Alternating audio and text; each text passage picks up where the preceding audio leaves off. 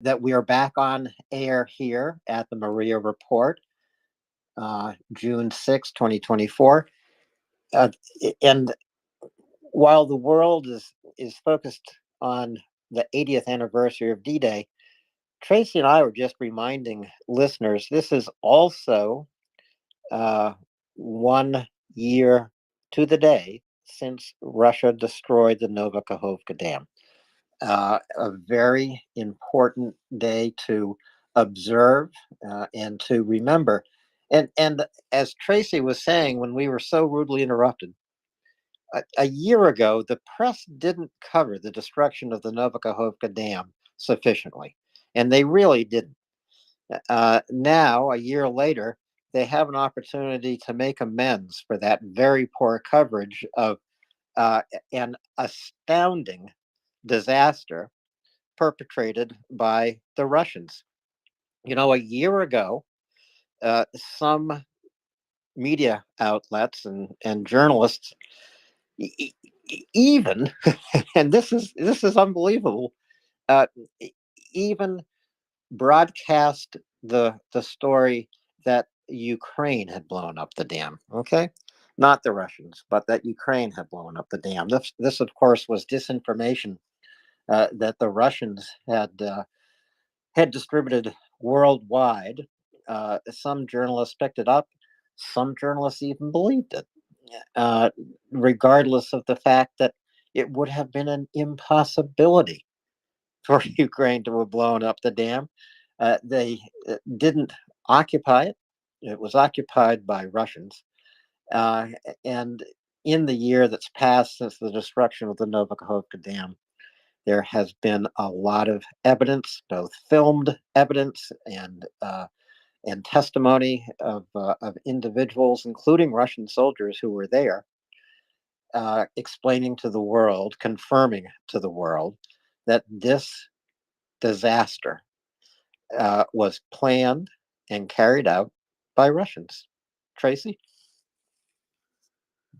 Absolutely, Alan. Planned and carried out by Russians, and that's a very good point indeed, isn't it? Planned. It's not something, not that it would be acceptable if they hadn't planned it and did it that way either. That's not what I mean, of course. But the fact that they cynically went and planned this, so they always had the intention to do this, the same way as they've mined and done this to many other things in temporarily occupied parts of Crimea, all sorts of different facilities there and critical infrastructure they've done the same to. And this is, of course, why they need kicking out of Ukraine. Now, we have a lovely new title, everybody, and we have some posts in the nest for you all. Just one for now. So please go ahead and retweet the space if you would not mind. Let everybody know that we are back up and running because, as you well know, we are 24/7. And nothing will stop us. We may just have some slight interruptions to service, but that's about all because we will all keep coming back. These are the things that we can do, and everybody must do the things that they can do. So this is why we keep coming and doing this day after day. This is where we hold the line, right, Alan? We are fighting the information war. That's one of our duties here. We are trying to raise funds to buy equipment for our friends in Ukraine, countering propaganda. That's another really important one that we do here. And actually, thinking about that, you just reminded me of that, Alan, because that is one of the reasons why, of course, not all of the reasons, because the press should know better, but let's leave that to one side for now.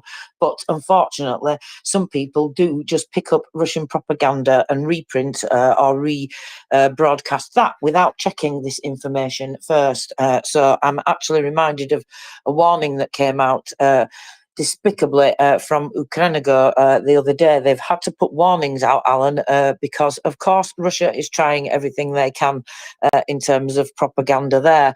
So this was in relation to some increasing of tariffs regarding the cost of power. And, of course, unfortunately, these things happened at the same time when notifications are going out for shutdowns. Now, there was a tender in the Prozo app for some new equipment for Ukrenago for the station there. That's been something that's been going on for a while. But what happens with these things is when the contracts are bid on, by the time everything's put through, as you can imagine, it can sometimes be a few months later. So it just so happened that it was a coincidence at the timing that this tender went through for new equipment for Ukrenago. But it's not equipment for the power supply. It's equipment that they were doing repairs for in the station anyway. Some rather large fans for cooling various types of things. It's part of the ongoing repair. But of course, cynically, Russia has tried to twist this into propaganda. So they're trying to say that the issues in the raising of the prices, they're trying to cause division between the Ukrainian government and Ukrainian civilians, of course, because of that. But it's important to say that the actual price that Ukrainians are paying is much, much lower. But what they have to do, like anywhere, is they have to increase prices to cover the cost of things. Now, this happens anywhere. This happens in, water companies, electricity companies in my country. That's what they do. It's part of running the business. But it's just so unfortunate that these things have happened to be publicised at the same time, of course, of all the electricity restrictions and power restrictions, shutdown methods going on. And then we have had news from Ukrenago that the situation is to worsen in terms of the power supply. It's going to get a little bit worse over the weekend. And that's because they are, as I said, doing those ongoing repairs at the same time. So I don't know whether Russia knows this or whether that's just a coincidence. Of course, if Russia knows that, well, they like to do things on dates. They like to do things on times. They're kind of weird like that. That's just how they do things. So it could be a coincidence. It could not be. But anyway, it's coming in time with these contracts happening. So what's happened now is they've pulled the tender from Prozo. Because they don't need this equipment. It's not essential equipment, and it can be something that's put on hold. So they've pulled the tender for that equipment, and that will be put on hold until after the situation gets slightly better in terms of the power supply. Now, the units that are being taken out of action for repair, this is something that's been done anyway. It was an ongoing repair plan that's already in progress. So what's happened is the reason the power supply got slightly better is one of the units at one of the nuclear power plants was brought back into action quicker because they were able to complete the repairs quicker. Now, the same is going to be happening with equipment at Ukrenago as well. They have taken another unit out of action because that needs to be repaired. Now, this is a different unit. This is not a unit at one of the nuclear power plants. This is one of the units at Ukrenago themselves, but that has to be repaired. And so what they're saying now is that after the weekend, hopefully the situation with the power supply should get a little better, Alan, because that power unit will come back into action then once they've completed these minor repairs. But it's something that I think we need to note, because it's something that Ukrenago are noting, that these power units will be taken off supply and then going back on. So there's going to be improvements, it's going to get worse, and it's going to be up and down like that for a little while. Ukrenago themselves have said they don't really expect the power situation to get a great deal better until after around September. So this is the situation that they are dealing with until then, at least. But that, of course, is providing there are no more massive attacks or even any attacks by Russia on the energy infrastructure, which, of course, is something that we can't guarantee. And then again, circling back to where I started, with the propaganda, is because this is something that Ukrainian government are warning of, not just Ukrainigo themselves, because this is something that's going to keep going on. Russia is going to keep using these things to put out false information.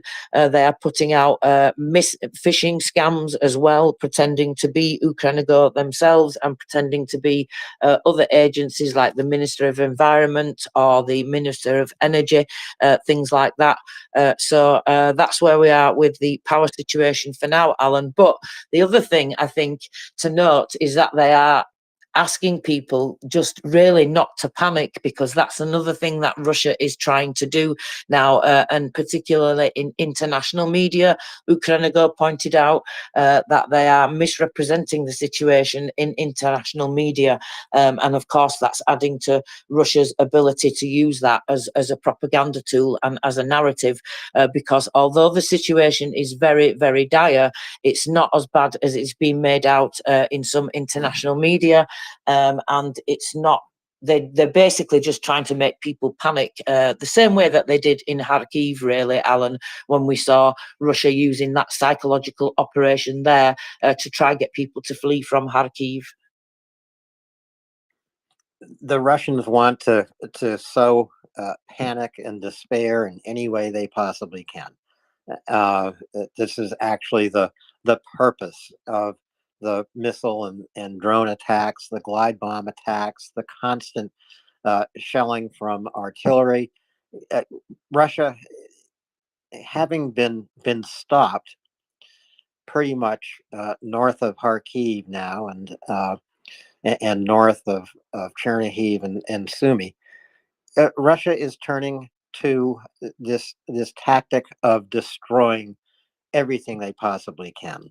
And in the wake of this destruction, they hope that Ukrainians will panic and despair, that they will flee Kharkiv, creating a refugee crisis inside Ukraine, if not again in the European Union. Well, this is not going to happen. We know it's not going to happen because we talk to residents of Kharkiv every day. We hear from them. We see how resilient they are. We learn how they carry on with their daily lives, trying to make life as normal as possible, even under constant bombardment. And the residents of Kharkiv are doing that. The residents of Ukraine, all across the nation, are doing that. They are united in confronting Russia and carrying on their lives, making progress every single day in any way that they possibly can. Whether it is repairing the electrical power grid, and all the other utilities in the infrastructure that people and businesses, hospitals and factories need every single day, they carry on that repair. They carry on with demining in liberated regions of Ukraine. They carry on with defense manufacturing, innovation, producing new and more drones every single day. We are seeing a small but united nation just carrying on exactly as the world did 80 years ago, on this 80th anniversary of the D-Day landings in Normandy. United, resilient, defiant. This is what Ukraine is today. There are stories about that we hear every day. And frankly, the press doesn't bring these stories to you, but we try to. Yes, we do try to, Alan, and we have to bring the horrible news as well, of course, but we try to bring those important stories too, because that's, of course, what it's all about, is the people and the experiences that they are having to live through, thank you to Russia's genocidal invasion. because, well, they are incredible, absolutely incredible. I mean, I say it all the time, and I'm not under any illusion. Of course, there's lots of things that go on that need fixing as well. But Ukraine doesn't shy away from that. They don't try and hide that. They look at that so transparently, and they do that under the glare of everybody else as well, and they are incredibly changing everything. It's unbelievable what they're going through, the systematic change of all the government agencies, the digitization, the demining, the everything that they're doing, the constant fighting every single day. Those women doctors that you and I were lucky enough to speak to, Alan, telling us their experiences. What about the last interview that we had, the last guest that we had from Kharkiv, Dr. Kirillo, and that fantastic, more medical-based discussion that happened there. And remember him telling us, telling Princess and Leader about the brain things and the brain injuries and those types of things. I was absolutely staggered listening to that conversation. The things that they have to do, and they're doing these all the time, dealing with brain injuries on the front line like that. Dealing with delivering babies whilst under missile attack yourself and having no power. It's absolutely incredible, and we see this all the time. People pulling together, just the clearing up after things that happen. Coming out together. Old people, people that are not very well, young children even wanting to help. It's just absolutely incredible, and I think they have to be commended for everything that they're doing. They are not shying away from the difficult tasks either, and looking at when things need fixing. And that, I think, is just incredible, because that's all you can do, really, when things are wrong or things need fixing or things need changing. That's all you can do. Look at the problem, be honest about it, and see where you go from there, from fixing it. And, I think that's an incredible example. Whilst dealing with a genocidal invasion, it would be staggering if a country was to implement all these changes that Ukrainian government are having to do, and of course all that gets put down to all the people in the steps of that process, from the top to the bottom. Every single person is working together as a team, and I think it would be staggering if the country was making this change when they were not at war, never mind whilst at war. That's just my opinion anyway. They're even changing the laws on the environment and doing all that in line with the EU much, much sooner than they have to. And I think you follow that environmental news a little bit, Alan, as I do. I try to keep up with that as well. And there have been lots and lots of notifications recently about lots of different things that they're putting in place in terms of waste management and the environment and all sorts of different things.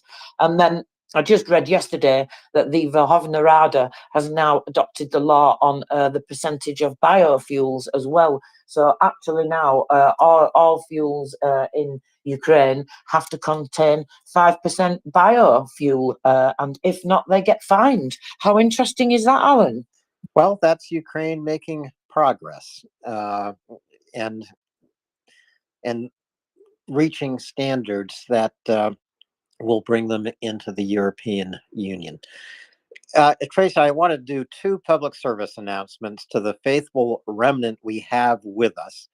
A little while ago, less than 30 minutes ago, we suffered a crash here on Twitter. MriyaReport temporarily disappeared.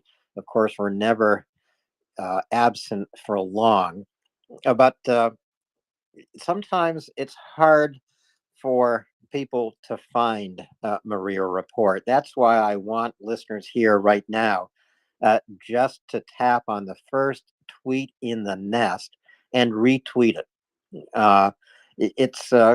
It's no different than if you open the front door of your house and call out to your neighbor.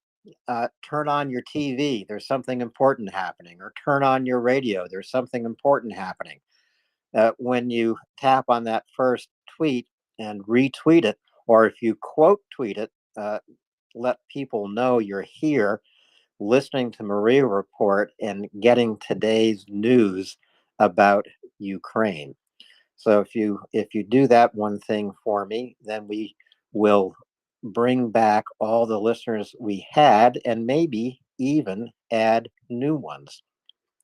Second thing I'd like you to do is tap on the second tweet in the nest and make a contribution by following the links to the contribution page at MriyaReport.org.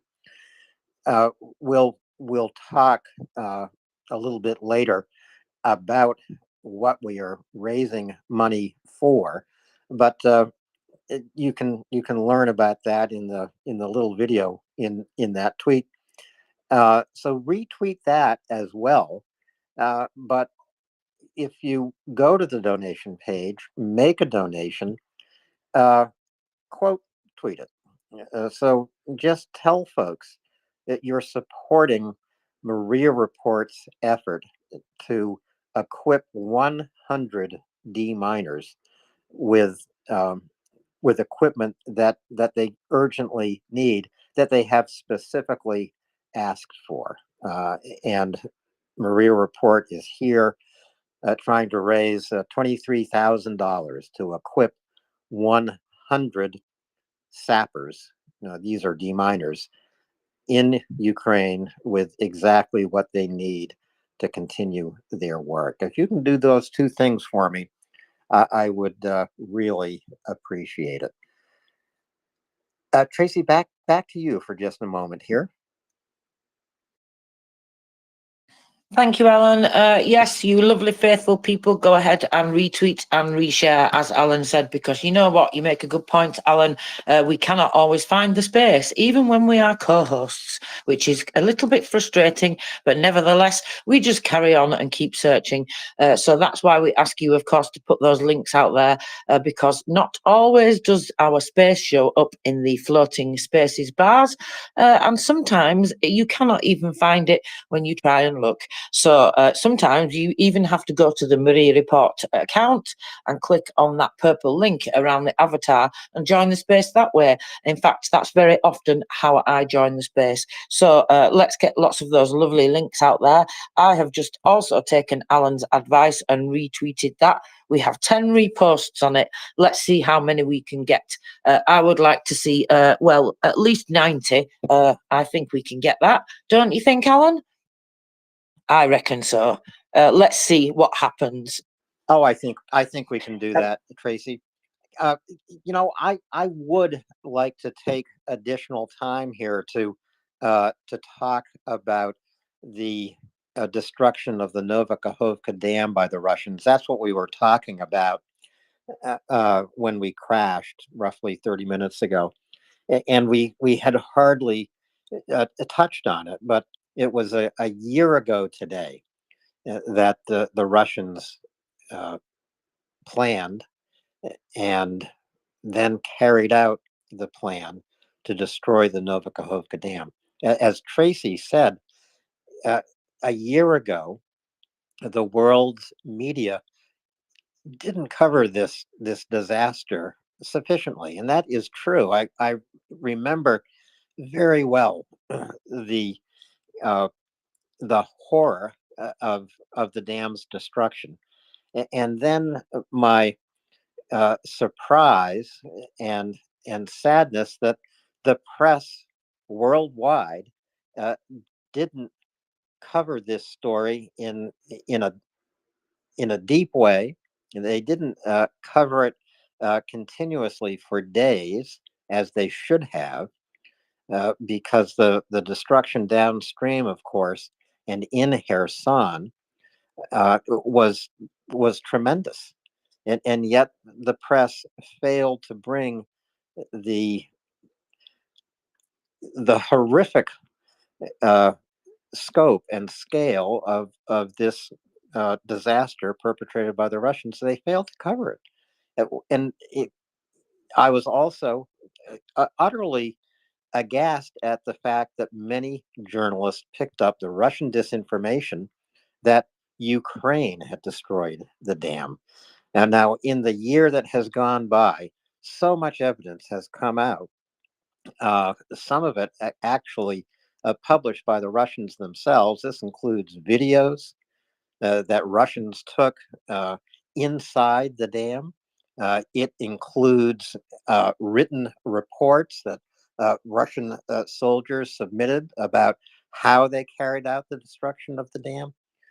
Uh, and yet there are still those out there who picked up and believed the original disinformation that Ukraine had destroyed the dam when Ukraine had no ability to do it, no reason to do it.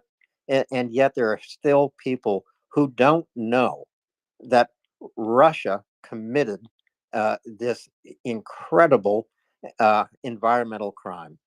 Joanna, welcome and go ahead. Yes, thank you, Alan, for bringing up this subject. I think it's very important. I remember last year how we were watching what is happening in Kakovka, and we were like in disbelief that Russians could do this, but they finally did it.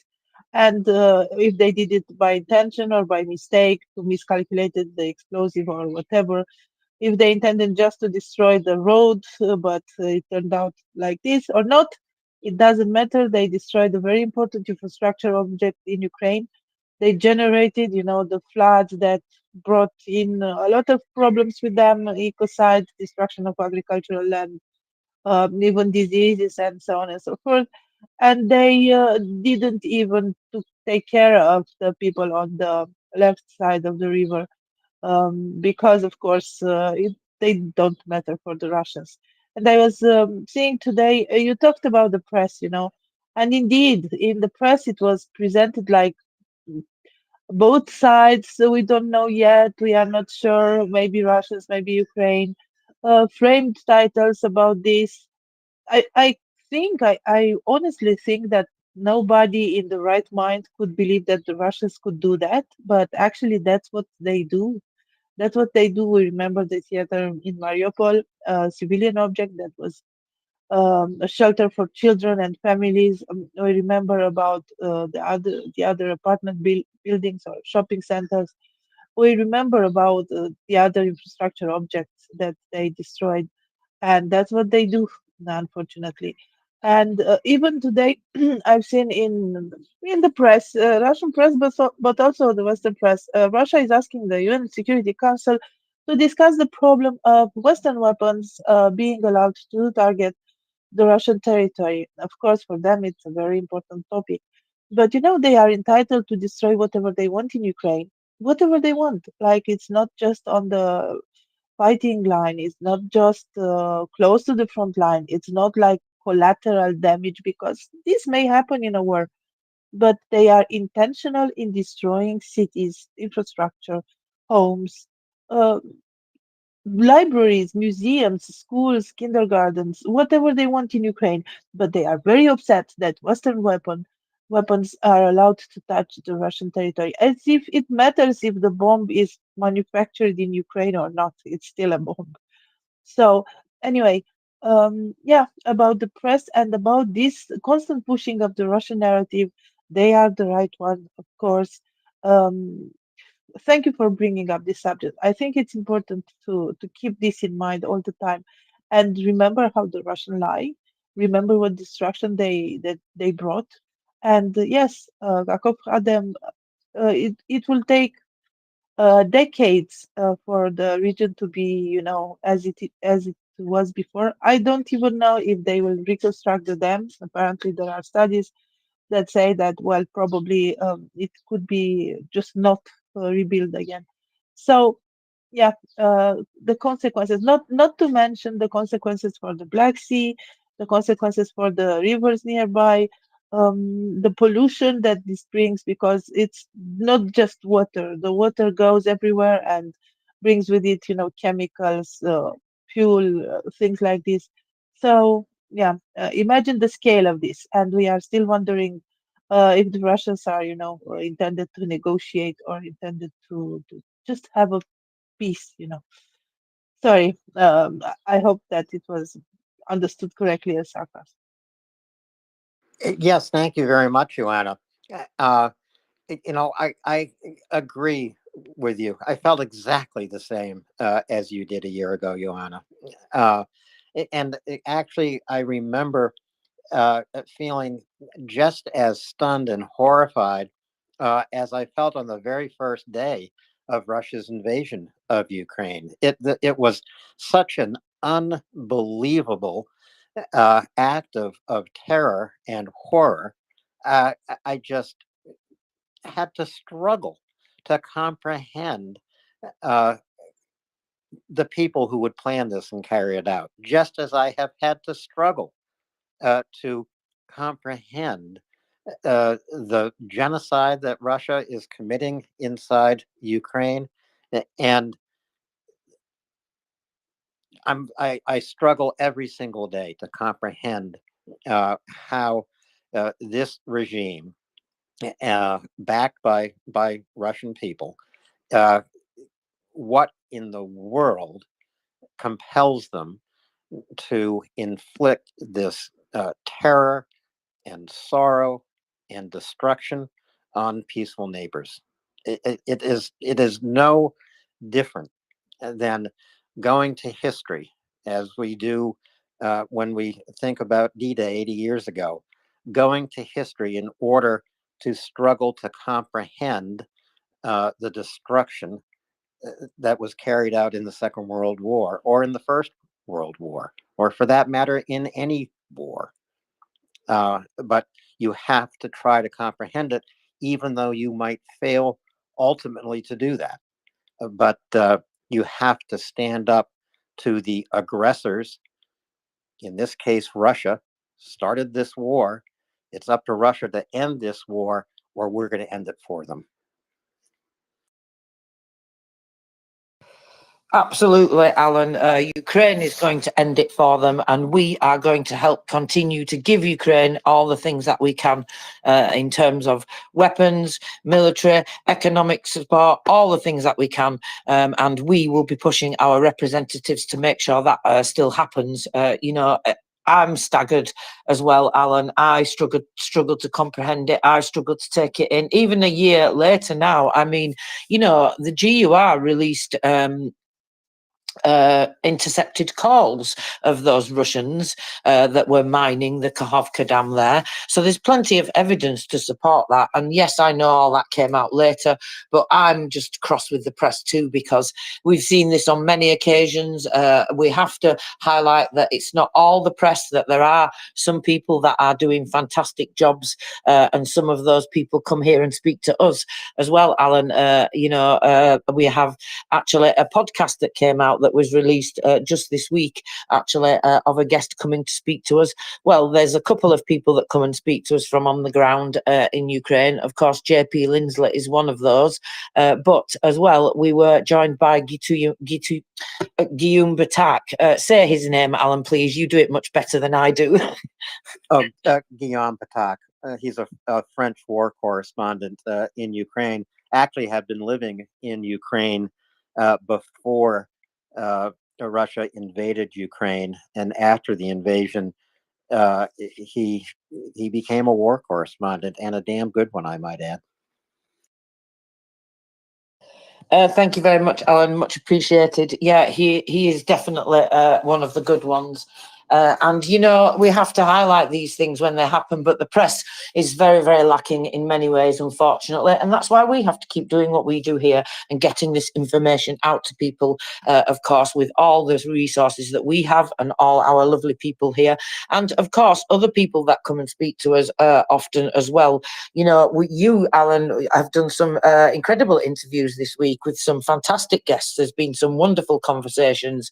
Some of those happened in the last few days with Mark Toth and I forget the name of the general now. Is it General Sweet? I think retired Colonel John Sweet. Thank you, Alan. You are really helping me out today. I appreciate that. But that was a fantastic conversation. And I think actually some really, really great points were made during that conversation about what we can all do here to keep getting the news out and to keep affecting change. So I think that's a really important podcast for people to listen to. Well, Tracy, you just never know when there's going to be an important conversation on MriyaReport. Sometimes they are scheduled and planned. By that, I mean we're constantly bringing guests here to look at the news coming from Ukraine. Ordinarily, we talk with language learner every week from Ukraine. Language learner provides a battlefield update. Right now, he is experiencing the rolling blackouts that the entire nation is going through.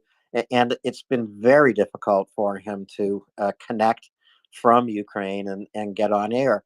You know, Tracy, even when the doctors from Kharkiv were joining us, uh, they joined, I think, in the midst of a blackout, but they were able to join because they had connectivity, they had power as a critical part of Ukraine's infrastructure.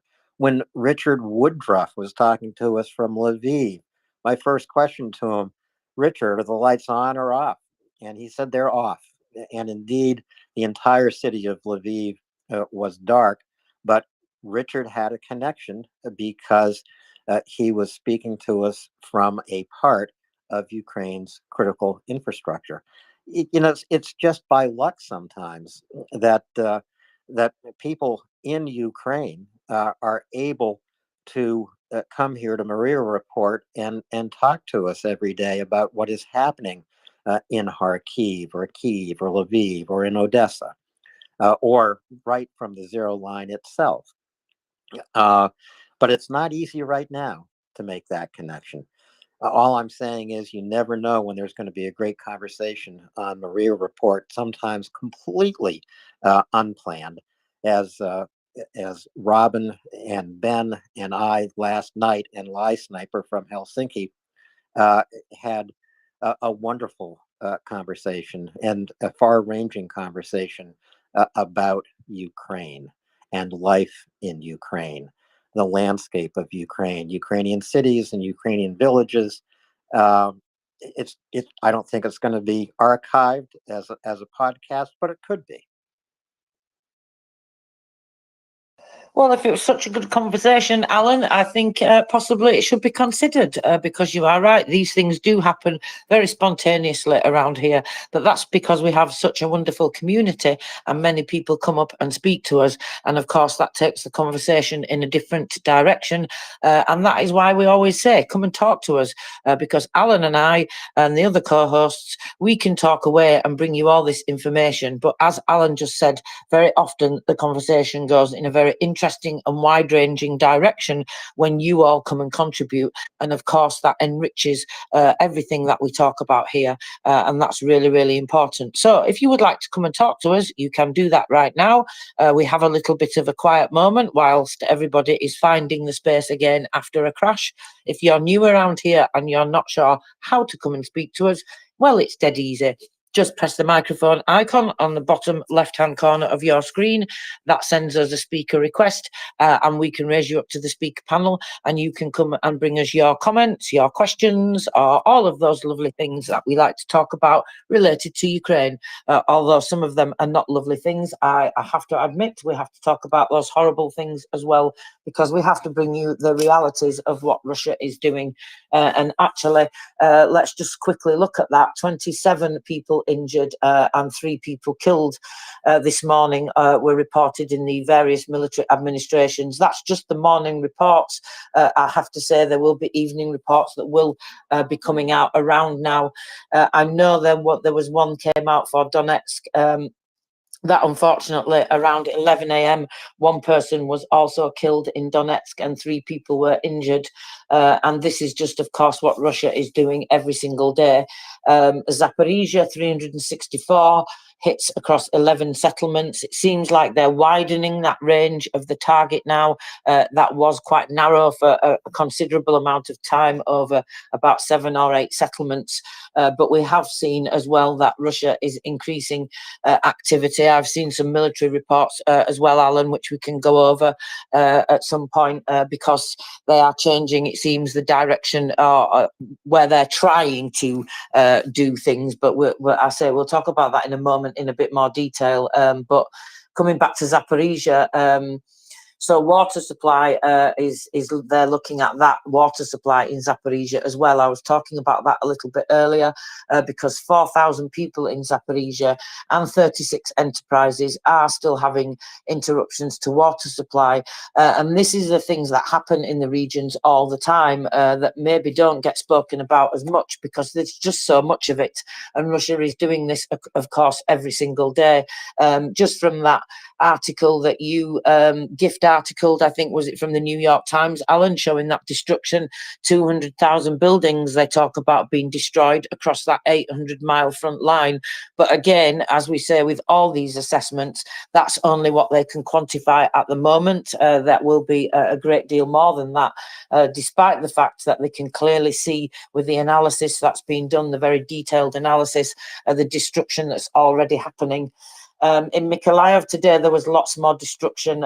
Fortunately, no people were reported as injured or killed. And they are planning to shut down some power supply in the weekend there, the power supply unit that I was telling you about, which is going to make the power supply more difficult over the weekend. So that was being reported this morning in the military administration.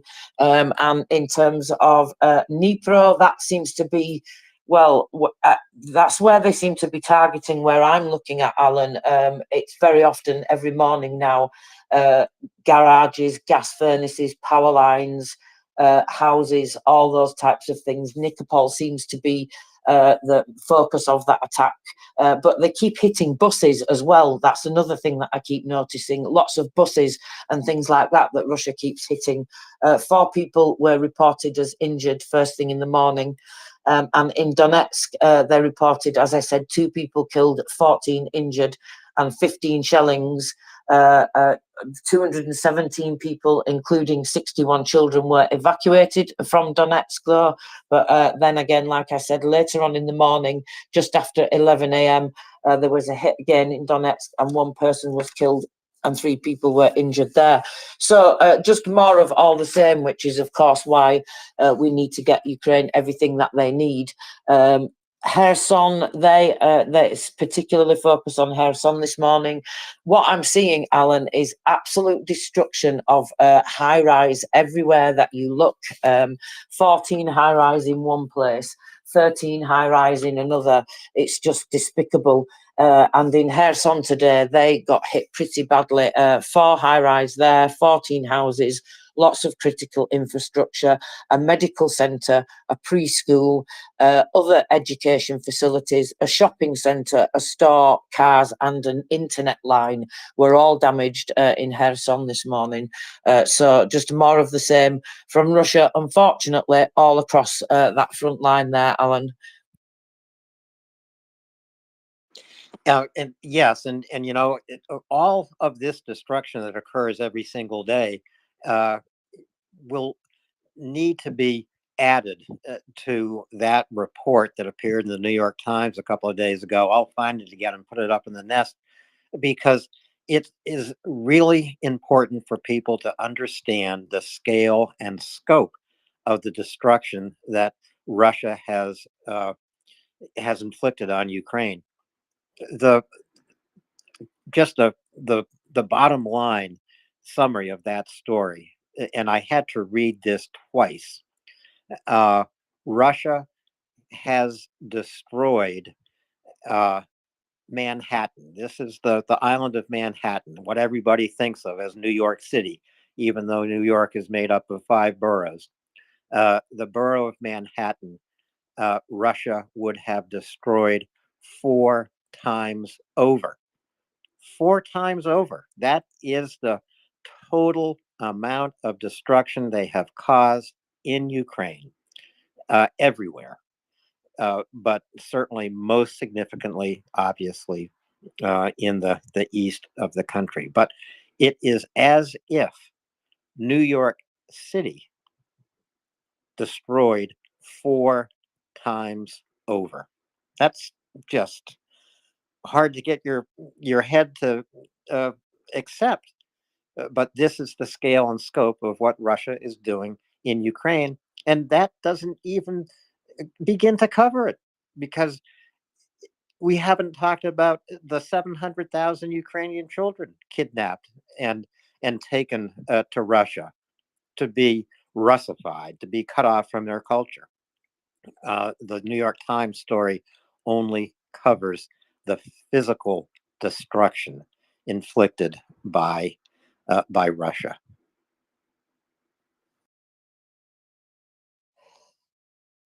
Thank you, Alan. That's a very good point, isn't it? I'm not cutting you off, am I, by the way? You did stop talking.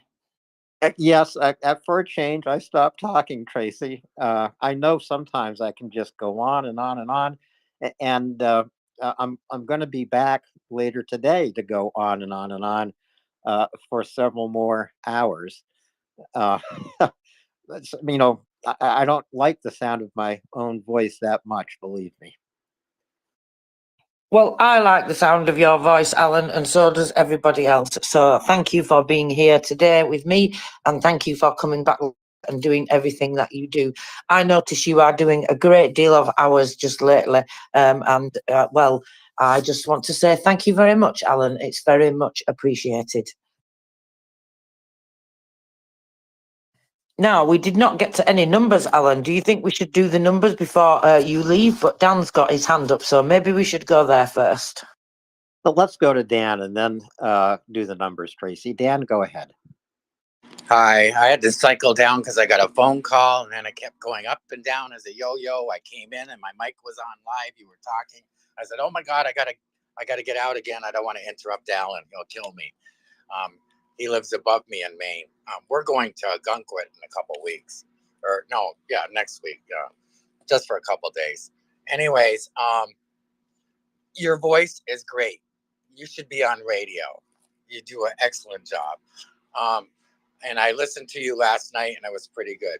I got to tell you, I watched the D-Day celebrations today, and I loved President Biden's remarks, and he tied it all into what's going on in Europe today with Russia and Ukraine, or Russia trying to attack and kill and maim, whatever, all the nasty things they do.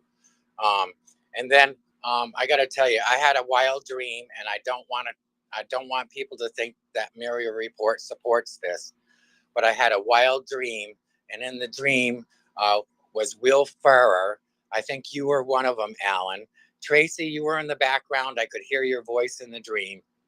And we were special ops, and we were sneaking into Russia to start kidnapping some of their top people at the Kremlin and dragging them into the Hague. That was the dream. And I woke up and I said, oh my God, it was, parts of it were really vivid and real. So maybe somebody. Well, Dan, Chuck Farrer is on a special mission. We know not where. We know not when he will return, but maybe your dream will become reality, Dan. And guess what? As a progressive Democrat, I uphold human rights, but not in this case. I wouldn't mind if somebody did that. I would look the other way. But anyways, it was an excellent D-Day celebration. If anybody gets a chance to watch it, watch it. It was beautiful. And donate every dollar we can to any kind of equipment that saves lives. Thank you. Thank you, Dan. It was great to have you on last night, as well as Lie Sniper and Beneficial and Robin. It was a great conversation we all had together. So, Tracy, let's go to the numbers, and I think you have them at hand.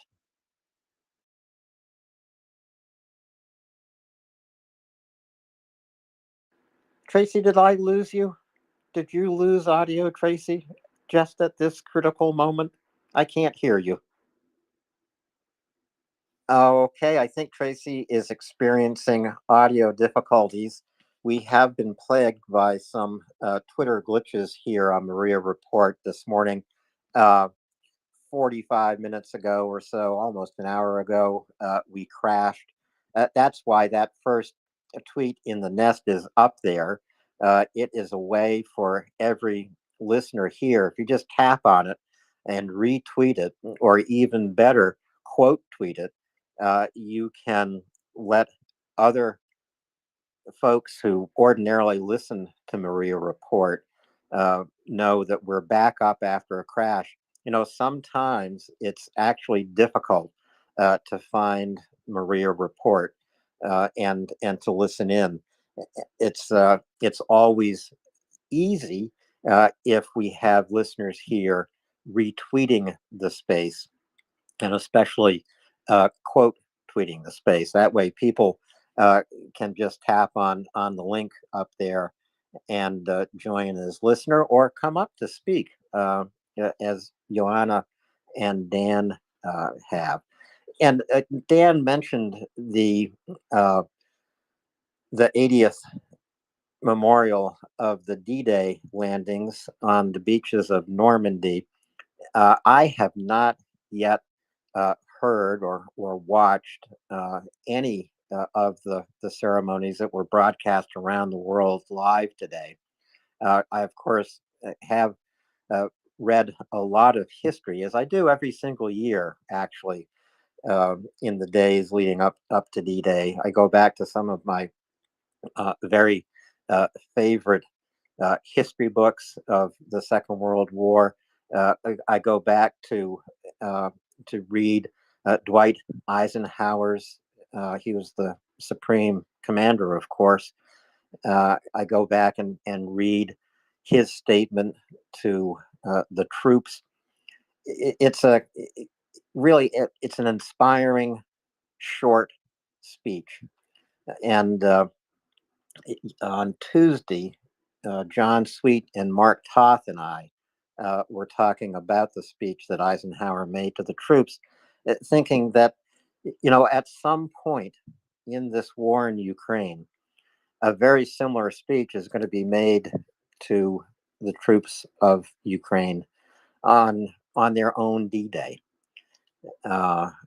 Maybe President Zelensky will be the one to deliver such stirring words, or maybe it will be one of the Ukrainian generals. But it will inspire the soldiers. It will fortify them with courage and faith in their mission, and it will help the world once again to focus on the fight that Ukraine needs to win with our help. And that day is coming. Ukraine will have a D-Day in this war, and I am certain it will succeed just as the D-Day landings succeeded 80 years ago. Although there's a reason it's called the longest day. It's because it was impossible at the end of June 6, 1944, to know had the landings succeeded or not. Ultimately, of course, they did succeed, but it took months more for the Allied forces to break through the Nazi defenses and sweep into France, and then to liberate Paris. Of course, my father was in Paris on that day when Churchill and de Gaulle and Eisenhower, I think General Montgomery, the British general, all marched down the Champs-Élysées. My father didn't go to that parade. He didn't march in that parade. He was too busy doing something else, apparently. But he also always told me, I don't really like crowds. And so he stayed away on that remarkable and historic day in Paris. Tracy, if you can hear me, for some reason I can't bring you up, so I'm going to try. And here you are. Great, and you're back as a co-host, which is spectacular. Hello, Alan, and hello, everybody. I hope you can hear me. I threw myself out of the space, so I cannot blame anybody else this time. I've done that before. I actually one day, Tracy, banned myself from MriyaReport. Imagine that. That's what happens when you have fat thumbs like I do. How on earth do you go and do that, Alan? That's one for the books for sure. Well, I don't know, but I've never done it again. Dan, go ahead. I hope you're back channeling that because I can't hear anything she's saying. But I did want to add to what you said before, Alan. What boggles my mind is the technology that we have today, and we got to back up back to D-Day. They didn't have that. That just boggles my mind. Completely true, Dan. So, Dan, if you can't hear Tracy, but you can hear me, maybe James will test his audio. Tracy will test her audio again. I can hear Tracy. If you can't hear Tracy, that means you need to recycle and come on back, and you'll be able to hear everyone. Tracy, I am going to be back later today and later this afternoon, American time, and then long into the evening, American time here. So I'm going to drop. I think James is possibly coming up to replace me, and we'll get him into the co-host seat. I think I'll drop down, listen to Joe Biden's speech at the D-Day commemoration today, and get a little work done as well. But thank you again, Tracy. I am going to listen into the numbers report, which is coming right up. Again, folks, use the first two tweets in the nest. Retweet this space and follow the links to the MriyaReport donation page in the second tweet. And help us equip 100 deminers in Ukraine with the specialized equipment they have asked for. Thanks, everyone, for listening here at MriyaReport today. I will return later today. That's the least important news of the day. Until I see you again, Slava Ukraini. Heroin Slava. Slava. Thank you so much, Alan. As always, it's been very enjoyable and it's been a good day today. So we will see you later on. Alan is working extremely hard, everybody. So thank you very much, Alan. You do a great deal of work and we notice that. But we all do that together. Right, James? You are here to do some of that work now and help me. So good afternoon, James. Well, good afternoon, Tracy. Nobody told me this was work. I don't know if I can do it. But anyways, you know what Alan Brewer is? He's irreplaceable. I can only take the chair that he was sitting in. That's all I can do. So I'm happy to be here with you. Yeah, and I think that there's much to talk about today. I have been looking at quite a few tweets today that are very interesting. And of course, it is a big day with D-Day and the Novokhovka Dam and things like that. So I've heard some of the discussion you've had about it, and we'll just have to go forward. But it's good to be here again, and everybody, please do share and retweet the space. Maybe a quote tweet. Tell them that Tracy and I are arguing about whether or not God will intervene, and maybe that'll draw people in. I don't know that that actually will, but something unusual might do the trick. So, anyways, yes, well, if God would take a hand, it'd be over already. I think he wants us to sort it out. Anyway, Tracy, we should probably get off that topic as soon as possible and maybe go right to numbers. Well, we can have an argument if you want, James, if you think it will bring more people here. But really, I think they want to come and listen to the news and all the important information that we have to tell them. So maybe we should keep our arguments, well, for the back channels. What do you think? Well, it was going to be a faux argument. It wasn't going to be a real one. So yeah, so maybe that isn't the same thing.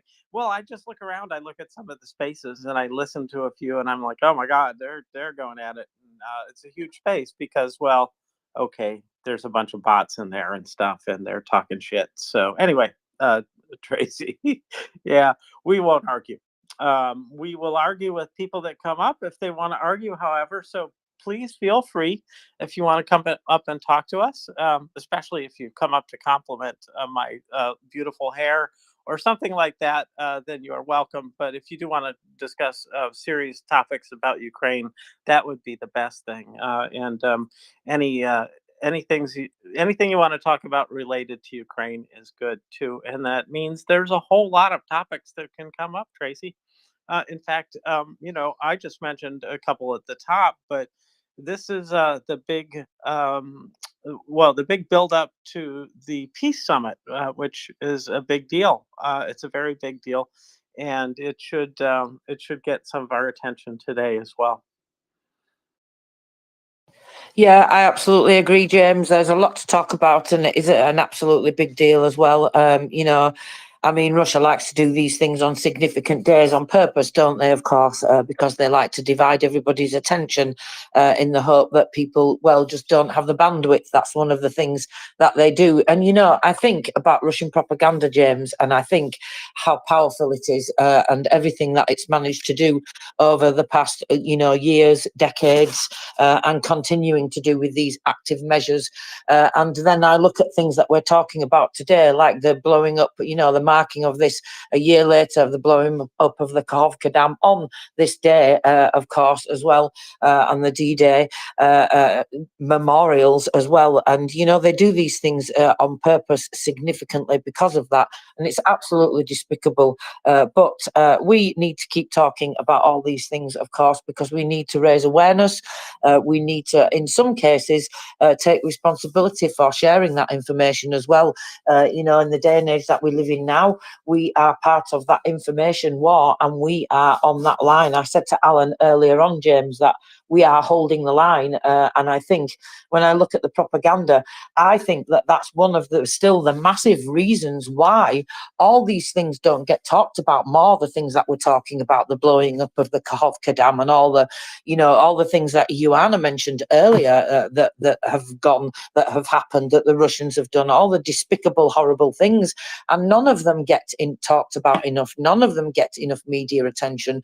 None of it gets talked about in the way that it would if it was happening in some other country in Europe. And I think that propaganda is a big issue still when it comes to that, because I think there are still many, many people that see Ukraine as different from us, as separate from us, as not as an other. I don't mean it like that. I'm not saying it in that sense, but there are still many, many people, because of Russian propaganda, that believe that Ukraine is not really part of Europe, or that Ukraine is not European, or that, that we don't have to bother about that because they're not really part of us, when it absolutely shouldn't be like that.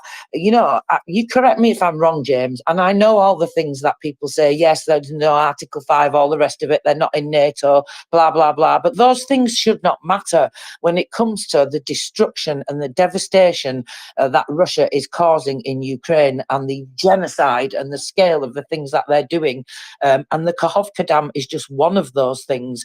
And of course, we're talking about that today because it is exactly a year ago since they did that today, since we all woke up. We're absolutely astounding and aghast, like Alan said, and having those same feelings and emotions that we all had on the beginning of the full-scale invasion, just the absolute shock to get your brain round the fact that this is really happening. I read something out earlier from the director of Ukra Hydra Energo. He said exactly the same thing. He just could not get his brain around the fact that this was really happening. That's how staggering it is. That's how mind-boggling it is. But yet here we are a year later, and people are not talking about it again. And I think, it comes down to the propaganda. I'm convinced of it, James, because people are not making that connection with Ukrainians. The real Ukraine, the real Ukrainians, that was shielded from the world for a long time because of Russian propaganda. President Zelensky said it himself in the first year of the full-scale invasion, the first new year after that. He said it himself. This is the year that Ukraine has been introduced to the world. And that is absolutely despicable that it's taken all this time for Ukraine to be introduced to the world. Why has that happened? Because of Russian propaganda over decades and decades. And so when I look at that, James, I think we all still have a lot more work to do here together. We sure do. And it just reminds me just some of the talking points that Russians use about this. One of the biggest ones is, of course, we're a one people. We're one people. There really is no such thing as Ukraine. That's just an aberration from what should be. And, it's such a shame that narrative is heard by so many people that never hear the counter narrative, which is that in the opening days of their creation as a state in '91, they voted. They took a popular vote, right? Got everybody to go to a poll and vote about whether or not to become independent, and they overwhelmingly voted for independence. And then, what happened then? Well, Russia said, "Okay, be on your way then." No argument then. Of course, leadership changed in Russia, and then, almost immediately, though, there was just a lot of, subversion going on by Russia in Ukraine. And so we began to see less and less of this independent new state called Ukraine. And it really was new at that time, although in many incarnations, it has been an independent state before. And even Russia has kind of toyed with the idea of going back and forth between being independent and being part of Russia.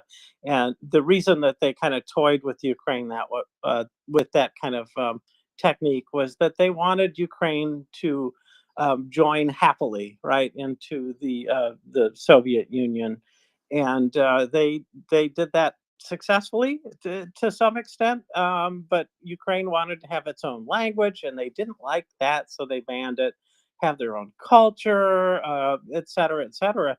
And that was something that has been going on for at least 150 years of this kind of stuff. So Ukraine has been under the thumb for a long time. It's been free, however, long enough to like it, and they are going to stay independent because we are going to help them, and we're going to do it under the international rule of law. And that's what we're doing. We are supplying arms under the auspices of Article 51 of Chapter 7 of the UN Charter. And you can't get more international law than that. And the reason that it's a little bit clouded, I think, is that these days we are bombarded, like you were saying, with mis and malinformation like crazy from Russia and their partners. And it is very hard to find the truth because they seem to outproduce valid information by many times over. I'll just leave it at that, but I can't really name a ratio or anything like that. But boy, oh boy, do they ever spit it out often. And so, yes, we have to fight those narratives. We have to encourage our allies. We have to inform people that are ignorant of the situation and get them on the side of Ukraine because it is the right side to be on. Absolutely, James.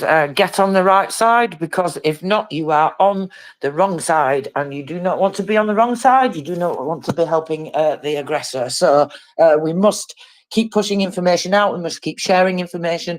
We must all keep finding ways together to do more. One of the ways that you can do that, of course, is to donate. Now we are raising funds for demining a kit for some very important people, of course, the deminers, the sappers, the people that are going to be getting rid of these horrible, despicable mines and other explosive devices. that Russia leaves behind everywhere. So you can do that by making a donation to our equipment fundraiser. You can check out the post in the nest there, which contains the payment link for you. And we are trying to raise funds for 100 sets of multi-tools and hearing and communications devices for the state emergency services. Now, you heard Alan tell you all earlier on, and if you weren't here, I'm going to tell you again, that they have now trained in Ukraine another 4,500 sappers. Now, all these incredible people that are taking the risk, risking their lives to clear Ukraine of these mines, they all need kit. So let's get them the kit that they need, and specifically these multi-tools, because they can do a multitude of jobs, and that's why they are, of course, called a multi-tool. Now, you may be familiar with multi-tools. You may use one, I don't know, in your garden or in your workshop around your house, something like this. But these, of course, are a little bit more detailed than that, because these are specific multi-tools to help with demining. Now, these are really important because they do a variety of tasks: cutting wires, disarming devices, even conducting minor repairs on other equipment, which of course is really important too. And having one tool in your hand, which is easy to carry around, obviously it reduces the need to carry lots more tools, and then that makes it easier and quicker for them to respond to different situations. This is of course especially important when it comes to demining. Speed and efficiency are critical. Now, hearing protection is also critical because they are exposed to lots of explosive devices and explosion noises, and that's quite high in demining. Even controlled detonations or accidental explosions, they of course all produce extremely loud noises, and they are capable of causing permanent hearing damage. Not just tinnitus and things like that, but much more serious than that in terms of complete hearing loss altogether. So there can be a range of things that you can suffer from, ranging from tinnitus right up to minor hearing loss, and then of course complete hearing loss if the hearing is damaged beyond repair. So that's definitely not something that we want to happen. Because why? Well, because we want to help our friends in Ukraine, that's why, and we want to help them save lives, and we want to help them be able to protect each other. And the way they do that is with this equipment. So go ahead and donate if you can. Let's get them lots of lovely equipment to protect their ears, and some multi-tools for them to be able to get rid of them explosive devices and protect other Ukrainians. And we're doing that together with all you amazing people here. $23,000 we've targeted to be able to provide those 100 kits, 100 multi-tools and 100 sets of hearing protection. But there's 4,500 new sappers, James, but we can make a significant dent here because that's a pretty good unit, right? 100 sappers, that's a really good start. It's a great start, and I just want to say, sonic defense systems. That's what part of their gear is. They're defending their ears from sound. So, anyways, it's a great thing. And the multi tool. I've got a multi tool, but I suspect, my 1950 something multi tool from Leatherman probably is not the same as what they're getting, and I hope it's better. My thing is not bad around the campfire, but I wouldn't want to actually have to do any carpentry or car repair or anything like that. But this is, it sounds like very specific equipment. So I'm glad they've got it, or are going to get it, I should say. But Tracy, we have the pleasure of having hands after we have asked for hands. So we should not ignore them too long. They might go away. Brian, welcome. I won't go away because I'm in the car all day, so I'll be keeping you guys company, I guess, for a better part of the day. So, James, I love your phrasing that you used earlier about that the Ukrainians have been under the thumb for a long time, and they, I think the phrase you used is that they've gotten a taste of freedom, and the implication is, now that they have a taste, they don't want to let it go, right? Because my briefing deck that I'm the session series I'm working on, we actually have a date now, June 20th is the first session, is I start with the Holodomor, right? And then I go from there. And I wasn't going to start with the Holodomor, but I was encouraged to do that by, I think, TKD in this space. And the more I think about it, the more I think it's a good idea, because it starts to weave a story that passes over many decades, that these people have been taken advantage of and abused for a long period of time. And you could go back further, right? People have been in this space, have talked about well before that, for centuries, this crap has been going on. But just the fact that to set it in right context, and maybe that's something that needs to be weaved into the messaging with our friends and acquaintances that are maybe skeptical about this. Everyone remembers the most people, I would think almost everyone remembers the Soviet Union. Yeah, it doesn't exist anymore. It doesn't, because they're authoritarian and corrupt and suppressive and oppressive and all of these things, right? So, and then maybe just part of the response to the skepticism, like, look, these people have been crapped on for how many decades now? If you just go back to the Holodomor, it's like they've had enough. They don't want to go back under the thumb of Russia.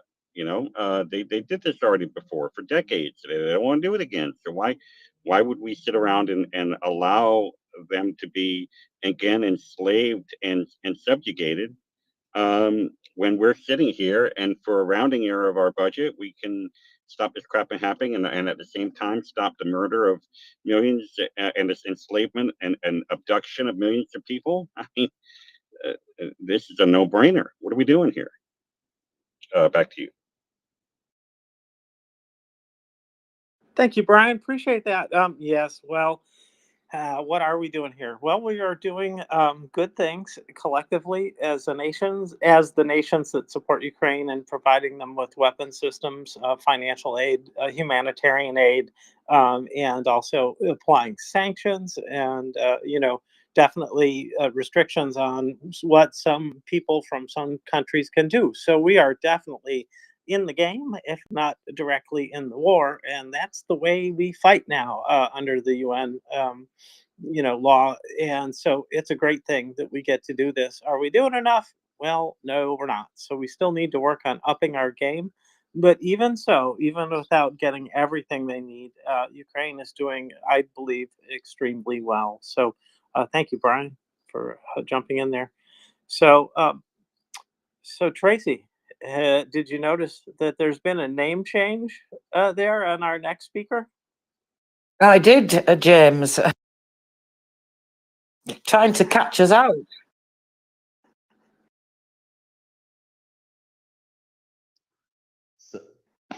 So Welcome. I dropped audio there. Are you still reading me? Yes, Loud and clear. you're good. Sorry about that. Yeah, it kind of came to me. Alan told me yesterday that I looked like Thor in my picture, and it just made sense. So that's where we're rolling with right now. But I wanted to come up today and ask for donations in three amounts. First, if you have the ability to donate to MriyaReport, $80 for the 80th anniversary of D-Day, that would be outstanding. If that number is a little too steep and you could do 38 happens to be how many years that I have been alive on this earth, or 16, because I'm really hoping to see F-16 in the sky by the end of the night. And so I thought it was a good time to do that, push the fundraiser a little bit. And I'm going to do 80 as soon as I get off the phone. But if anyone wants to match me for my birthday and call it a birthday gift for Olive's dad, I'd be all about that. Thank you so much. Much appreciated, Forrest. Yes, do that, guys, if you can. I think that's a fantastic idea. We cannot allow Forrest to be paying for his own birthday celebration. So if he is donating $80, let's see if we can get matching that. So all of you that are able to afford to, please consider doing that donation because, well, we need this demining gear. We need to get this demining gear to the sappers in Ukraine, because there are another 4,000 2,500 of them. But you have some options with numbers, of course, as if that's too steep. You could do, well, any of those denominations, but either way, I would say just go ahead and make a donation, even if it's just $1, because it all matters and it all makes a big difference, especially when we do it all together like this. So thank you very much for that, Forrest. I will be making a donation next week, I'm afraid. It will not be this week, but if I was able to do it, I would be doing it. So if you can, I think you should go ahead and do it. Right, James? Let's get donating as much as we possibly can. Yes, let's. And I realize everybody has a budget. You can't go beyond your budget. You have to keep the money that you need to pay the bills you have to pay. But you know what we learned from Alan Brewer is that occasionally, yes, you can skip lunch. And maybe he had more in mind. If he knew how much I weighed, he'd probably be like, James, you just need to stop eating for a week. And then, well, anyways, probably not. That's not going to work. And I'm not going to do it, Alan. Anyways, but Tracy, I do think this is another great cause. We keep getting great causes, but I think no matter where we were giving in Ukraine, it would be a great cause. But this one in particular, I know it appeals to some people very much. I think it's one of your kind of favorite things. And so I am going to be donating as well next week. So that's how it goes some months. But anyways, you know, we're privileged to have another hand. And Jenny, good to see you. Welcome. Thank you, thank you. I just want to add to Forrester's. I love the photo and I love your name. Uh, just saying, uh, to his numbers, because you know maybe 37 for his birthday or 40 because we like to round up. We never round down. And or the 80 for D-Day is not comfortable for you. You can always do 503 because today is Sweden's birthday. And Sweden turns 503 years as a nation today. You can divide that up in any way, which way you want. If you feel you have 503 US dollars to spare, by all means, I'm not going to stop you. If that is too steep, you can always use the decimal and you can do $50.30 or you can do $5.03. I am not picky. Just pick whatever you like. But that is another option for you to pick. So now we have so many options on the table. I'm so happy. Yes, Sweden turns 503 years. We do not have an Independence Day because Sweden has never been occupied by a foreign power. So, but in 1521, on the 6th of June, the Swedish king Gustav Vasa he was crowned king of a new nation called Sweden, or Sverige, as we call it here in Sweden. Thank you, everyone. Thank you so much, Jenny. That's a great idea, and congratulations to you. And of course, many congratulations and happy returns to Forrest as well. We hope you have many, many more happy birthdays to come, Forrest. So please donate if you can. You know, you can do it in any denomination that you're able to afford, really. Of course, we like to make it relate to certain things here. And if you are able to do that, then that's fantastic, especially when it's people's birthdays.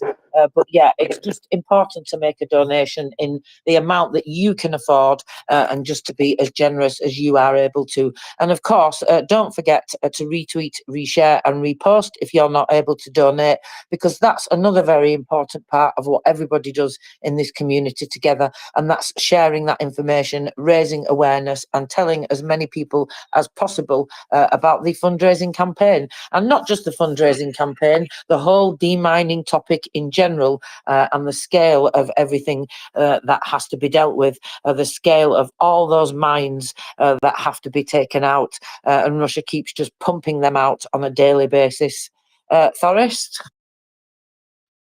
Yeah, I put together a tweet with the link to donate. Do you mind if I throw it up in the nest? Please go ahead. That was in unison. All right. Well, have a wonderful day, and let's raise some money, y'all. Thanks, Forrest. There's no forest behind Thorst. Anyways, there is actually, that's so mixed up. Anyways, there is and there isn't. Never mind. You get the point.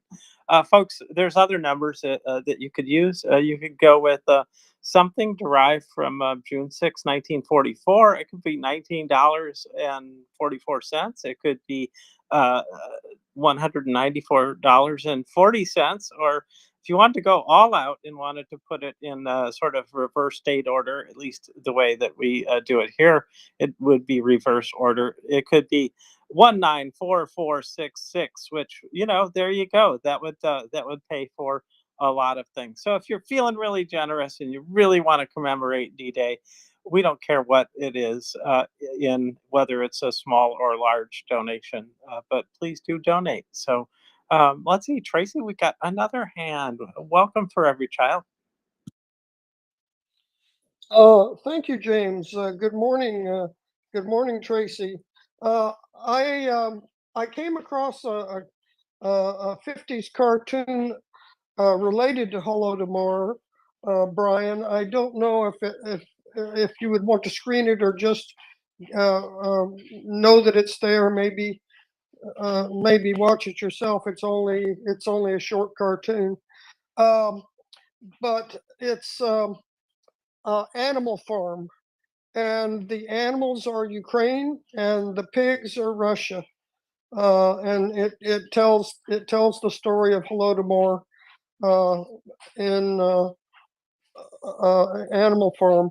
If you watch the movie Mr. Jones, I actually met and had a conversation, a number of conversations, and so the journal writer were into each other, and so there was a tie-in to Holodomor with how that unfolded for them. Anyway, it's Animal Farm is the cartoon. It's a 50s cartoon, and Mr. Jones is the movie, which is a little tough to take, but I have watched it 3 or 4 times myself. Back to you. Thanks for every child. Well, it was a good movie, wasn't it? It was very sad, but well done and very informative. If you didn't know about the topic of the Holodomor, it tells quite a bit of the story, and it leaves some people very much shamed in their performance in real life in that war. So, and others, it really showed just their bravery and how far they were willing to risk their own life. So anyways, good stuff. So thank you for every child. Well, okay. It is good to have people come up and speak to us. So thank you very much.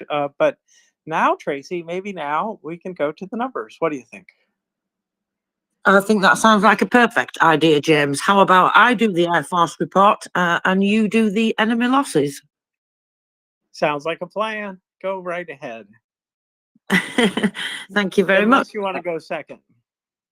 Oh, you go ahead first if you like, James. I don't mind. I don't care either. See, here's what happens when 2 polite people get together. Anyways, after you, ma'am or miss. Thank you, James. That's very kind. Okay, so the Air Force report this morning.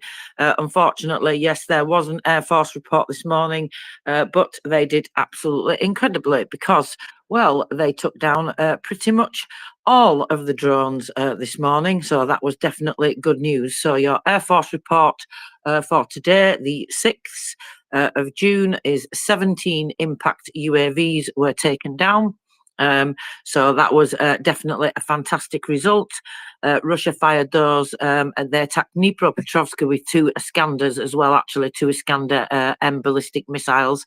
They came from the Taganrog region of the Russian Federation and also with the 18 Shaheds, but 17 of those were shot down. So almost 100% rate for the air defense teams. So that was obviously absolutely fantastic work. That's the way we like it. That's great. Good to hear. So hopefully they'll get even more air defense, and the number of, the percentage of drones and missiles taken down will be closer to 100%. So let's hope, cross our fingers, and also if we have to, ask our reps for more.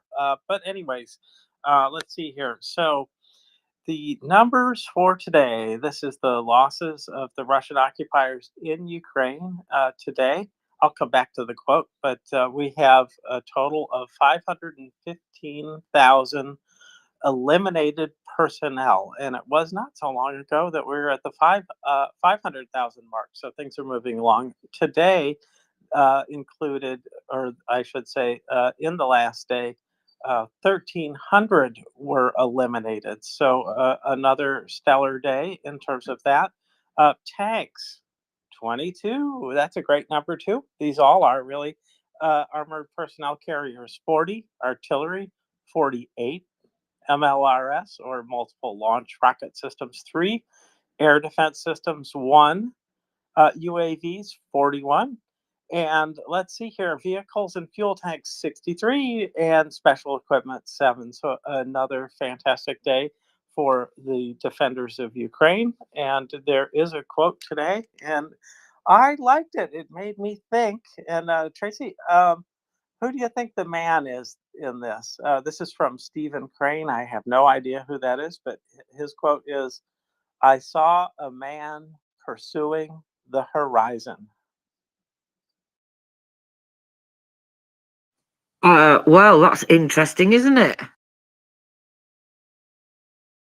I took it to be Putin. In other words, he may be chasing it, but he's never going to catch up with the horizon in the nature of things. You just never do uh, catch up with the horizon. So, anyways, I thought that was clever. I suspect that's what they intended it to mean, but really have no idea. Maybe they had some esoteric meaning intended, but whatever.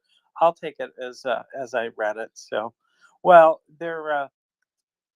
Pardon me, there was a good presentation. It looks like, because I only watched about a minute of it today, from the D-Day celebration, and well, commemoration, I should say, and our president, that is, and others spoke, and it looks like a good thing. I've not watched but more than a minute of it. And Biden was good in that minute, so I can't speak more of that.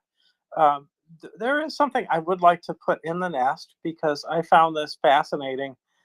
This is sort of for history buffs, anybody that is interested in D-Day and what happened back then. And if you want to understand just what it took and the continued effort on the part of the Allies to form a beachhead and then to expand from there, they knew it was going to be a costly endeavor, and it certainly was. The progress, though, what you'll see is the progress in one of the videos that will be in this post. And it really just showed, that it was really a couple months before they broke out of the beachhead. And during that time, it was really rough going. So they really, they didn't do what Russia did exactly, throw unprepared troops into the battle. But what they did do is they sent a lot of well-trained troops uh, in many directions at once, and it was hard going because, as Eisenhower pointed out, the Russians were battle hardened and really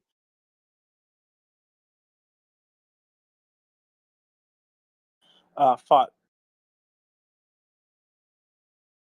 pretty well. It is something that, if I can find this, I'll get it up in the, yeah, there it is, in the nest. And you probably, if you don't know much about the battle, there is a sort of a GIF that shows the progress and the expansion of territory gained in that. So it is, I think useful for anyone that doesn't know much about D-Day. Anyways, the other thing that I wanted to go on to, if I may, Tracy, is listen to a little bit from the D-Day events, and this is something that was captured and recorded. And let me make sure I've got all the volume set here. And I thought it worth replaying, so I am going to go ahead and replay this. And this is from John Snaggy, from the BBC. This is London. London calling in the home, overseas, and European services of the BBC and through United Nations Radio Mediterranean. And this is John Snagg speaking. Supreme Headquarters, Allied Expeditionary Force, have just issued communique number 1, and in a few seconds I will read it to you.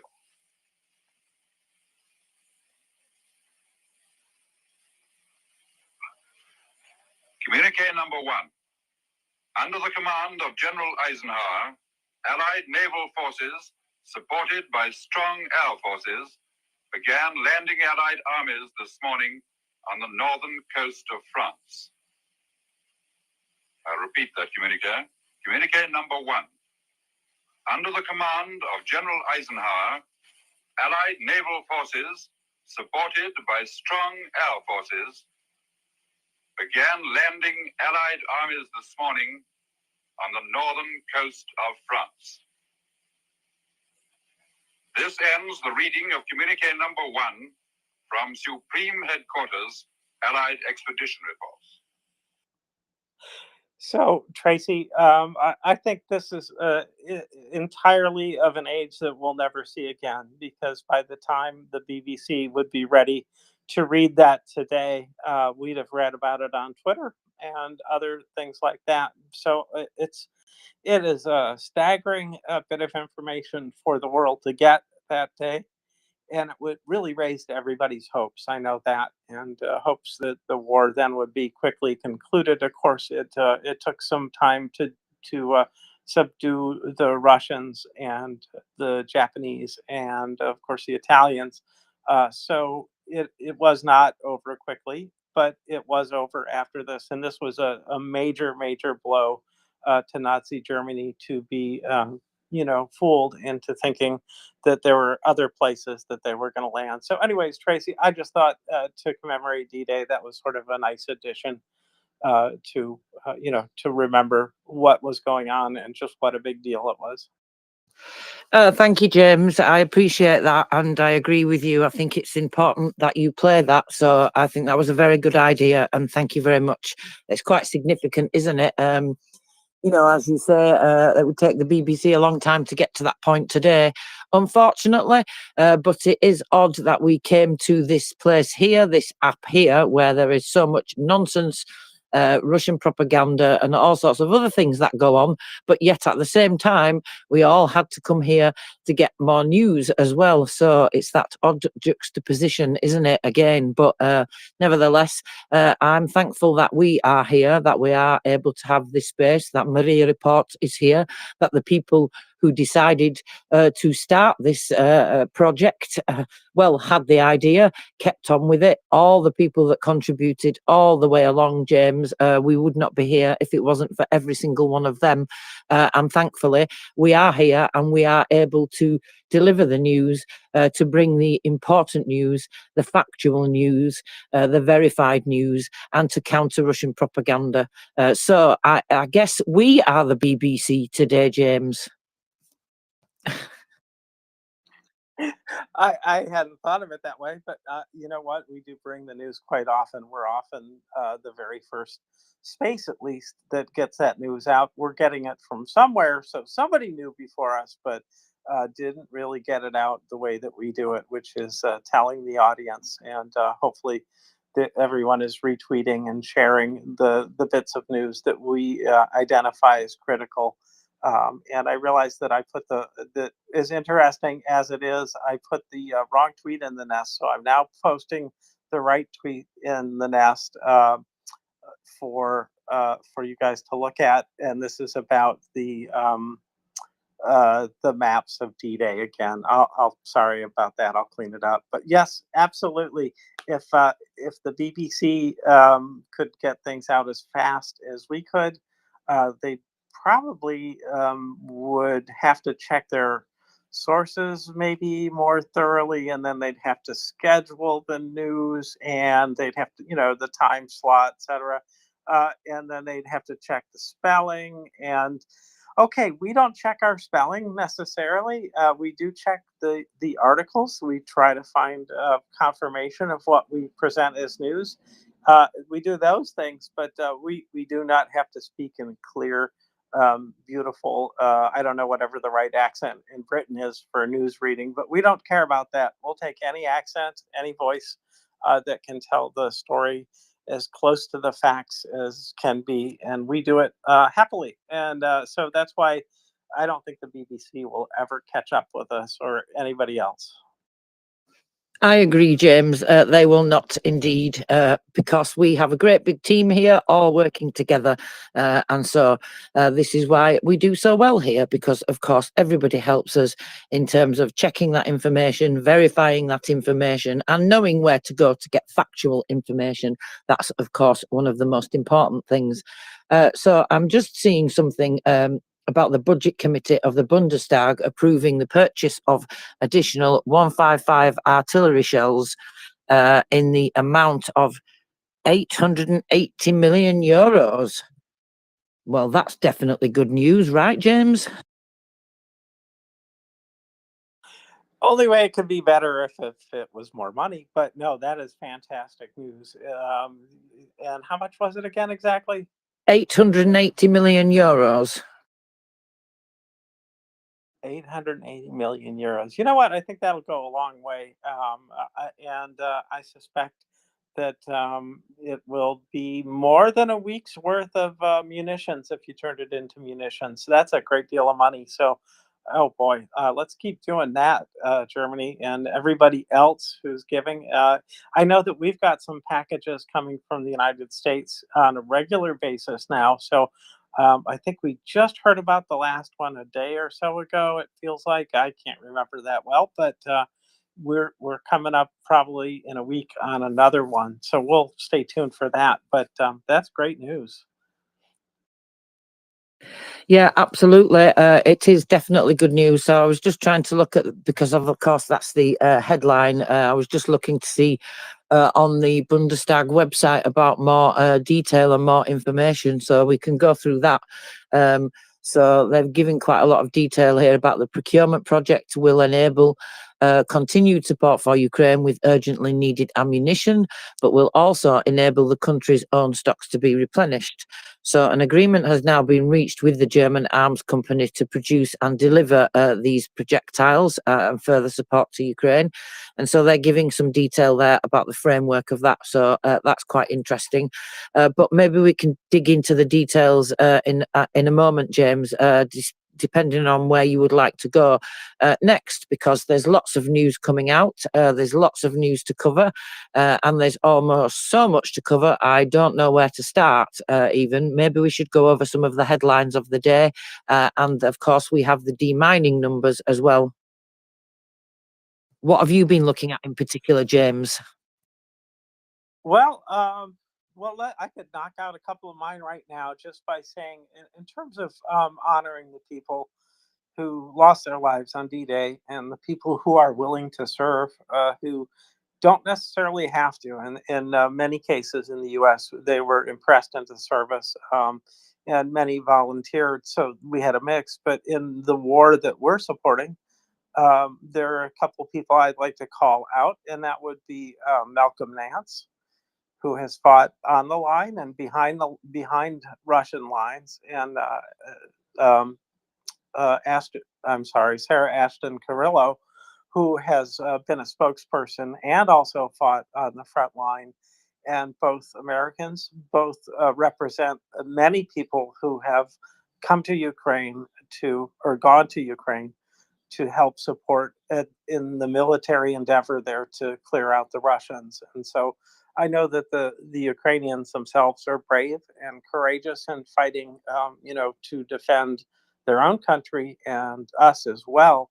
But I just wanted to point out that there's so many brave people who have stepped up and, you know, without being directed to, have decided to go and fight Russia. And so I'd just like to salute all of them. So that was one of the things that I wanted to talk about. But why don't we go through the numbers? And I think we're going to be on and off about D-Day and the Novakhovka Dam all day. At least I think they're worth going over again. So if you want to go ahead and give us some numbers, that would be great. And then we can come back to other topics. What do you think? Any way you want to go?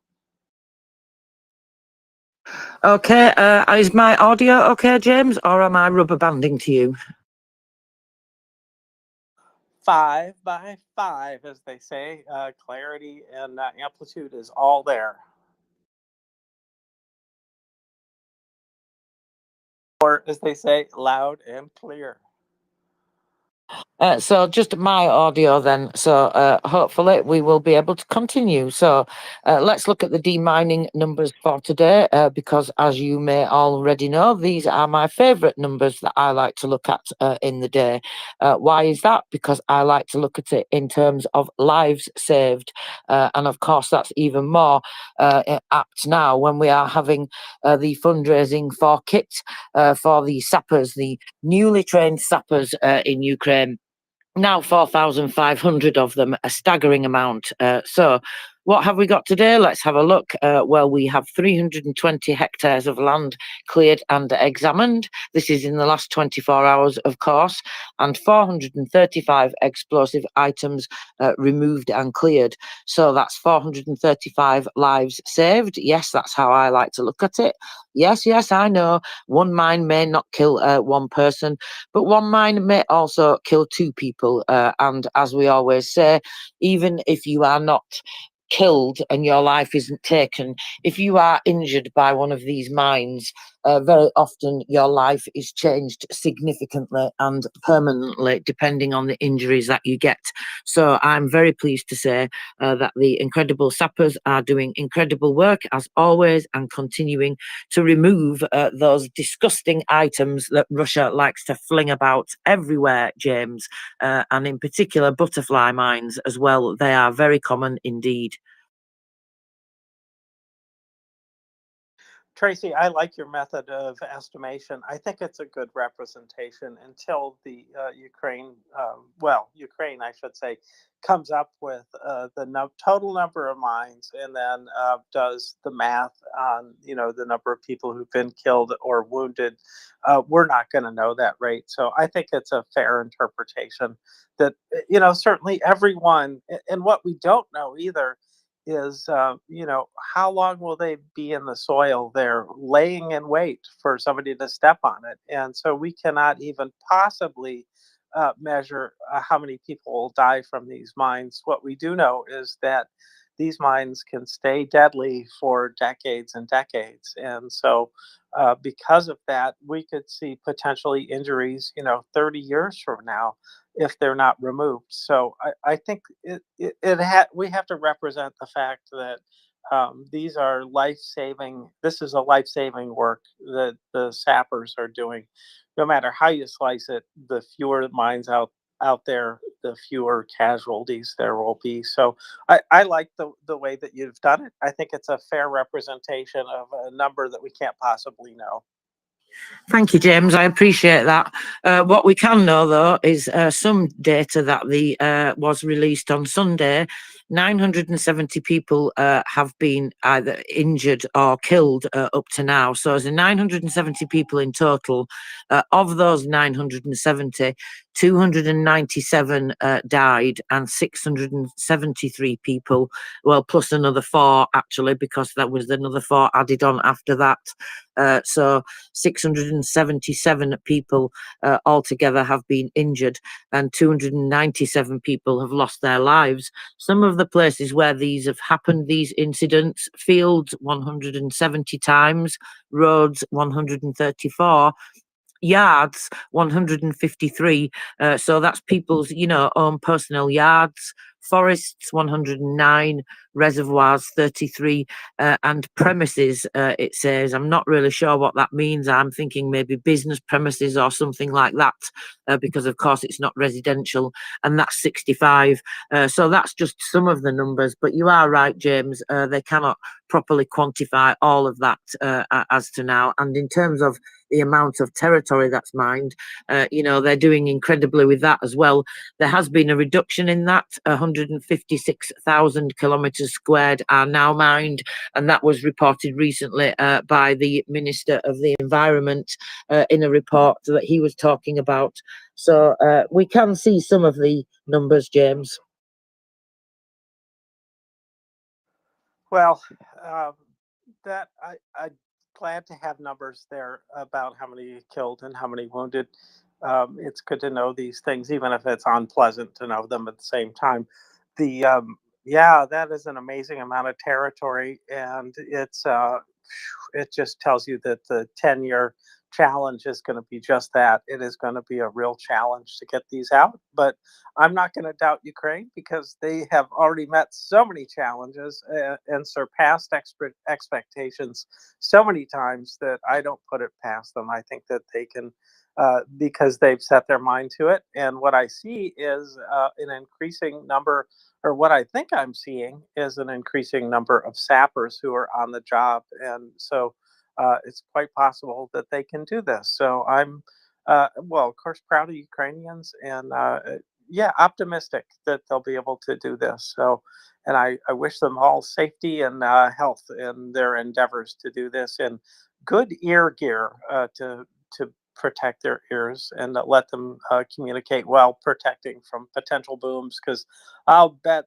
your head would ring for the rest of your life if you had these kind of mines go off anywhere near you. I can only imagine. I've got a little bit of tinnitus from just other sources. A lot of enclosed space banging metal on metal, for example, is not a good thing to do. So I'm glad that we're giving them the ear protection, or will be, and it's a great thing that they're doing. So we should happily give our money and be happy that we're not called to do that kind of work. And if you are called, then go to Canada, check out Maria Aid, and they have a training program. So seriously, if anybody does want to get into it, that's one approach to getting into it. They have 3 levels of certification, and it would be a wonderful thing, very brave thing to do, and ultimately very rewarding. So I wouldn't want to say that nobody's interested in doing that, because there may be somebody out there who has the ability and has the will to do that. So if you do, then there's a road for you to take to get there and to help Ukraine if you'd like. And if it isn't Ukraine, there's other places in the world still full of mines. Although right now, I want to say Ukraine needs more help than anybody else. Yep, absolutely, James. It certainly does, especially when it comes to demining. So lots of news going on today that we need to cover. There's been lots of information coming out from various different sources. The Lithuanian government today has said that they're going to allocate 5.6 million euros for the construction of a rehabilitation centre for Ukrainians affected by the war. So this rehabilitation centre, this was reported actually quite interestingly by the mayor of Lviv. So I thought that was definitely some more good news. The project involves a reconstruction of an existing centre with the addition of 2 new buildings. The area of the new centre will be more than 9,000 square metres, 106 beds for rehabilitation, a modern swimming pool, and improvement of the territory will consist of different zones of rehabilitation as well. And they've put out some pictures. So these are like visualizations of what it's going to look like. And so I think that's definitely fantastic news there. We need to see all these projects continuing to to go on, because of course it makes a huge difference.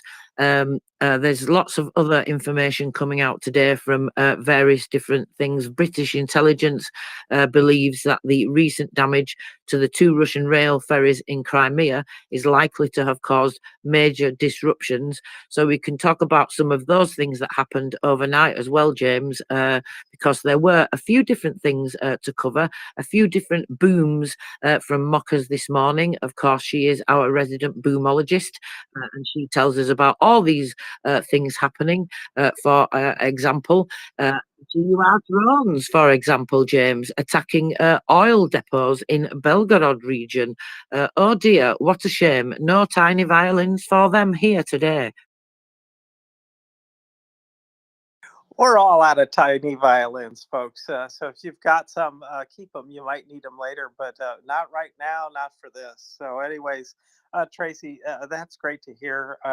I'm glad that I think you've looked at it too, but the price of oil on the market, it's gone down, right, Tracy? And it just shows that we can destroy quite a bit more of the Russian refineries, and certainly all of their depots where they think they're going to use that fuel without really causing any problems in the global market. So I'm looking forward to more of this, and I bet you Budadov has got plans for all of them at some point. And well, all of them, maybe not all of them, but yeah, no, he's got plans for all of them. Will he destroy all of them? I think that's the question. He's going to destroy as many as he wants. We will get our enemies wherever they are. That's what Budanov said, James, and I believe him. Yeah, yes. In Africa, maybe if you're hiding in Africa somewhere or anywhere like that, then yep, you're liable to be caught, and that would be in keeping sort of with the way that some Russians operate as well, and it just shows that we shouldn't be restricting ourselves or Ukraine to withhold. Attack methodology that the Russians would gladly use on Ukraine. We need to have this, unrestricted power in Ukraine's hands, and they'll use it well. And so, yes, I expect that even though they're small forces, because of the environs, they are going to have the element of surprise on their side many, many times while they're fighting abroad and taking out Russians who are, really inducing countries into servitude, if you will. And, I pity the nations that, allow equipment, military equipment, to be given to them with the purpose of, as Putin has put it, to, shoot at the countries neighboring those for the reason of, allowing Russian soil to be hit. And so good luck to all those countries that are thinking about joining the axis of evil. It isn't going to go well for you people.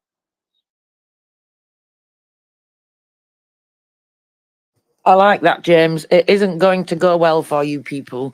Yes, indeed. And around 2 o'clock in the morning, it did not go well at an oil refinery in the Novoshakti area either. Well, I'm not sure if I pronounced that correctly, but who cares because it's in Russia. But anyway, as a result of the attack, a powerful fire broke out, which, according to Russians, reached the height of a 15-story building, James. And then, of course, we had the drones in Belgorod region as well, or should we be calling it Belgorod People's Republic by now? I wonder. But anyway, axis of evil, it's not going to go good for you. Ships in the Black Sea, James, 4 of them. One is a caliber cruise missile carrier. Well, Ukraine needs more weapons to get rid of those things, right? Because those seem to be rearing their ugly heads again, I've noticed the last week. Yep. Well, I know that they are still working on new innovations there. I'm expecting to see some submarine drones, essentially just long range torpedoes, if you will, that will work on some of these. And I'm also expecting I don't think I give away any secrets when I speculate.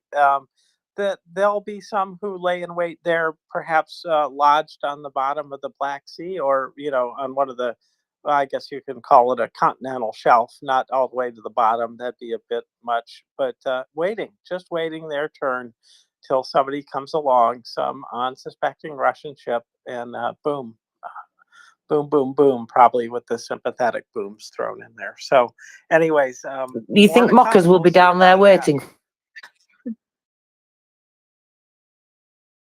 Well, I'd be surprised at that. If I'm sorry for the Russians too. She's gonna give them a good tongue lashing at the very least. Yeah, that's interesting.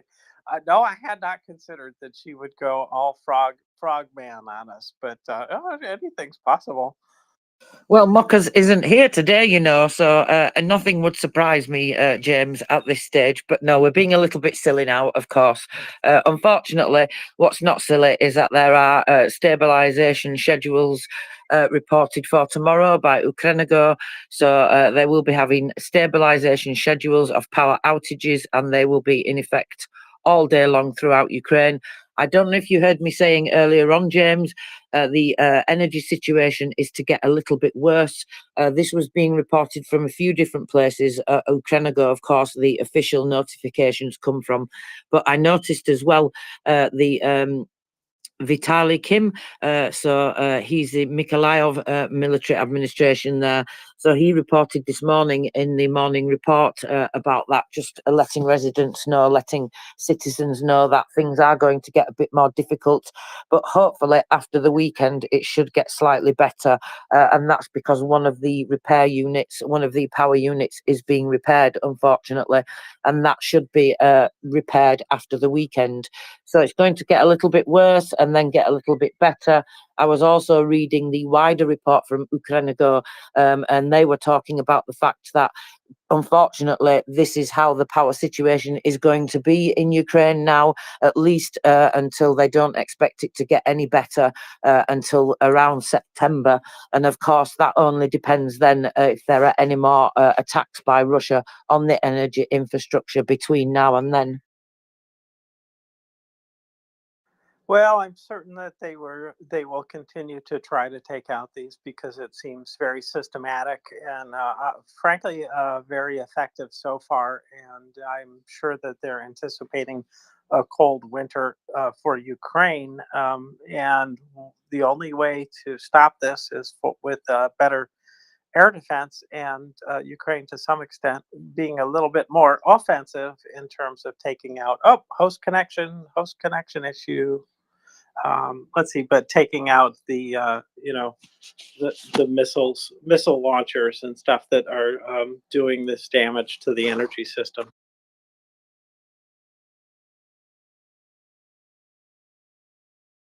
Apologies, James. I was just sending a message in the background there after your warning. Thank you very much for that, because this is how we work together as a team, right? And maybe James is now. Absolutely. I was going. Yeah, I was starting to do that myself. Sometimes we don't have good timing as well. That happens around here. But never mind. You can have a good giggle at us all. Now, what's this interesting? Strange movements of the ships in the Black Sea Fleet of the Russian Federation have been noticed on satellite images. In the morning, the piers in Novorossiysk were emptied, after which some of the ships returned to Novorossiysk Bay. The other part, namely large amphibious ships with escort ships, went back to Crimea. Among the adequate options for these manoeuvres, it could be assumed that the occupiers strengthen their logistical capabilities after the attacks on the ferry crossing on the Kerch. Well, did you see that video, James? Actually, that's a very good point. That's reminded me that the GUR, the Defence Intelligence, released a lovely little video this morning of a beautiful sea baby. I did not see that video. No. So it's in your timeline, I take it? Yes, it is in my timeline somewhere. I'm not sure where because, well, I post quite a lot, don't I? So maybe I should find it and post it to the top for everybody to have a look at. But yes, they did post us a lovely little video this morning, which I took great delight in sharing. Just let me find the information now. And we have some updated information from them as well, James. Excellent. So the video this morning came with this notification, which I will tell you about if the translation will work. Otherwise, I shall have to go to my profile too. There we go. Thank you very much, technology, for working. Saturn will no longer sail, said the GUR. The special forces of the GUR destroyed the Russian tugboat. On June the 6th, the Special Unit 9 of the GUR, Department of the Ministry of Defence, near the shores of the temporarily occupied Crimea, made a successful attack on the Russian raid tug of Project 498 Saturn or Proteus. Does it have two names?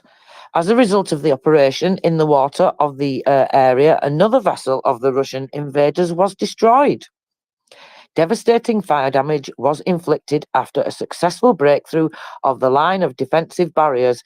Now, when you see this video, you will see exactly what I'm talking about, because what I think is fantastic is that this lovely sea baby goes straight through those barriers that I was just talking about then.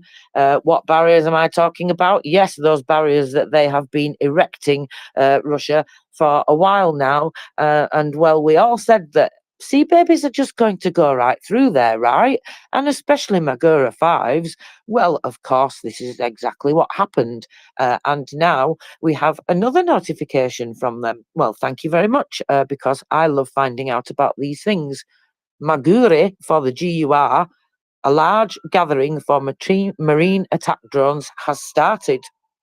Well, that's intriguing, right, James? A large gathering for marine attack drones? Goodness me, what are they talking about? Let's go on to find out some more, no shall we? idea, but yes, please do.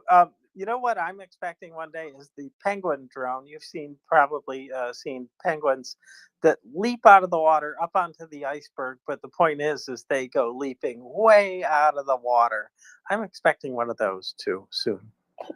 Well, I hope so, because they have started a new collection for the. I'm sorry if you can hear the train in the background, James.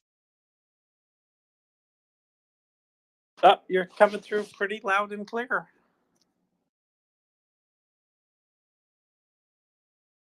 I can hear you fine, Tracy.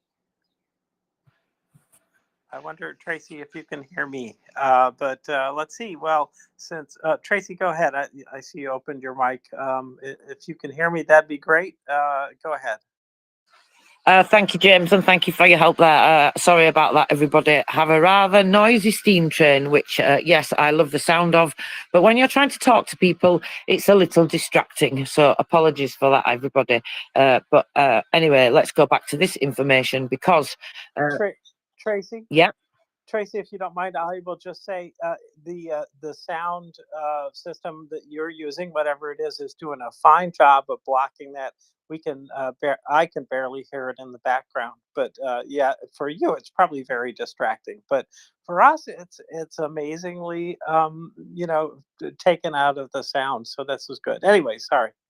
Well, that's definitely good to know, James, especially for when I go to Ukraine, because I had no idea that it cancelled out so much of this noise. I'm really actually quite shocked at that, because if you were here and you could hear how loud that train is right now, I mean, it's gone really far down the track and it's still quite loud. So that's how loud it is. And I'm at the other side of the house. So it's definitely good to know that I have some good, I don't know, noise cancelling microphone or something. Maybe that's what it is, James. I think that is exactly what it is. I don't know what the algorithm is, but boy, they got it down, and it's working for you. So please continue. Oh boy, guess what? Host connection issue. Woo. Okay.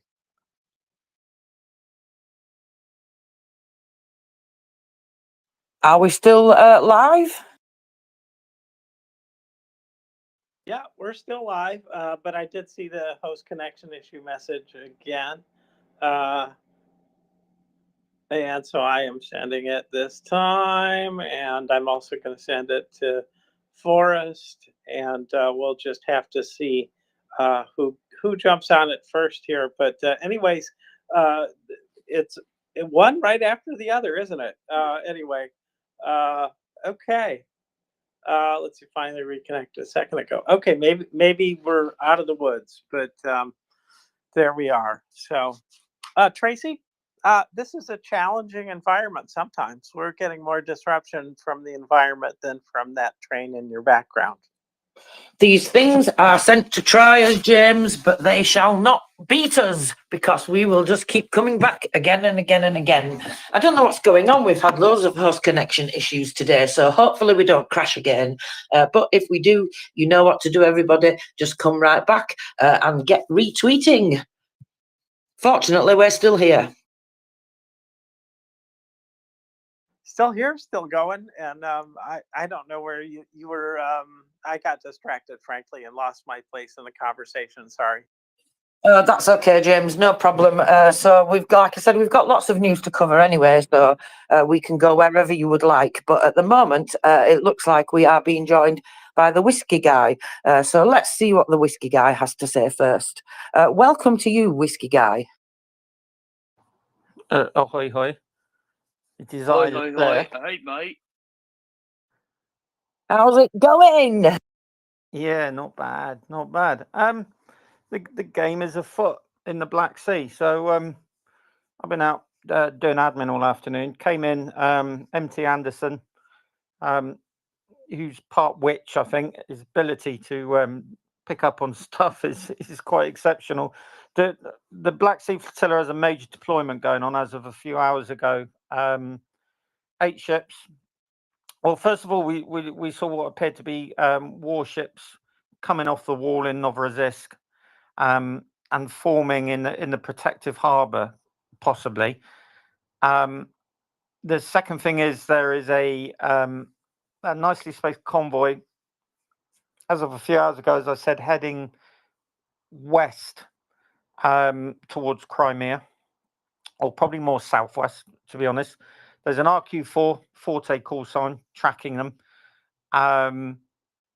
The satellite photography, obviously, it's the usual quality, but what you've essentially got is a line abreast formation with one ship slightly out of station. She's slightly north of track. That might indicate a civilian ship who's just not particularly good at formation keeping. They're, as I say, they're nicely spaced, probably to give them freedom to maneuver if they come under uncrewed surface vessel attack. And also because you don't want like a circular formation, say, or something like that, because their fire control discipline is pretty poor and they'll end up shooting at each other, putting rounds into each other. So a line abreast, I think, probably their best way to defend against uncrewed surface vessel. There's a pair of ships, one on either flank. I think so. They're their flank guards for chasing after radar contacts that might be uncrewed surface vessels lying in wait. That makes sense, but maybe it's out of shot. But I'd also want at least 2 at the head of the formation, because if the Ukrainians sprung a trap, say with uncrewed surface vessels, what you'd do is you'd lay a picket line across their line of track, say 4 or 5, and you'd want that formation to kind of run into the picket line, and then you'd mug probably the lead ship and try and kill that. So I suspect there's probably at least one other fast vessel, maybe a Raptor, something like that, heading the formation. Aim and intentions of this group, don't know. It could be, as Mike Plunkett says, it could be a SnapX.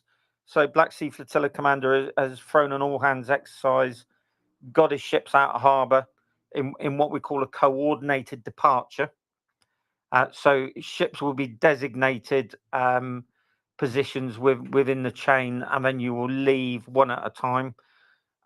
or this could be a pretty substantial surface action group, which will combine with any kilos that are at sea. And our Russian friends are going to do some kind of op over the next 24, 48 hours. I mean, it's 6th of June. Would they be so childish and immature to try and stamp their authority over the anniversary of D-Day by launching missiles against a democratic country? I don't think they see the irony in that, but they might be doing that. To be fair, they can do a caliber shoot, though, from pretty much inside Novorossiysk Harbour if they want. So we'll just have to wait and see where these boys go. They might come back alongside, but the important thing to remember is for them, every time they leave harbour, it's Indian territory. So a deployment of this size, unless they're escorting something to Sevastopol, maybe, could be amphibious ships, something like that. It seems a bit of overkill, to be honest with you. It's hard to judge what speed they're running. That would be important. If they're doing 30 knots, they're all warships. If they're bimbling along at sort of 15 knots, then it's probably a mixture of merchant vessels and escorts. Either that, or they're gonna make a speed run down to the West Black Sea, get into position, and then conduct some kind of missile shoot against targets ashore. So yeah, we'll just have to wait and see. Might be nothing. They might just be back alongside for tea and cakes, or tea and cabbage, whatever it is they eat. Or this could be the precursor of a fairly substantial operation tonight. I think expect to see probably whatever A-50s have got left should be backstopping this, and probably combat air patrol. So it's going to be worth keeping an eye on flight radar, see if a P8 goes up to do ASUW, anti-surface warfare patrol trace. That will probably take over tracking them from Forte as they round Crimea. Could they be redeploying everything to go back into Sevastopol? Fucking hell. Be brave. But that is another possibility. So for now, lots of possibilities to keep an eye on. I noticed, Gunny, that they have been more active this week with the ships in the Black Sea. We haven't seen any for a while, and then over the last week they've moved a couple of round, and then the naval forces reported this morning about 4 ships in the Black Sea, which is the highest amount for, well, a good couple of weeks at least. And then, of course, just the notifications then that you're talking about, and the satellite images about them moving about there. So I guess we wait and see then is basically where we are. If you've got any questions, anybody, come up and ask them now, if you don't mind answering them, Gunny. And we've got one from IT fella, if you're okay to go with that. Yeah, crack on, mate. IT fella, do you have a question? Go for it, IT fella. No, actually, I had one for you, Tracy. First, I just discovered that there's you have an imposter unless it's you with a second account. So I just found you on Twitter, and mostly you keep saying that you're posting things, and I'm wondering to where, because I don't see them. Well, if you could DM that to me, I would really appreciate that, and I'll take a look at it. And thank you so much for letting me know, because I have 2 accounts, but this is the only account that I use. So if anybody else is using an account in my name, then that's definitely not me, especially if they're posting. It's a TRAY instead of @TRA, the way you do it. It's very close to your name. It's just a Y added in the Tracy part. Mainly though, I was wondering where are you posting these videos and things that you mentioned? Anything that I post to this profile that I'm on now. That's the only place that I make posts to. So anything that I've posted will be on this account. What are you meaning, the video from this morning that I was talking about? Yeah, you were talking about a video of sea baby making it through the barrier. Yeah, absolutely. I posted that on my account today. I'll find that and repost it to the top of my account for you, IT fella. Thank you. You're welcome, and thank you. Brian, please go ahead. Gunny, good to see the homie on here again. Question for you. So, do you think that we have largely graduated from the Black Sea being used as a place for the Russians to launch those caliber cruise missiles onto Kyiv and other civilian targets? Because some of those ships have been taken out, and maybe they're afraid for the remaining ones that can launch those missiles. They don't want to put them at risk because they're afraid of getting sunk again. What's your assessment of that? Yeah, so that's a difficult one. All right, so when you're at sea, you like having an AWACS overhead, airborne early warning aircraft. Right? What they do is they extend your radar range considerably. If you can fully link them up using a tactical data link, your radar horizon is vastly expanded. And so let's say using something like half plate, for them, their radar horizon effective range, not advertised range, because what they advertise and what they can actually do, two completely things. I reckon that their probably effective air search range is probably about 100, 120 miles, and for very low flying contacts, probably far less than that, 50, maybe 40 miles. You put an A50 up. A50s aren't particularly great over land, I don't think, but at sea they're going to be far better. And that's going to push your air search capability out to, potentially 300, maybe 400 miles, what we call the recognized air picture. The A50 fleet has taken a beating, and these were very high value targets at the start. Once they started getting knocked down, and more importantly, that what we think was an operational conversion unit crew on one were killed. We think that because of the very high ranks in the air crew. There are a lot of colonels, lieutenant colonels, captains, senior lieutenants. Their A50 capability has probably taken quite a bump. So putting a surface action group of this size, if that's what it is, you're going to want A50s up, and they don't have an awful lot. So that's probably impacted on how overt they are in operations. Their other problem is the USV threat, the uncrewed surface vessel threat, which they haven't been able to get to grips with. Until they get to grips with that, every time they go off the wall and outside the harbour, as I say, it's Indian territory for them.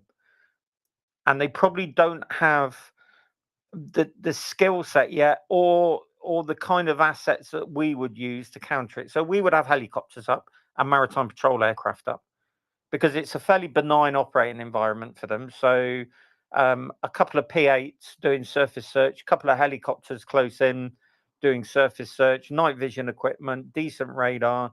You're not going to negate the uncrewed surface vessel threat, but you're certainly going to increase your odds of detecting it early and killing it. They don't have those options. They're probably using aircraft. Well, we've seen Heinz being used, HIPs. We've not really seen any maritime patrol aircraft like Maze, anything like that. Maritime versions of Bears. So they're struggling to counter that threat. Now, the Black Sea Flotilla commander's other problem is he's got a load of ships that have a lot of SMEs, subject matter experts, engineers, gunnery types, that kind of thing, which the Army and the Air Force would gleefully snap up, because they've probably got a real shortage of SMEs themselves. So you've got a lot of ships knocking about alongside, a lot of ships companies doing to the other arms of the Russian military the square root of fuck all. And the Black Sea Flotilla commander is going to have to justify keeping those ships companies and not going dead ship, last man out, turn the lights off and lock the door behind him. So I think there are some contradictory problems there. he knows he's got to go and do something. He knows when he goes off a wall, he stands a better than evens chance of losing a ship and losing further prestige, and possibly accidentally falling out of a window. But he really does have to do something. Now, are they going through a sort of abbreviated BOSS, the basic operational sea training? He's rattling everyone. They've done some alongside training, and now he's going to start getting his ships to sea to do further training to try and bring them up to speed so that they can contribute to the war effort. Yeah, possibly. Is this a convoy of merchant vessels? I'd be astonished, and it doesn't look like it to me. It looks like a military formation. 8 ships is a substantial target. You can't get them out to sea without some kind of radio traffic. There's always going to be comms traffic between the ships and HQ, and there are going to be various intelligence means that are going to detect that these ships are getting ready for some kind of deployment. There are telltales, you know. You might take a fuel barge alongside. Ships take fuel barges alongside. Suddenly they start ammunitioning if they're not already topped up. Even down to articulated lorries on the jetties, starting to move food, stuff like that. So there's been a pause. They got put over the desk and got their asses tanned. There's been a gap of ops apart from the kilos and maybe 1 or 2 escorts coming out. Does he now feel confident enough that he can put a surface action group out? Yeah, maybe. Does he now feel confident he's got enough air assets up that they can do some kind of at sea operational training and then get everything back in, do a lessons learned, and do what a professional Navy would do? Yeah, possibly. Is he happy that they've got some kind of basic competence, and he wants to start upping the footprint of the Black Sea flotilla and starting to conduct things like missile strikes? Yeah, could be. Are they stymied by a shortage of caliber? Yeah, I reckon so. My own opinion is that these missile attacks are coming in fits and spurts because it's literally off a production line, being transported to units, and then they're gathering enough, and then they're trying to do big strikes. And probably the fleet assets are the last to get missiles. So maybe they've been stocking up. What will be really handy will be to see what comprises this group. Like I say, I mean, it could be a nothing burger, and they could be just merchant vessels or something. But the station keeping, the flank escorts, it all screams to me warships. If there's a couple of frigates in there, and as I say, we can't really tell, but if there's a pair of frigates in there, I would say they're looking to head west and do something a little bit naughty. If they put the admiral class frigates out, not the Krivaks, but they put the admirals out, then this is high risk, high gain for them. And if they do head west, now we need to see what the Ukrainian military can put in the way. I doubt this has come as a surprise. As I say, there's usually intelligence to these kind of things. So will we see some action tonight? Yeah, could do. Thanks, Gunny. Hey, Gunny, we got a request from someone. I think you did a partial recap, but that was the request, was for sort of a recap of the situation that you described initially. You know how this place is 24/7. We get new listeners who come in the middle of things. So if you don't mind, if you could recap what's going on. Yeah, so fairly substantial fleet maneuvers from Novorossiysk, ships coming off the wall, and then being in the harbour, which looks to me like a coordinated departure. So when you get a lot of ships at an anchorage, warships, and you're in a high threat environment, what you'll do is a coordinated departure, CTG. So the task group commander will allocate ships stations, and then in coordination with harbour defences, local Air Force assets, you will sail, because this is one of your most dangerous times, because you're going slow, you're probably constrained in manoeuvring by channels, by marked buoys,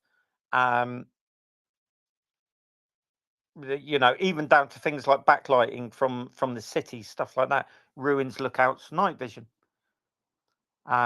So you do this coordinated departure. That's what it looked like to me. And now we've got a formation of 8 ships, 2 flank escorts heading probably southwest, and we've got an RQ-4 unmanned surveillance aircraft East Black Sea, and the orientation suggests to me a southwest transit. I'm not sure if it's a speed run. I'm not very good at judging these things. If it looks like they're banging on about 25 knots and above, that says to me warships immediately. That's not merchant vessels. One of the ships is slightly out of station, which could mean it's a civilian ship. Station keeping, you know, it's not that hard. Depends on the officer of the watch, but one of them looks slightly off station, and now we're going to have to wait and see. What is it? Is it a convoy to Sevastopol, possibly? Is it a surface action group looking to go into the West Black Sea and conduct a caliber missile shoot? Could be. Is it a formation that is going to conduct an exercise in conjunction with Russian Air Force units to try and bring them up to speed so that they're more operationally effective? Yeah, could be. But just bear in mind the date today, 6th of June. The Russians don't like the limelight being stolen from them about the Second World War, because they're absolutely convinced that prolific waste of life and getting people unarmed to charge German machine guns is somehow heroic and a display of national military martial skill. It's not. The reason they lost so many people is because they were fucking stupid. But they also don't like the idea of D-Day, everyone looking at that. So there might be a bit of attention seeking going on there. I see Hops knocking around. He's probably worth bringing up as well. Well, he would be very welcome to come and speak to us about what he thinks of it. Very interesting. Yeah, the publicity and knocking D-Day off the news. That's an interesting thought. And it seems like to me the caliber shoot would be the most likely, but I don't know. I'm just a brain damaged dog. But I see that we do have somebody else coming up to speak with us. So we'll hang out here for a second as I blab on. Thank you, Gunny, again for coming up to speak about this. Sounds like you've been watching the situation more or less from the beginning. So thank you for doing what you do. Well, and in fact, we do have Hopsy here. Hopsy, welcome to the panel. I don't know if you can hear us yet. Sometimes I know there's a delay when I come up to speak, but if you can hear us and have something to say, please go ahead. Yeah, good afternoon, gentlemen. Good evening to those of you all points east. So my takes on these, this is similar to Gunny's, although I think what it's probably a combination of an actual combat sortie, because of the risk factors involved, is the reason I would edge towards that. Vice actually trying to do some training. I think their training is going to be of the live nature here. I'm shocked about the ship deployment as far as trying to counter USVs. And I do have a question for Gunny. I have not seen any operational deployments of what would be sort of Army aviation or Russian Air Force overhead assets in the form of MPA or A50s, which I just don't think they'd run the A50s out there. But hey, I could be wrong. I am all the time. The other thing I'm wondering about is what's the helo to deck training and capability that a sort of a non naval aviation helicopter would have. Landing on the back of a small boy is a very difficult and risky proposition. I don't think they have any decent sized decks even left in the Black Sea fleet. So just a couple of questions, wondering if Gunny knows anything about those. I think this is they might be trying to also tempt the Ukrainians to come out and play with some of their limited aviation assets. I got a million thoughts running around. Yeah, I mean, we talked about it ages ago, Hop, if you remember, about them trying to draw out the AFU to do a maritime strike, using my guess back then was fences. Could it be that? I'm not sure that would work, because probably as this develops, if it is a major fleet deployment west, although we won't see it, there'll be an AWACS up over Romania, and they'll be looking at the cap stations and everything, won't they? And it'll scream ambush. It'll absolutely scream ambush. This is a big problem for the Russians. They can't do fuck all without NATO seeing it, and if NATO sees it, AFU are going to know about it short order. But could it presage something, a major op involving Russian aircraft assets as well? Yeah. I mean, worst case scenario, you might see a major deployment of bears and backfires over the Black Sea, with a lot of cap. I mean, that's what we do, wouldn't it be, Hot? We would put bomber naval assets, boats down there, and we would saturate it with cap. We'd put barrier cap, bar cap up forward, and we would harm the shit out of any radar stations that came up in transmit. The basics, which they should have read the book from 1991, let alone 2003. As a penny dropped. Well, let's hope not, because that could be a potential problem for our friends. Rotary wing on board. But the thing is, they strap Tors to the back end, don't they?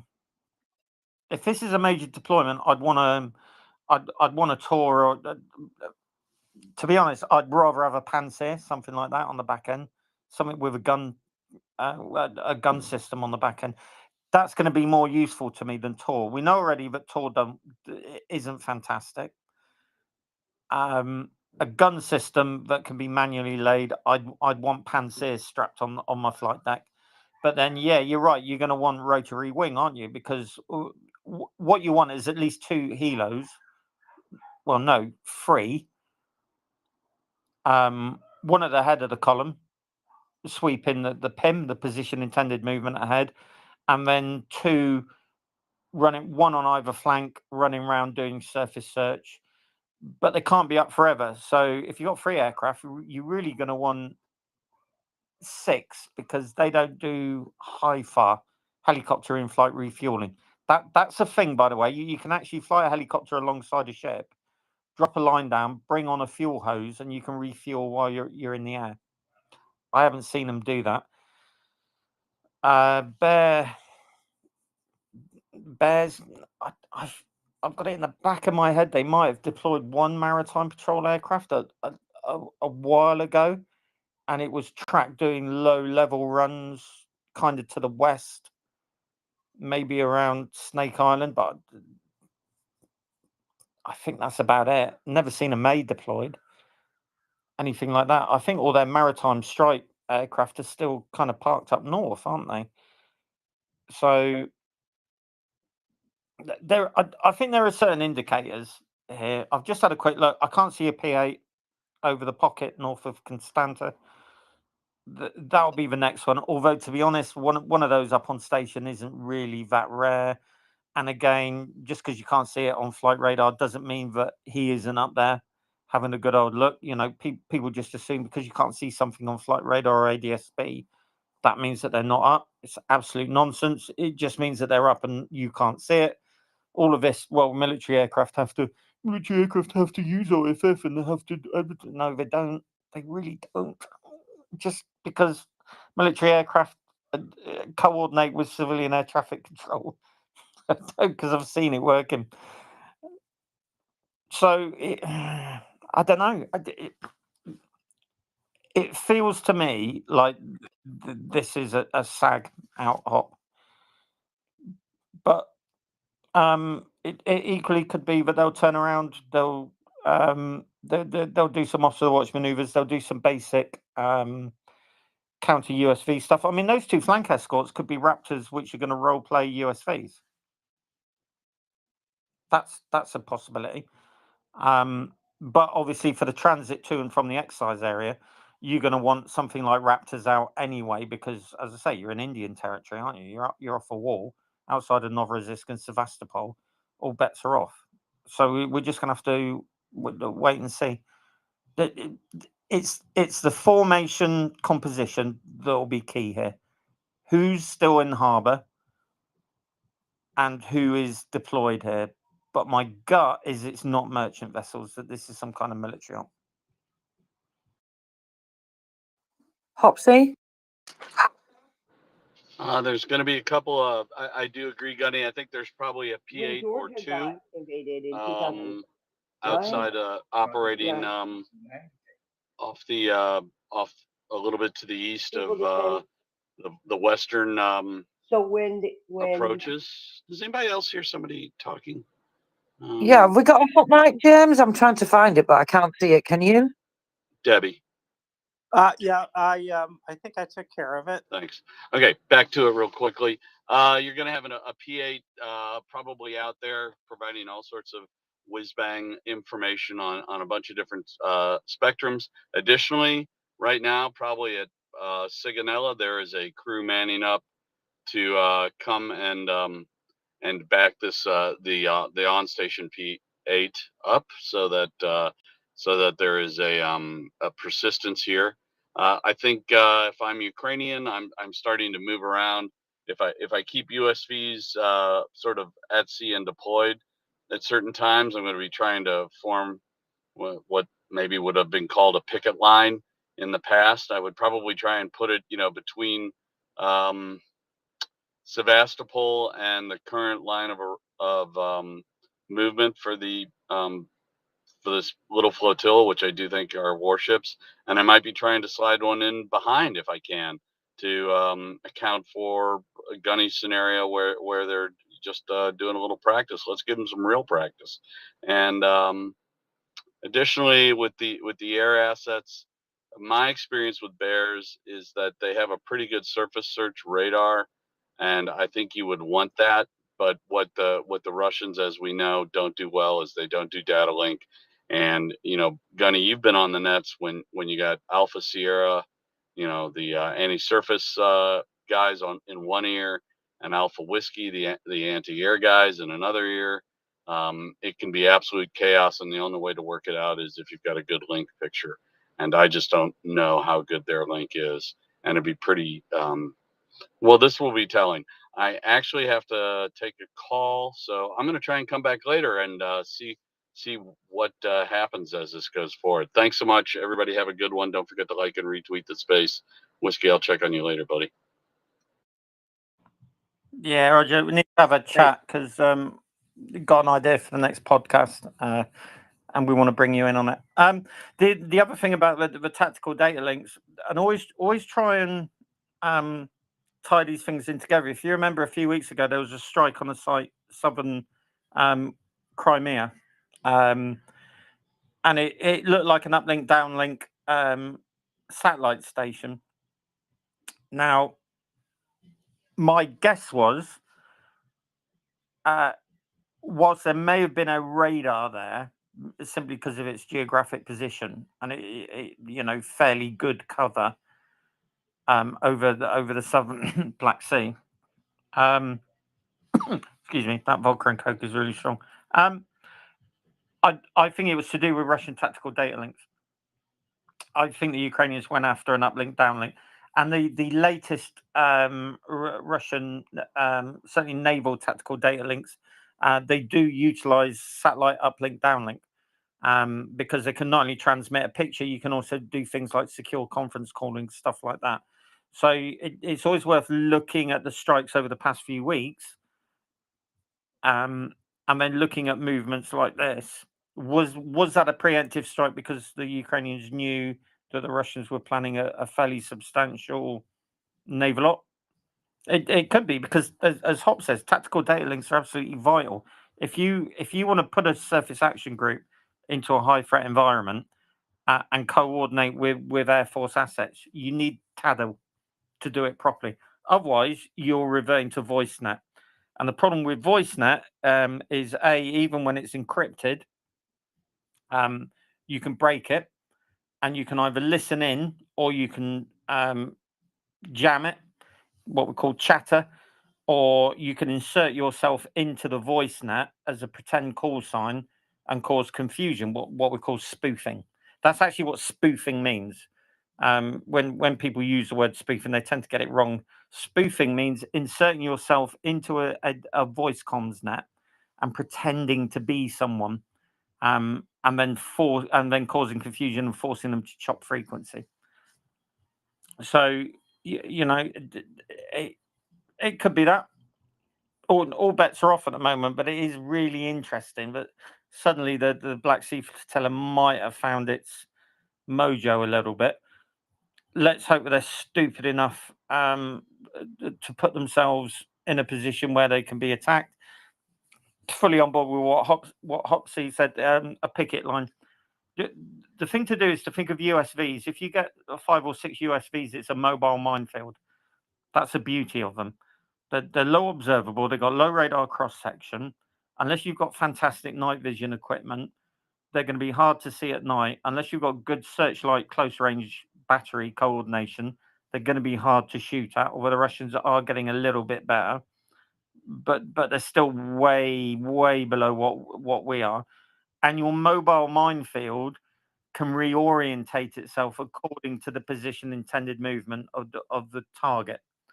So there might be a lot of frenzied activity in AFU HQ Maritime now, as they try and reposition assets. And as these ships, if they move further west, I think there might be a little bit of lip smacking. Depends how far south they stay. They're not going to sail in Harpoon and Neptune range, but forget that. But there might be some opportunities or they'll do whatever it is they're doing and they'll fuck off back alongside for the night so the boys can go ashore. Who knows?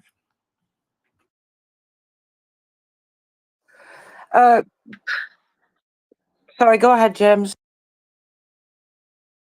No, I think I was going to do the same thing. I was going to say thank you, and that's very interesting. Who knows what they'll do? We'll find out by staying tuned. But news you can use. Do you have a question for Gotti?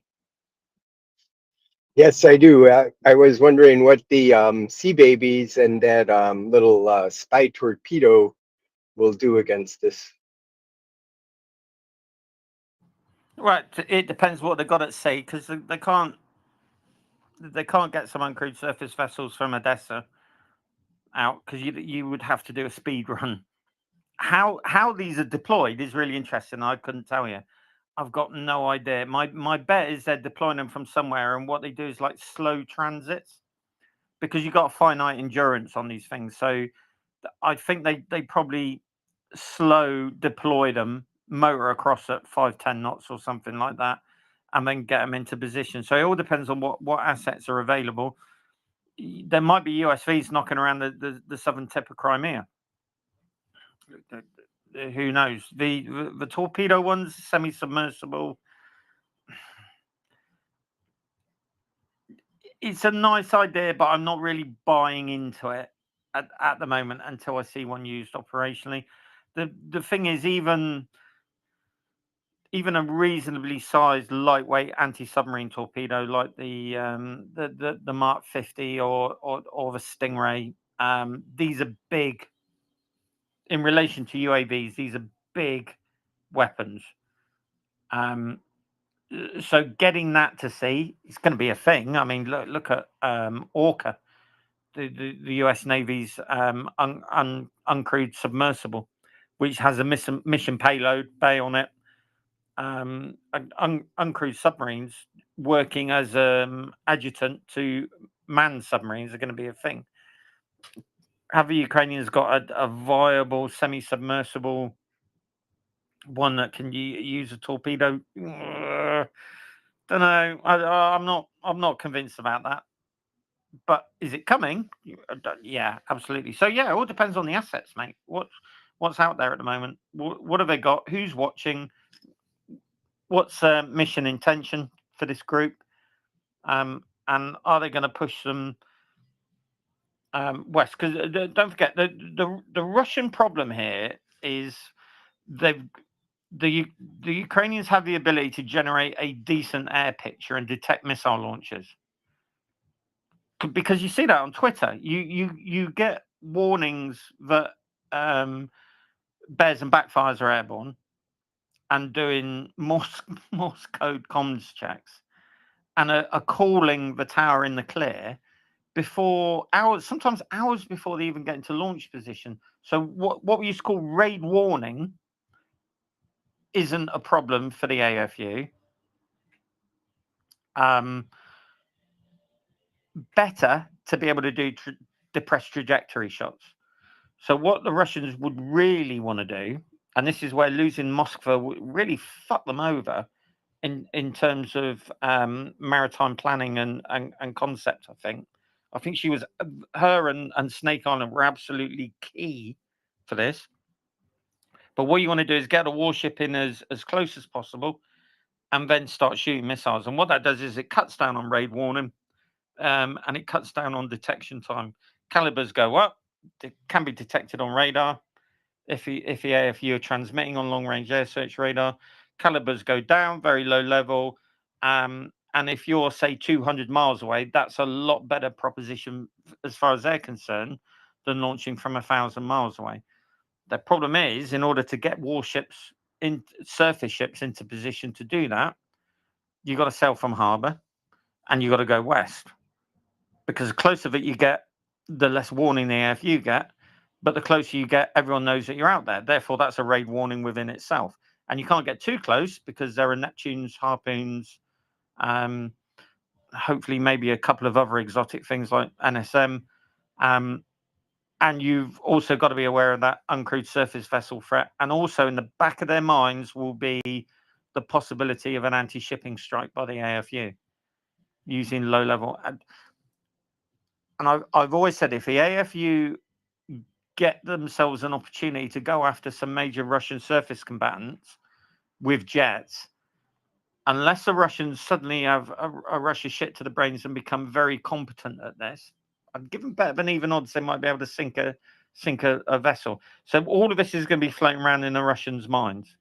So they're operating under the nose of NATO. NATO are telling the AFU exactly what's happening. Hence Moskva got sunk. But back to what I said earlier, Black Sea Flotilla commander's got to do something, because he's going to have upwards of what, 9. If you put in the ashore support, he's probably got upwards of 5,000-6,000 people in uniform at a time when Russian army units are screaming for mincemeat to go and charge Ukrainian trenches. So he's got to justify keeping his ships operational. And the only way you can justify doing it is to do something meaningful. But in order to do something meaningful, he's going to have to put his ships in harm's way. And the further west that he goes, the more danger they're going to be in. And all the assets that he assumed he'd be operating with, Moskva, A-50s, lots of combat air patrol, simply isn't there. So he's in a bit of a bind. Apparently the new commander's supposed to be pretty good by Russian standards. That's like winning world's best paedophile award. Means something to someone somewhere. To the rest of us, it's just a little bit wrong. But this could be him trying to advertise his flotilla capability. Just have to wait and see. Thank you so much, Gunnar. So the fact that I was wondering if the Sea Babies could be launched from a ship like a grain ship or something, or a cargo ship. Yeah, I mean that's an interesting. I'm not sure it's one for here, for this theatre. Because any ship sort of knocking around in the Black Sea, AIS turned off, no lights on, would probably get investigated by the Russians and get boarded. Talking out of theatre for now and in the future, say somewhere like I don't know, Red Sea or something, I think that's going to be a real problem, and it's something we've talked about in other channels. A dhow in the Red Sea now can carry a couple of UAVs, and it can cast nets. It can knock about at 2-3 knots, and then at night it can launch a UAV that can go and carry out reconnaissance, or even go after a ship or something like that. Are we going to get to the stage where merchant vessels or disguised merchant vessels, back to the old raider, merchant vessel raiders from World War One and World War Two, are cutting about sea lanes and in time of war start dropping uncrewed surface vessels? Yeah, absolutely see that happening. This is going to be a real drama for us in the future, because if you look at the size of a sea baby, I mean, you look at the size of, say, that Iranian converted tanker that's used as a combined signals, intelligence, and UAV launcher. Cut some holes in the ship side, put some sea babies on there on launch skids. You've got an offensive platform, haven't you? And it's got all of the intelligence gathering capabilities to successfully launch and direct these things. So not one for the Black Sea, I don't think, but for the future, the militarization of merchant vessels is going to be a thing.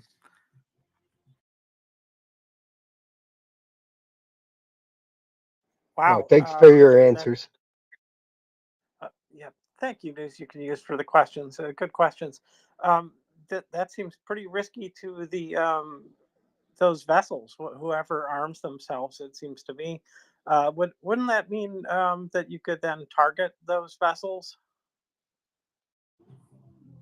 Well, yeah, but if you're the PLAN, do you care? You've got to. This is where we need to take off our fair war fighting hat, Geneva Convention, reasonable loss of life for a given mission intent, and just think in terms of what will I sacrifice in order to achieve the aim. And say for the Chinese Navy, a merchant vessel getting sunk and 60 people being killed will be well worth getting close enough to an American carrier and sticking 6 UAVs with grenade-sized charges on the flight deck. This is something that people don't appreciate, that when you're on a warship, you have to share the sea with other ships. And that means that sometimes you have to get very close to other ships, because the rules of the road, unless it's exceptional circumstances, don't allow you to say there is a 100-mile exclusion zone around you. So, I've been on a carrier and we've sailed, I don't know, let's say 3 miles away from a trawler. And we've had 9 Harriers and 4 Sea Kings on deck. Now imagine that trawler launching 4 or 5 UAVs, each carrying a grenade-sized weapon, and then flying them suddenly at a carrier and detonating them over those parked aircraft on the roof. Right? You're not going to kill the ship. But if I've got a massive fire on the flight deck and I've got 6 or 7 aircraft on fire, that's me mission killed, at least for a period of time. And it could be me off station. So these are the kind of things with UAVs that people kind of see it in a very black and white way. They're anti-ship cruise missiles, subsonic, anti-ship cruise missiles, supersonic, hypersonic anti-ship missiles, which don't work at the moment, but will be a thing in the future. UAVs is going to be a real drama for us, a massive drama, for things like preemptive strikes. Because if you look at what would be a good example, USS Enterprise and USS Forrestal, both of those had very bad accidents on the roof with aircraft, and dozens upon dozens of fatalities. And even though the ships were back on station sort of 24, 48 hours later, aircraft were lost, pilots were killed, and often more importantly, the squadron personnel who work up on the roof, they were killed. So these are the kind of things that the battle in the Black Sea is indicating to us. But also don't overstate it. The other thing is, when you talk about things like USVs and stuff, don't say, well, this is the age of the surface warship is gone, because look what's happening to the Russians in the Black Sea. The Russians are fucking shit. That's why the Russians are losing a lot of ships to USVs. So they're not the ideal people to kind of take lessons from in terms of how vulnerable ships are, but they are the ideal people to look at and to point at and go, this is what happens if we don't plan for this in future. Some of their anti USV tactics have been frankly diabolical, but also very instructive of the sort of things that we might expect in the future. They can't handle 5 or 6 USVs coming at them. We might face 10, 20, 30 USVs coming at us in future. Therefore, there are going to be lessons to be learned from their incompetence.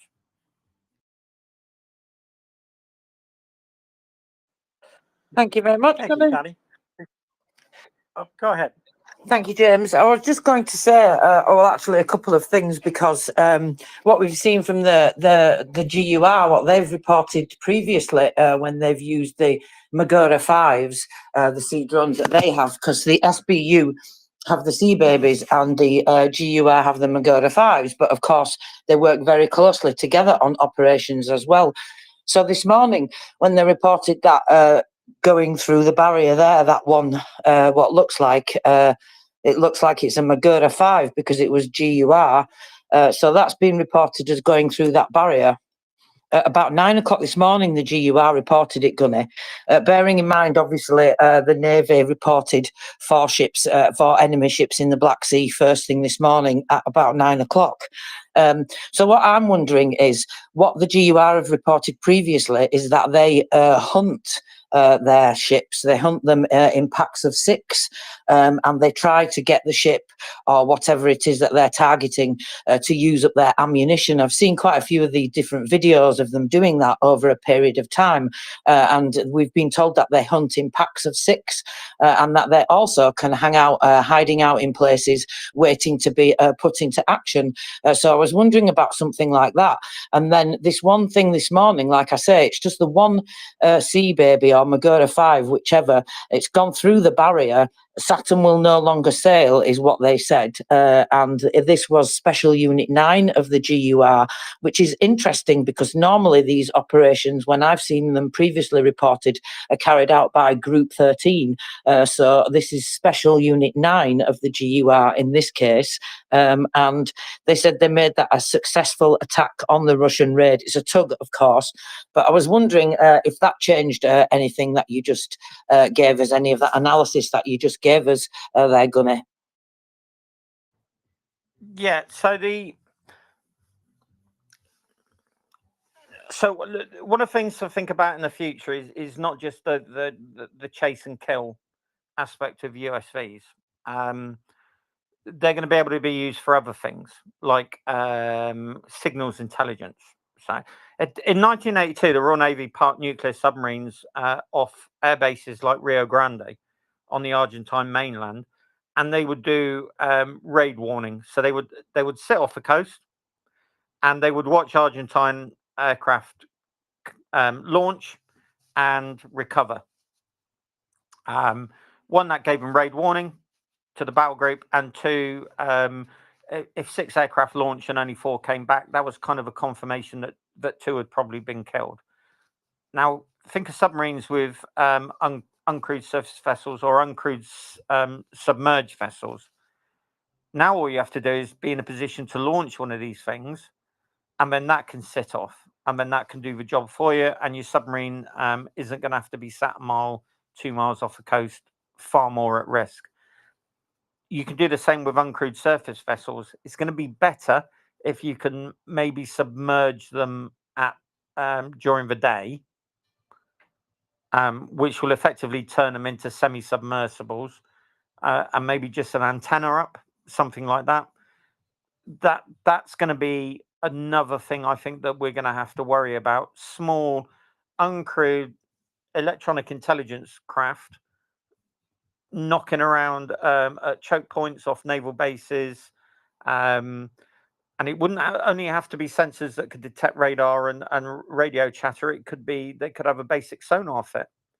So rather than have a Russian, an Akula sat off Fazlane naval base at one of the departure points for the Royal Navy's Trident missile submarines, you could lay effectively a mobile sonar picket line. And then you could just sit off and then wait for these effectively deployed sonar boys to pick up deploying and returning submarines. So, there's going to be an awful lot of uses for these things. Are the Ukrainian intelligence services using them? Yeah, I would imagine so. I don't think they're all being used to go bang bang. I think some of them probably had the warhead taken out, and they've got extra link gear in there, and they're just using them purely to monitor harbors, maybe cruise up and down at night, looking at air search radar stations on the coast, that kind of thing. Looking at shore defensives, doing basic reconnaissance, as you say, trailing ships. Proper World War II stuff. So the first German submarine finding a convoy invariably wouldn't attack. Her job would be to trail and to call in other submarines. So that would make perfect sense. The hunting groups, 5 or 6 USVs, yeah, that makes sense. We've seen that multiple times now. That's how it tends to work. It's not to use up ammunition, though. That's you wouldn't be able to do that. What you want to do is you want to mug a ship. So it's like the torpedo bombers of World War II. You didn't attack from one direction. You tried to attack from around the compass. And what you're doing is you're giving the captain no good options for which way to go, because no matter which way he turns, no matter which course and speed he follows, he's going to be getting attacked from all sides. And if you imagine your close range guns are mounted port and starboard, you've got a big gun up forward, let's say, and then you've got close range guns port and starboard, and maybe a couple on the transom down aft. What you want to try and do is bring the maximum amount of firepower to bear on your threat bearing. One gun shooting at one USV, you might get lucky. 3 guns firing at one USV, you've got 4 more chance of killing it. If you attack from all angles, there is no good course and speed for you to do. Hence, we've seen USVs running up the chuff of corvettes. Once the first one gets inboard and kills her, and the AFU are very good. They go for propulsion spaces first, as we've discussed on here before. Go for a main machinery space. Kill her ability to move. Right? If she can't move, she's down to float and fight. Fight, move, float. Those are the 3 things on a warship. Kill her ability to move, she's down to float and fight. And normally the fight goes out of them after they're stationary in the water, because they know the game's up. It's only a matter of time. They can't maneuver, they're stationary in the water. And then the second USV usually will go for just after the flooded space, main machinery space, and try and get, because they've got plans of all these ships, that much is obvious, they'll try and hit a bulkhead forward or aft, and then they'll try and flood 2 major spaces, and then that normally means that you're going under.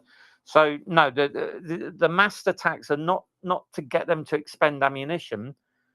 They're just to make a badly trained ship's company with badly trained upper deck crews firing in all directions with no real coordination. They don't have what, I don't think they've got what we used to call the MGDV, missile gun director visual, on a platform whose job was to, you know, not physically, but visually direct port and starboard close range batteries and allocate targets. They don't seem to have that. It's a bit of a free for all. And that's what happens when you put 6 in together. And that's why what Hop was saying about picket line is bang on. If you put a picket line out, it's a mobile minefield, and it guarantees that you cross the line of approach. It means that you can use the one that encounters them, who sees them on camera. He gives it a lat and long, and then you call in the clans of the other 4 or 5 on the picket line, nice and slowly. Don't tip them off. Get the other boats into position, and then rather than go for let's say an 8-ship convoy, kill the leader. Just kill the leader, and then even if the rest turn round, at least you've got one good kill in. And they just don't have the ability at the moment to do things like searchlights for indicating directing. Although we have kind of seen it, but not directed. And I think these are all lessons that NATO navies really need to get into their heads here and use things like low power lasers for target designating, as I say, searchlights, flares. Why is no one talking about that? You might have to put illumination up, which again is a World War II thing, snowflake. So rocket launchers, illuminations, get lots of light up in the air, and that's going to help your close range crews. Because if they haven't got night vision equipment tagged onto the gun sites, they're going to be laying, and they're not going to be able to see at night. What's the best way to deal with that is rockets for illumination, chaff launchers that have illumination rounds as well, just to help out the upper deck crews. Are they capable of doing all this kind of thing? Yeah. Not seen it yet. Cheers, Gunny, much appreciated. The reason I said that about them doing that to expend the ammunition is because that's what they reported themselves. So I just wanted to know what you thought about that, because obviously I have no expertise in these matters, and I thought that was really interesting when they said that. And the other thing as well is that it's also been reported that the Sea Babies have flamethrowers and MLRS. What do you think about that, Gunny? Flamethrowers. Yeah, yeah, that is brilliant. Yeah, I think they're winding people up there. What you have to do is, if everyone casts their minds back to that Tarantul corvette that was killed a few months ago, what you have to do is you have to look at the footage from the point of view of gunnery. And that corvette had two systems on board called AK-630, and they're like Phalanx or Goalkeeper, very fast firing rotary cannon designed to kill anti-ship missiles and aircraft. Right now, AK-630 should be a bit of an ace for the captain of that corvette, because it's a very fast firing gun system. It can put a lot of rounds down in 2 or 3 seconds, and if it gets on target, it will absolutely shred a USV. Now, it's guided by a couple of radar systems, either drum tilt or base tilt. And we know that these are probably not really good fire control radars. They're probably adequate for shooting at missiles and aircraft, but for low radar observable surface contacts, not going to be great. Now, they do have a backup system. It's kind of their version of what we used to call the DAS or LAS site, local aiming site or director aiming site. And we know that someone on the port and starboard position can manually lay AK-630 to one degree or another. So it's just a set of binos, and he's got a trigger system, and the gun follows director. Gun follows direction. So why didn't they kill all of those USVs? We saw that both had fired on this Tarantul, because if you look at the footage, you can see a very considerable number of water spouts. One gun is trained out, I think it was to starboard, and because the Ukrainian USVs use thermal, both barrels were hot. So clearly they'd used them, but they didn't hit fuck all. Therefore, assuming that the guns were firing in local control, local director couldn't see what he was shooting at. You see, so there's a process of deduction here. The main gun on the front, the 76mm, didn't get into action. It was trained fore and aft. Therefore, they didn't even get the opportunity to use that gun system at all. So the attack was detected inside of gun range. And their two best systems for countering those USVs both fired and neither hit anything. Therefore, if they weren't radar controlled, they were in local director control, and that means he couldn't see what he was shooting at. So it's not a case of using up ammunition, because warships carry a massive amount of ammunition. What the AFU are doing, they're playing to the weaknesses of Russian close range defense. They know that they are having trouble detecting these things on radar at a reasonable range, probably because systems like Palm Frond, I'm not sure of a replacement for that, but they're probably not very good radars. Certainly not good enough to detect these uncrewed surface vessels. And they know that when the Russians do see them, and it can be, it can be just a lookout, because even at night,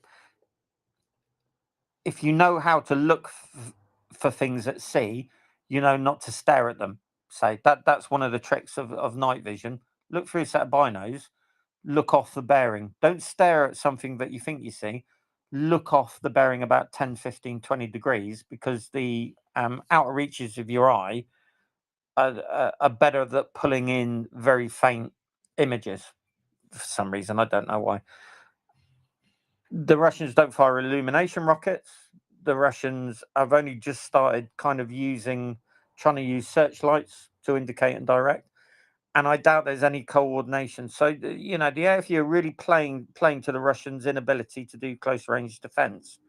Using ammunition, it's not that. They just know that how bad the Russians are at this kind of thing. Would we be any better? Again, it depends on the number. If you're on a Corvette and you're getting sunk by 5 or 6 USVs, there's something seriously wrong with your procedures. There's something wrong with your detection ranges. There's something wrong with the additional assets that you got, like a helicopter. There's something wrong with your port and starboard battery, local direction, all of these kind of things. Using ammunition up, they're just not bothered about that. Simple fact is, the Russians are blatting ammunition off left, right, and Chelsea, and invariably they're hitting fuck all, and they should be. There's no excuse for this. It's pure incompetence.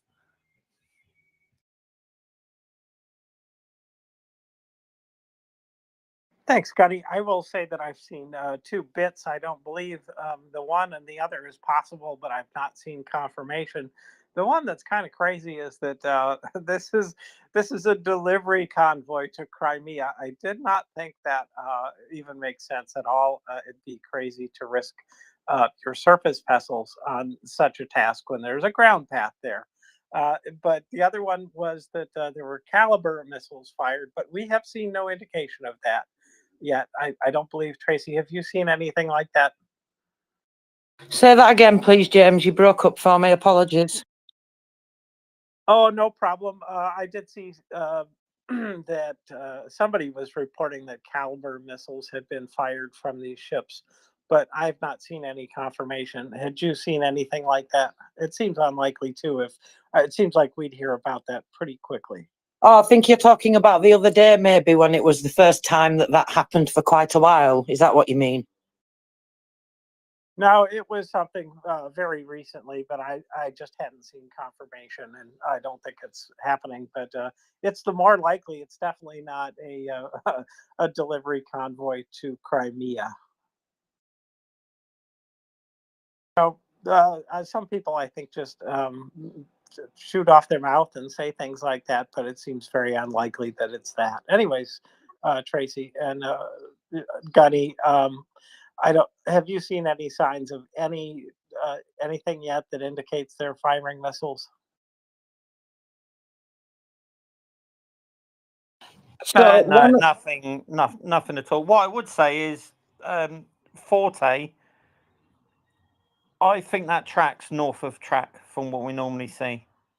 I think he's moved up a good few miles, as opposed to where we would normally sort of see him hanging around. So, hold on, just let me have a look. Let's have a look. Where is he now?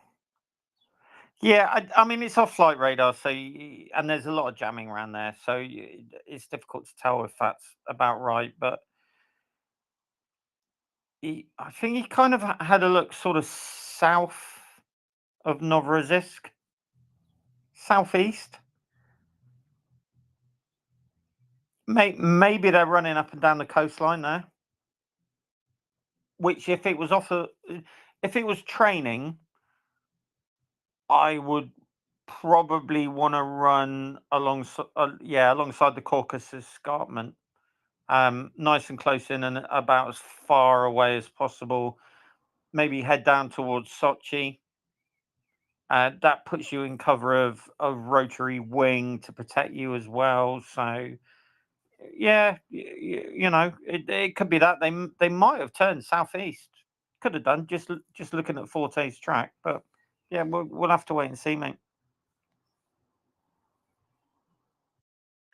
Hey, Peter, welcome. Got a question for Gunny? Sort of, yeah. Gunny, great to see you back. I saw that nonsense about you having been kicked off Twitter or whatever bloody nonsense. But anyway, great to see you back. Somebody tell me what the hell's going on. I've been listening in for about an hour, and something's happening with the Black Sea Fleet. Any idea what, please?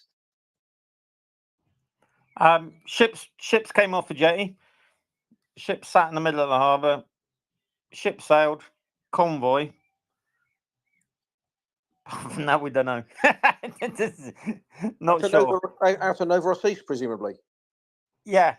So composition of convoy unknown.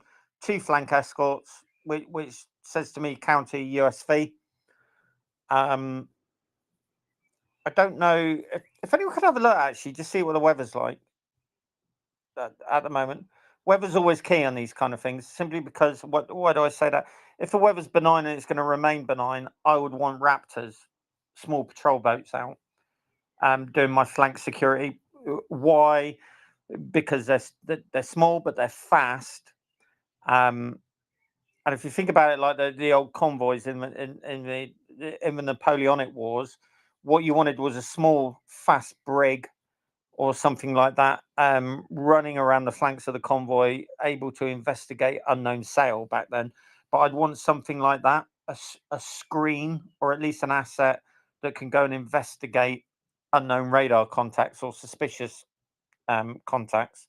Go and have a nose, go and have a look at them, and that can zip up and down the formation and be kind of a troubleshooter and try and intercept potential USVs that are attacking me. So it looks to me like a military convoy. Just had another look at Forte's track, and it's a little bit north of where we would normally expect us to see it. And it kind of orientated as if something's following the coast down towards Sochi. Did something turn sort of southeast? Yeah, it could be. We're just going to have to wait and see. Let's say it could be a nothing burger, mate. It could be... It could just be officer watch maneuvers. As I say, maybe they're going to use the 2 flank escorts to simulate USVs, and they're going to do some proper training, which would be remarkable because that's what a professional navy does. But you know, We can rule that out then. Yeah, well, it sounds like there's some a good target-rich environment for the Ukrainians out there. So let's hope so.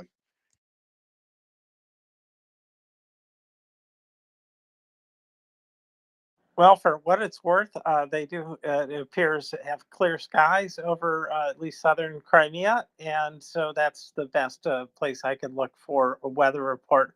And it'll stay that way with winds coming out of the north, which would, all in all, help the sea babies along their way, although they're pretty low profile, so not moved much by the wind. But Mockers, welcome. I was just going to quickly say, did you get banned again, Gunny? Do you know what it was about? Someone said the Ukraine, and I pointed out that Ukraine is a sovereign nation and not a component of the Soviet Union.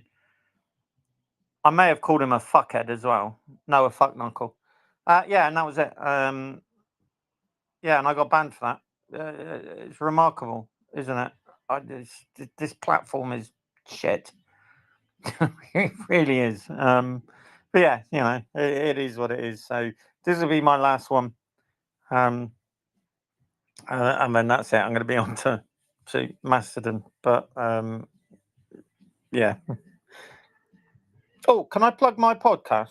Go on, let me. Go on, Chase. Yeah, please. There you go. All right, so we're doing a series of podcasts, ladies and gents. It's up on my Twitter feed. It's called Shipwrecked. We've done 3. We've done Sinking of the Moskva, so I think we can justify that on MriyaReport. We did a deep dive into the sinking of the Moskva. We've done one on Desert Storm, looking at the naval aspect of it. With some of you who've been here a long time will remember Tim LG. He's an officer, but he was an officer. Don't hold that against him. And we've just done one, a day in the life alongside of sailors in the Royal Navy in Portsmouth. Again with Tim. And if I can coerce Hop, who some of you heard earlier, we're looking at another one about command leadership and decisions made in battle at sea. So that's why losing my account was a real bummer, because I've gone from 11,000 to 250. And I immediately got shadow banned because fucking idiots. Yeah, a lot of us know what that's like. It's pretty disgusting that this is the way it happens. But it seems that Twitter has chosen a side here, and yuck. So I wish you well in regaining your following. Everybody, please do give him a follow, and that'll be at least some more. I just did, and yeah, it's a mess here. So, anyways, and of course, we encourage our listeners to listen to those podcasts, but only when MriyaReport is not on. Well, anyways, never mind. Which, by the way, Gunny, we do take occasional breaks here, and Twitter has been giving us more breaks than usual in the last couple days. So there's that too. But let's see here. Who was next? I think it was Jenny or Peter. It was me. I wanted to grab Gunny before he Oh, goes. I'm sorry, Carrie. Sorry. I apologize. Go right ahead. Hello, Gunny. So nice to hear your voice. I wanted to Hello, ask Matt. you. All right. Hiya, darling. Yes, I haven't got the information in front of me, but I was really interested in your opinion. And if you don't have one as yet, would you have a look and give it some thought? Because I would trust your views on this. So I was just reading earlier today that China is, so this is on Beefeaters, did a post a couple of hours ago, that through some nefarious means, it's a long convoluted story, but basically now China is funding the building, I think it is also connected to Russia, of a deep sea port in Georgia. So I was wanting to sort of bat that over to you to ask your thoughts, because obviously, you know, as fast as you get the buggers out, they're finding other ways of getting in. So I just wanted your thoughts on that, really, darling. Russia and China are trying to get a foothold in South Africa. Russian warships already visited Simonstown. the way to look at it in terms of global maritime is the same way that Jackie Fisher, Admiral of the Fleet, looked at it in Queen Victoria's age. Controlling certain choke points are absolutely essential for a maritime power or a maritime coalition to effectively be able to trade by sea. Simonstown, South Africa, is one of them. Northern Britain, Scapa Float, that was another one, because that's a base by which you control the North Sea. The Falkland Islands, that's another one. And what do we see? We see China making quite obvious moves towards Argentina. That's been going on very quietly, but having got a good foothold in Africa, the Chinese are now looking towards South America. All of this is coordinated. This is all part of a long-term plan. And what they'll be able to do is, if they place themselves in positions globally, at a given time, they'll be able to choke maritime trade. And if you choke maritime trade to the west, you're 50% there to win in the war. Now, that's not fanciful. That's what they're doing. The day is coming where the Chinese Navy will have a carrier off the US coast. Be under no illusions. They are a burgeoning maritime power. At the moment, they're regional, but they're learning fast. They aspire to be a global maritime power. They see it as their right to be a global maritime power. They see it as their right to dominate the Indo-Pacific region, and they fucking hate all of you, right? They despise you. The racism in that country, in that leadership, is astonishing. It's Ku Klux Klan level. So that is what they're up to. Black Sea, why is the Black Sea important? Well, grain. You're already seeing it. You're seeing the potential for disaster in Africa if grain had been cut off.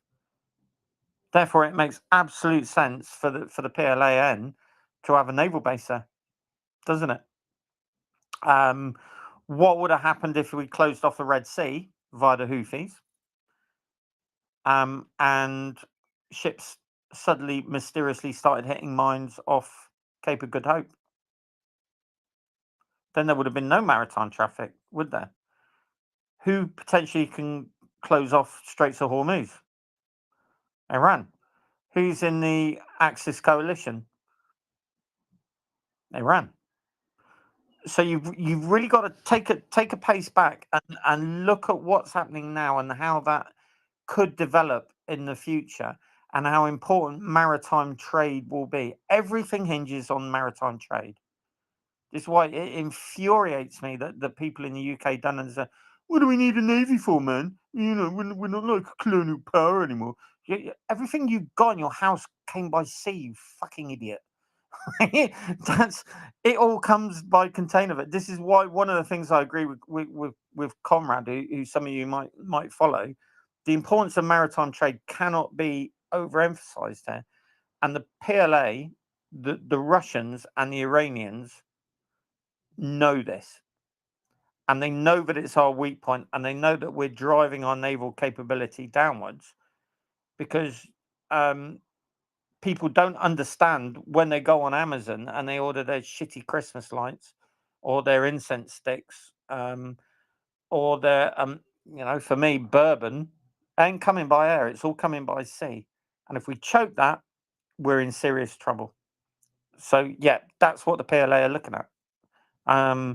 The naval bases in Africa, they're going to be a thing, not just Simonstown. They're going to establish themselves on the East Coast. Is it Papua New Guinea? China have come to an agreement to establish a naval facility there, which of course has sent the Aussies and the Kiwis into an absolute flat spin.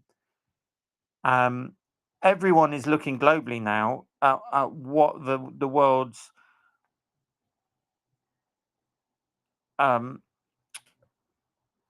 second biggest naval power is going to do. and that second biggest naval power is China. And China has one advantage over the US in terms of naval power that is insurmountable. They'll lose people. If it takes 4,000 people to kill a US carrier, they'll do it in a heartbeat, and they won't give a fuck. If it takes 6,000, they'll do it. If it takes 8,000 dead, they'll do it because they can afford to. And that's, something I think we really need to start worrying about. And when you see all the talking heads looking at potential invasion of Taiwan, shut up, next door's dog. When you see people talking about shut up, my dog. When you see people talking about the potential invasion of Taiwan and saying, wow, to get ashore, it wouldn't happen because the Chinese would lose 50,000 people on 100 ships. To them, that's all right. I'll rebuild them in 5 years' time. They're commissioning a surface combatant like a destroyer. Is it every 2 weeks? Every 2 weeks or something like that, a major surface warship is coming off the stocks in Chinese naval yards. Meanwhile, in the UK, HMS Glasgow, she's not going to be operational till about 2027, 2028. So we really need to get our heads out our asses here.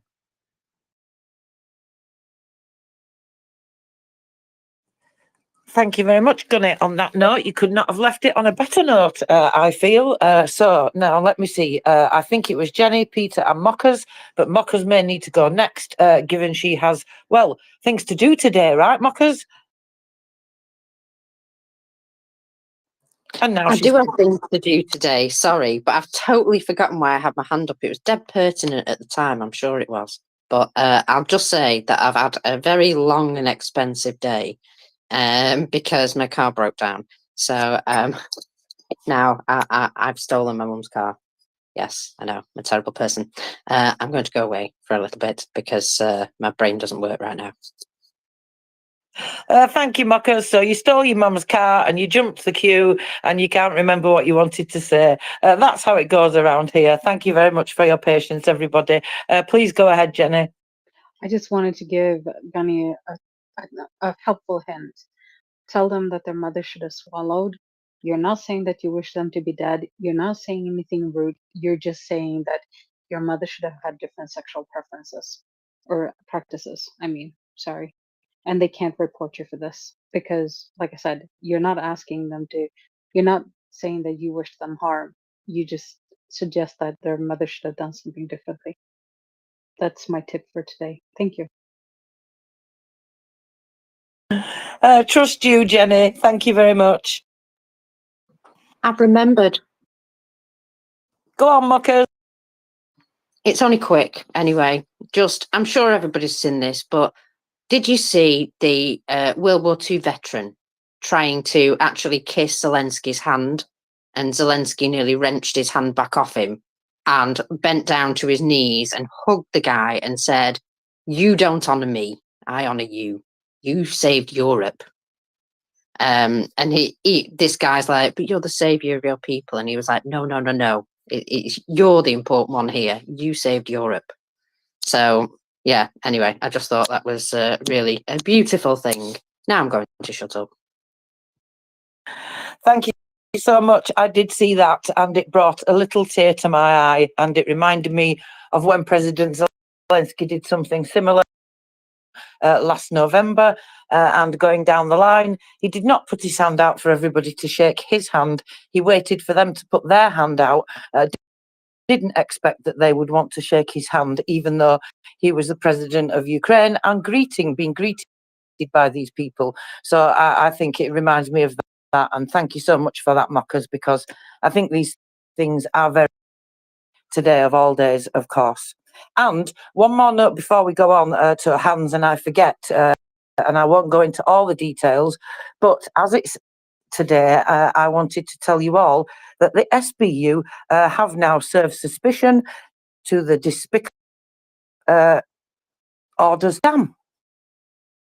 And he will be facing life imprisonment when they get their hands on him. Thank you very much for waiting, everybody. Go ahead, Peter.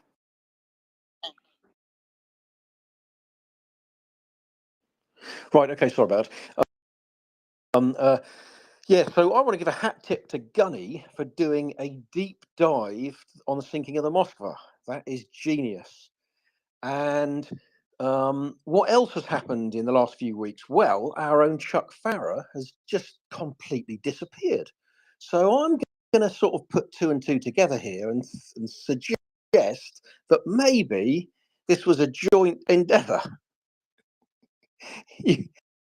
You've been out there, haven't you, Gunny?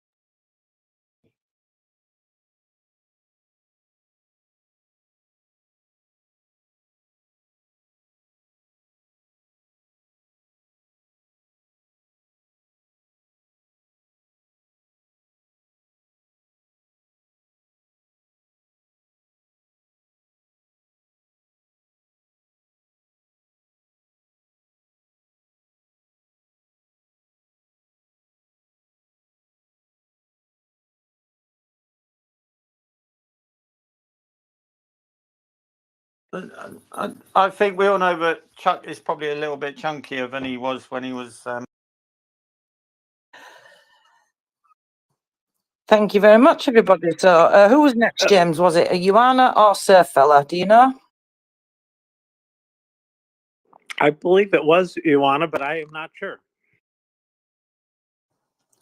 Go ahead, Ioana. Thank you, Sir Fela. I don't know if I was first. So I do have some information because I asked my Austin friends that are into the satellite photos.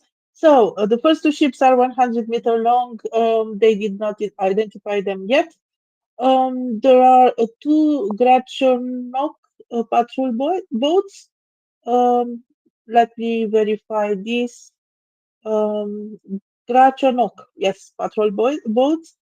Three behind seem to be Bora-class corvettes, and there is also one small oil tanker, apparently. So that's what they gathered from the satellite photos of the 8 ships. So 2 patrol boats, 3 corvettes, and 2, um, uh, as I said, Grachonok class or something like this.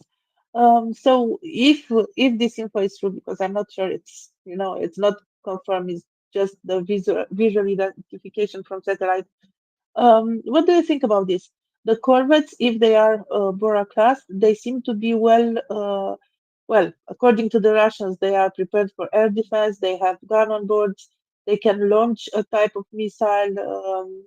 Not caliber, but another type, and also apparently they have some electronic warfare capacity. That's what I could gather until now, but I may have some more later. Yeah, I mean, they're not using the frigates, so the two admirals are the best that they've got. Therefore, for a major fleet deployment, I'd expect at least one, probably 2 of those. They're going to be their best bet for air defense. Personally, I'd use Krivax as flank guards because they've got a pair of twin 76 aft. And the radar's not fantastic, but it will do. But those 76 mil guns are could be real game changers for them. This sounds like corvettes, and why take a tanker? A small tanker. First of all, they're not going to need to do a replenishment at sea, a RAS. They're not going to need to fuel because it's a fairly short run for them. Even if they do a speed run and they burn fuel, makes really no sense whatsoever. Why you take a tanker with you unless that tanker has been misidentified and it's an HVU or some kind of high value unit and it's something else. That's an awful lot of escorts for one vessel. But you do have that over photograph, and there is one ship out of station. And the first thing that would scream to me, I'm just washing my hands because I've got a nosebleed. I'm not going to the toilet for those of you panicking. That taking one civvy ship with you makes absolutely no sense whatsoever. So I don't know. Yeah, you've got me. The orientation of Forte is a little bit odd. He's now pointing down towards the coast around Sochi, so that would suggest that there's something of interest going on the coastline down there. Maybe they all made a run down there. As I said, that would make sense because it puts them, it gives them good coverage using rotary wing. I don't know, mate. I really don't. It's really interesting. But I think one thing this does do is indicate a sea change in Black Sea flotilla operations, one way or another. Either he's getting them to sea and he's training them, or he's getting them to sea and there's a major op on.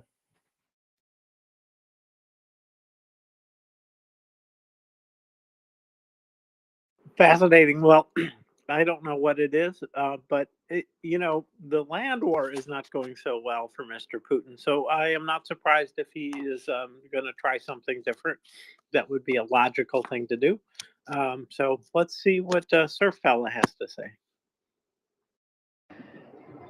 Evening, team. Hope everyone's well. Gunny, great to hear you, mate.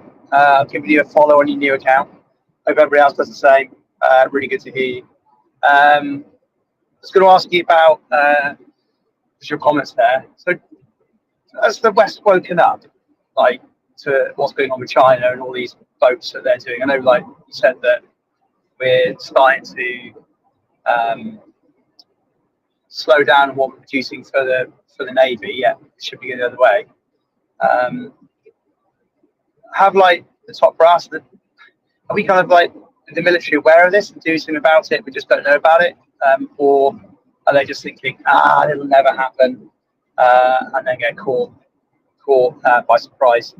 The other thing I wanted to mention is listening to the BBC News today. What a difference!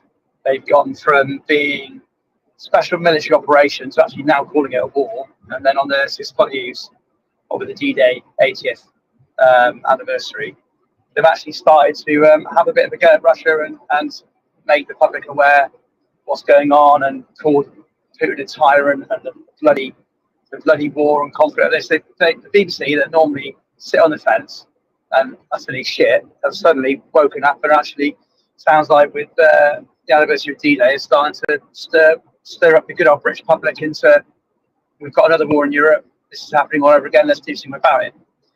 Yeah. Anyway, yes, I just wondered what your thoughts were, Gunny, on what the British Navy are doing. So when all of you buy something on Amazon, do you look to see if it was made in China and then automatically get rid of it out your shopping basket? Well, you should do. That's if you look back, and again, the problem is news moves fast. But how many people in the UK have just been arrested for spying for the PRC? Yeah, quite a few, aren't there? One former Royal Marine. Now, was he accused of spying for China or was it Russia? He wound up dead in a park. There's going to be a story behind that somewhere, I suspect. People are getting lifted in Western countries at a terrifying rate, and they're all either spying for China or they're spying for Russia. Therefore, China is a hostile state. The problem is China is also a state where we buy a lot of tat from, and a lot, to be fair, fairly decent kit. Look, hands up, I'm guilty. My podcast microphone made fucking China. It's quite good stuff. So I've just contributed towards the Chinese war effort in the future by buying podcast microphones. Is His Majesty's government aware of that, and the MOD aware of the fact that we're going to end up in a dust up with China? Yeah, but what can you do? Do we arbitrarily shut down all trade? That potentially could drive them into doing something stupid before they're ready. But is that stupid thing going to come about? Are they going to go after Taiwan?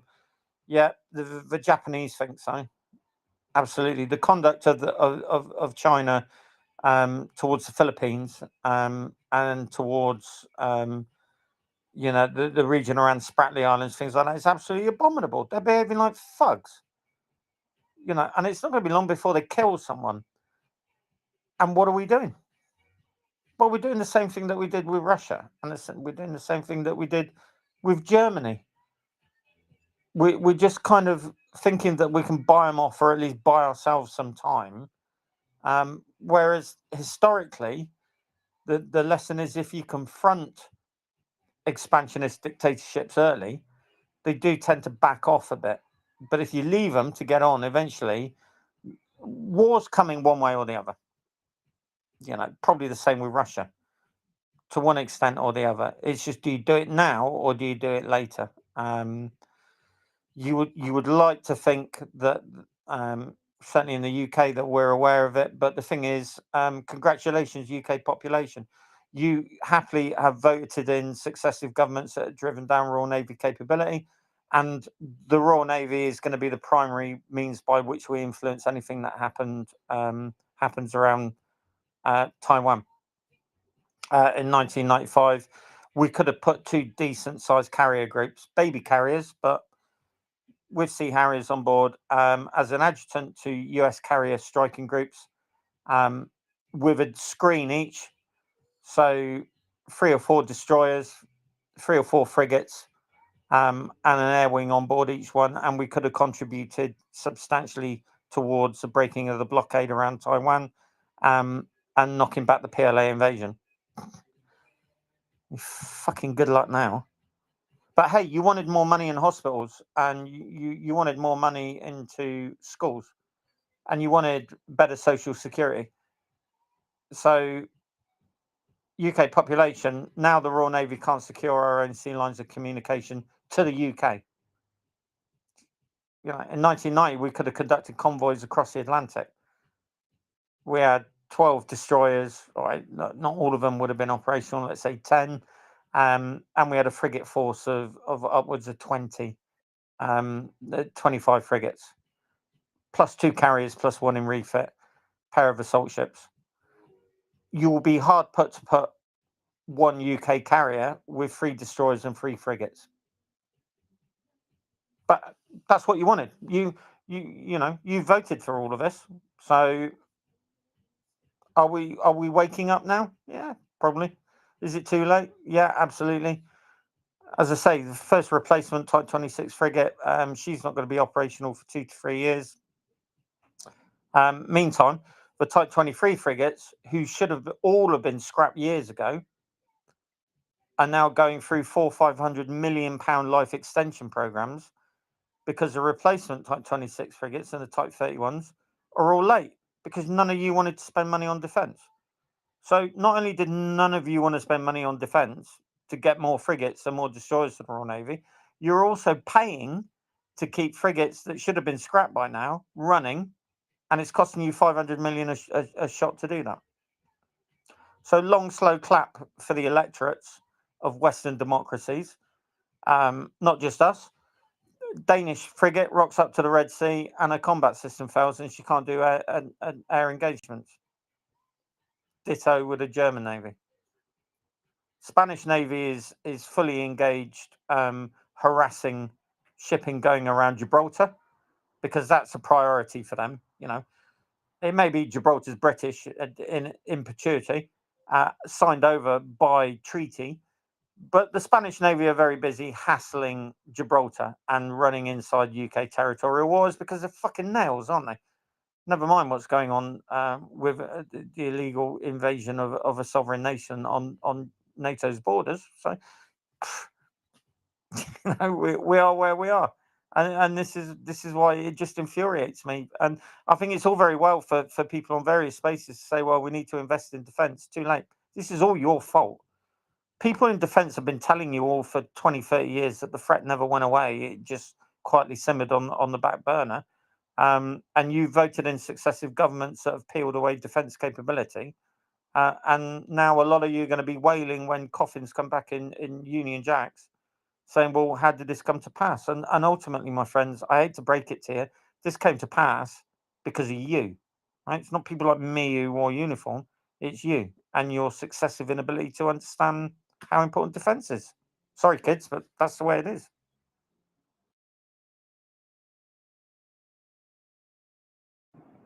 Gunny, is that because I mean, I don't know which parties. So let you know. Okay, we've got an opportunity as election coming up. Do we know which parties are vowing to spend on defence at all? Do you know? None of them. They're all shits. Labour, Conservative, what the Lib Dems. No one understands that there would have been no need to invest a massive amount of money in defence if we kept defence at about 2.5 to 3%. But the thing is, people have very short memories, and people don't know their history. People are uneducated, and they don't understand that their ability to live a life of relative indolence and freedom only comes through investment in deterrence. That's how it works. If you think that you can negotiate your way through geopolitics and come to a mutual understanding with people who hate you, you're an idiot. But we are where we are. We've stripped away the military. I've shared photos on the podcast of Fountain Lake Jetty in I think that was 1989, 1990, is rammed with warships. Absolutely rammed with warships. Type 42s, there's a carrier there, there's an assault ship, there are Leander class frigates. You will be lucky now to see 2 warships on the same jetty. Right? We've got 6 destroyers. We've got 6, but 3 are in refit. And so the other 3 are deployable. 3 destroyers. So if you're a Brit, your Royal Navy would be lucky at the rush to deploy 3 destroyers and maybe 6 frigates if you're lucky. The rest of the frigate force is in life extension refit, and 2 have recently, I think it's 2 have recently been written off as just not worth refitting. The aspiration was there to refit them, but they're too far gone because they've been worked fucking hard over 20, 25 years. So, you know, if you're a Brit and you think the Royal Navy can do a Falklands operation and put a 2 carrier battle group with assault ships, I've got news for you. It's not going to happen. Really isn't. Not by any stretch of the imagination. We could not do 1982. That's the bottom line. And this is on the electorate. This is on all of you, I'm afraid. We're all guilty of it. I mean, we just had a head in the sand. I think, Gunny, you should start your own party, mate. I'd vote for you, and I think a lot of other people would. Just one last thing before somebody else on that kind of line. What's your opinion on the Tories thing push for national service? I mean, is it just talk? Do you think, or is it, you know, if it happens, is it that going? But they realise that it's maybe going some way of paying lip service to win votes, that they might start thinking about defence properly. National service, yeah. That I don't know. It's a good idea, but the problem is people didn't look into the detail of it. So the military side of national service was going to be voluntarily, which is great. The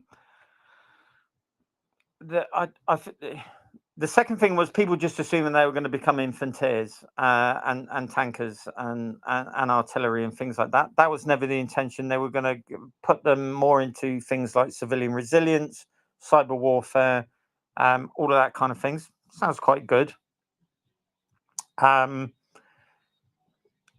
lot of aspects. If you're going to bang out a policy, you've got to bang it out fully, or you're just going to get ripped apart. So if you opt for military service, will you be paid full military scale, which you should be? What's going to be the basic training? So you should have to do at least 12 to 18 weeks phase 1 training, right? Because as a regular, I'm not going to want some retard who's done 4 weeks and thinks he knows his rights coming in and then telling me how to run a department. It's just not going to work. Take you around the back. Shut that hole in the front of your face. Stop it making noises. You're winding me up. So I think the problem with it was when they announced it, every far left crying parent my little Timmy's not going to die for no bankers in no foreign wars was always going to be all over it. That was always going to be the problem. It's a good idea. A lot of European countries do it. I think it's a sensible idea. But if it's going to cost a lot of money, do you know what I'd do? If you're worried about manning in the UK military, bump the pay up 10-15%. There you go. Reinstitute AFPS 1975 pension scheme, which they stripped away, which was a massive retention aid, because once you'd reached 11 years, you got half pension. But if you got to half pension, another 11 years, you'd have been in a position I was, where you got 35 grand cash. And if you left at, say, 40, age 41, I get just short of 800 quid a month for breathing. Now, that's a retention aid straight away for 11 years. Yeah, I'll do that. leave at 41 years old and get £800 a month buckshee. Just, and then that goes up at 55. Doesn't double, but maybe time and a half, something like that. I would invest in the money in things like that. I would have a sit down and I would look, why are people leaving the military? See, that people don't understand. The military does things like continuous attitude surveys. A hell of a lot of people don't bother replying because they see no point in it, because nothing will change. A lot of the people who reply are going to be people who so pro, yeah, I love the mob. Oh, it's amazing. Oh, my job's fantastic and my CEO is great. Fuck off. He's crap. And also do workshops to find out why actually people are leaving. And by workshops, so we would have workshops would come down and they would talk to a department on a ship, say, and it would be, right, you're all going to go to briefing room 2, and there's going to be a attitude and just a general drip for you, and you can say what you like about the mob, what you don't like, why you're going outside if you are, how things can improve. Nobody talk about the ship, nobody talk about the routines, and nobody slag off the command on board the ship, because if you do, you'll be duty for the next 2 Christmases. But apart from that, you can say what you want. Well, that's not really a workshop continuous attitude, is it? Because a lot of the problems in the military are to do with local command. They're to do with your unit. You might join a unit that's run absolutely appallingly badly because the CO's a dick. And then you can go to another unit which is run fantastically. But if it runs vice versa and you're thinking, well, is this going to be the career for me? And you get posted to another unit, which is, an absolute hellhole, that's you signing off. So therefore, you should have the freedom to say, my unit is shit, my CO is a dickhead, the DXO is a complete wanker. I've been bounced for courses 3 times because the ship keeps deploying. I've qualified for promotion to petty officer 4 times, but I keep getting bounced because no one can get me on course, because supposedly, so there's all these kind of things. So these are the things I would look at for retention as opposed to national service. Recruit people who want to be in the military, but more importantly, fucking keep them. It's not that hard. It's really not. People in the military will put up with endless crap because they understand that that's part of the job.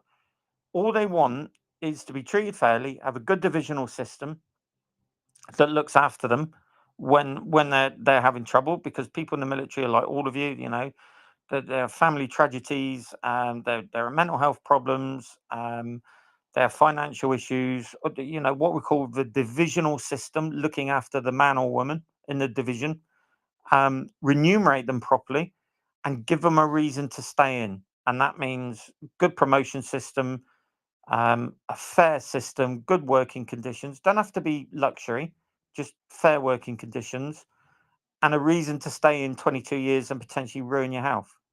Because that's what being in the military does. It does ruin you. Either you come out bonkers, or you come out bonkers with ruined knees, a ruined back. And a good pension. So welcome back, Gunny. It's good to hear you on the space, David here. Yeah, a good pension. I think that's a huge thing, right? I mean, how many people don't have much of a pension to look forward to? A lot of young people. Yeah, I mean, the Armed Forces Pension Scheme, 1975, it was copper plated. Fantastic scheme. You know, and it's going to keep me going through my life to one degree or another. It's like I say, it's 800 quid a month. I mean, it goes up at 55. So it made it worth 11 years where I was like, not sure about this. For another 11 years, you were quid in. And then, of course, the benefits from that, if you decided to stay in after 22 and keep bouncing upwards, do 24, 26, 28, even 30 years, just absolutely phenomenal. For people who say, well, you know, there are a lot of professions out there in the real world that deserve the same. No, there ain't. I'm sorry, there aren't. And only people who've never experienced life in the military will come out with that absolute nonsense. So if you want people who are willing to drop everything, you know, at a heartbeat, people who have a Bergen by their front door because they're part of of a battalion that's on 24-hour call, 12-hour call. If you want people who are going to sail halfway around the world to defend Taiwan, if you want people who are going to do Trident missile submarine patrols, part of a nuclear deterrent, and stay under, you know, whereas the old patrols would be 12 to 16 weeks, 20, 24 weeks. If you want people to undergo all of this and try and hold down a personal life, you've got to give them money. And don't tell me a doctor or a fireman or a cop or anyone like that, you know, experiences life that is equally as hard. They don't, because they all go home at the end of the day. And people in uniform don't have that luxury. They just don't. And they do it because it's a passion, it's a career, it's a way of life, and to ensure that the rest of you can tell people in the military that they don't really earn their money. So, yeah, and these are all things that I don't think anyone, probably Angry Ants, has looked at this. What's the new remuneration going to be for the AFU? What's the pension scheme going to be like? What's the aftercare going to be like? I know he's looking very. He's been doing some deep dives into post-war mental health, all of those kind of things, and hopefully they're going to be learning lessons from the way that we've chronically mishandled how we deal with veterans. But we're going to be the pensions for AFU. Funny, they're going to have earned it. Anyone here going to begrudge AFU soldier £1,000 a month as part of a mechanised brigade? How's that going to be funded? I think these are all things that you know, they're going to be they're long grass at the moment, but they should be addressed in the future. How are we going to remunerate the boys and girls who've not been rotated off the line for months, who've just been in, you know, constant contact, and set them up for post-war, look after them, and also by looking after them, they're going to be a bedrock of knowledge for future wars as well. So career structure, the boys and girls who want to stay in the AFU, how we're going to utilise them across NATO, even though Biden doesn't want them in NATO, but, you know, all of these kind of things. So, you know, there's a lot to look at in the future. You know, Gunny, I want to second what David said. It's great to hear you again up here at MriyaReport. I've missed you. You know, part of the defense reauthorization appropriations passed in the United States this year was a 19% pay raise for military personnel. You know, people will be shocked. 19%? Wow. It was 19% because the pay is so bad.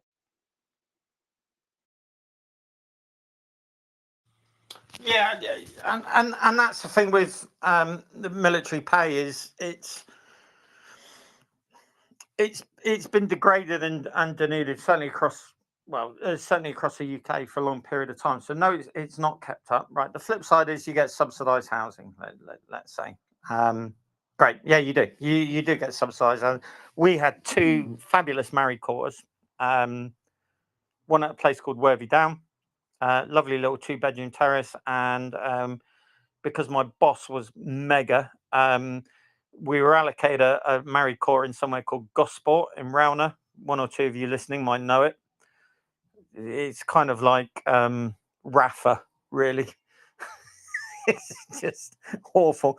And my boss managed to engineer a three bedroom quarter for us, and there were only two of us plus a dog. So you get subsidised housing. Great. Problem with subsidised housing now in the UK for the UK military is your roof might fall on your head while you're watching TV, or your boiler might explode, or there might be a massive leak. And as a platoon sergeant, I dealt with horrendous cases where houses were falling apart for my soldiers, and I was going toe to toe with the system to try and get them things like hotel accommodation while it was repaired. There used to be a thing called sea pay in the Royal Navy, where if you were on board a warship, you got sea pay even though you're alongside, because you live down a mess. You live down grot accommodation. That was taken away. Deployments are getting longer, so I might go away for 7 months, but we had loads of deployments. So Ocean Wave 1997, 14 days Singapore, 10 days Tokyo, 5 days Manila, 5 days Busan, 7 days Fremantle. They've been taking away the trips, the runs ashore for the boys and girls, and that's part of why you're in the Navy. You're there to practice war fighting, but you're also there for the runs ashore. Take that away. Back-to-back deployments. That's been a big drip recently in the military. Hate to break it to you, Royal Navy of today, but we were doing back-to-back deployments in the 90s. But it's family pressure. If you're married, imagine seeing your husband or your wife 3 months of the year. Yeah, a lot of you are going to be going, woohoo, fucking brilliant, right? But holding down a wife and 2 kids and being back-to-back and deploying and maybe seeing the family for 12 weeks of the year. It's a buoyant job market out there. Why would I do that when I can go outside, get a civvy job, earn half again as much, and come home every night? So all of these things with the loss of the pension, all of these things are affecting NATO militaries across the board. And when job markets are buoyant, people join up, and they do it maybe 2-3 years, and they go, I've done it now, and it's great, but do I need to stay in? And one of the big problems is, which no one in hierarchical military circles will admit, is they take the fun out of it, right? The fun factor. Work hard, play hard. We want you to train, to go and fight and die, but you can't smoke because we're worried about your health. Fuck off. You want me to take a destroyer and fight a naval battle, but you're not going to let me tab up on the quarterdeck at 8 o'clock in the morning because it's bad for my health. You want to stick me with anthrax and bubonic plague injections because it's a CBRN environment, but the idea of me having a smoke and a cup of coffee, there's been insane stuff where units in the UK have been banning Monster drinks, the old caffeine drinks. Oh, it's bad for you. I'm in the fucking military, you maniac. You make me go and do a combat fitness test, carrying a Bergen.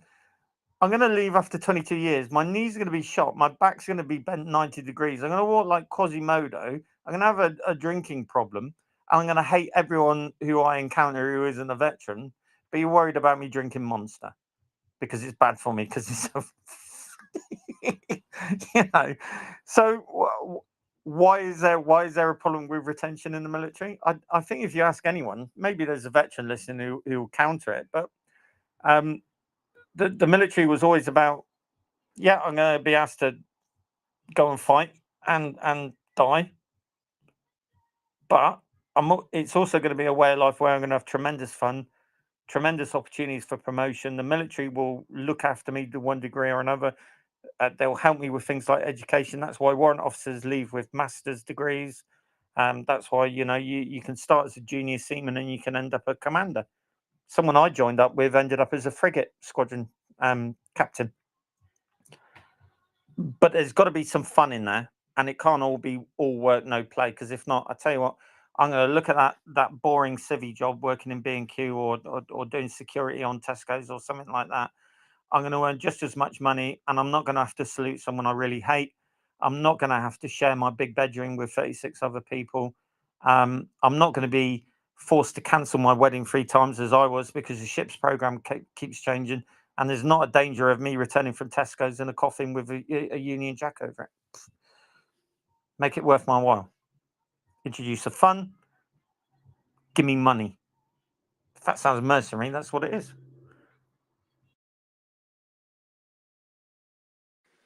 David, let's go to Carrie and Mary. Not sure if that's the order, but that's the order now. Carrie.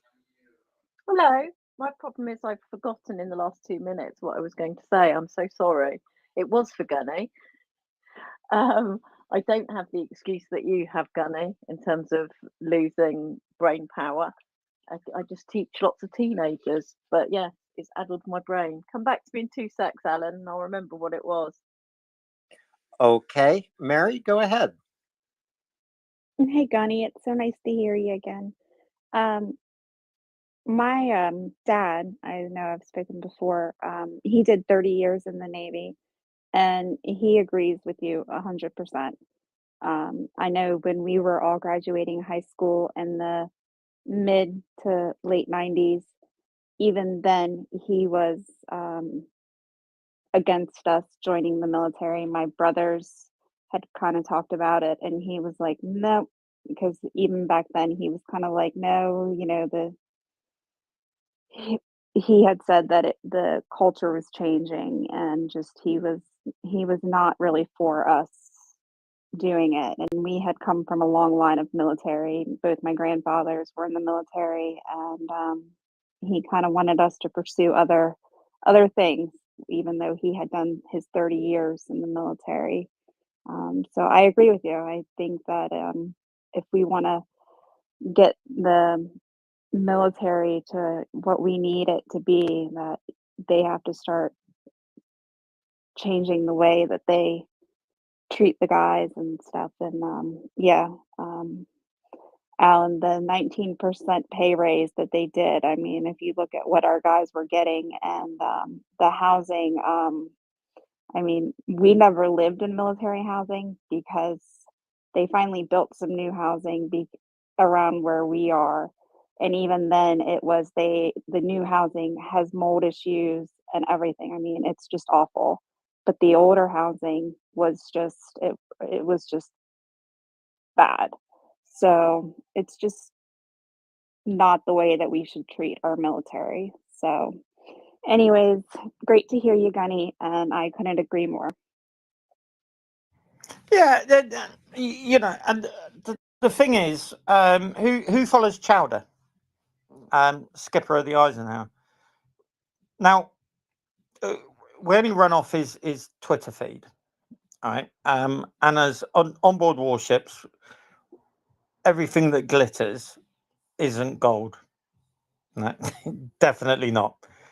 So I have to take what goes on his account at face value. But my gut instinct is there is a ship that she's just been extended again another 8 weeks on deployment. There's a skipper who knows how important retention is. That you can get shortchanged in the military, right? And you can be fucked over thoroughly. And I've had it. We were supposed to go into Barcelona for Christmas in 1995. There was a retasking of the GT NATO carrier. There were families on the jetty. We got turned around and then we sailed and we stayed at sea for 2 months. Right? People on the jetty waiting for us, including my girlfriend at the time, who promptly dumped me after. That's been in the military. Shit. No one ever promised it was going to be fun. The command, the guy at the top on the bridge in the CO's chair can turn it from desperate into bearable. And I think what you're seeing on there is a skipper who is a man manager par excellence. Right?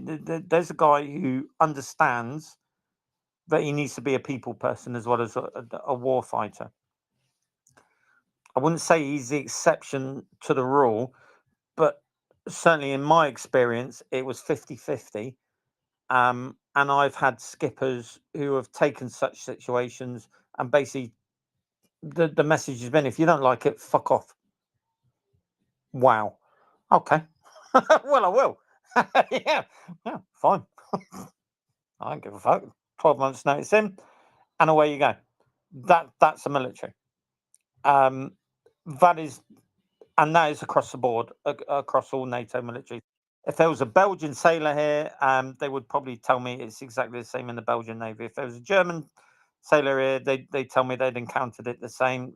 Norway, everyone encounters this kind of steady degradation in standards of leadership and man management across the board over the past sort of 20, 30 years in NATO militaries.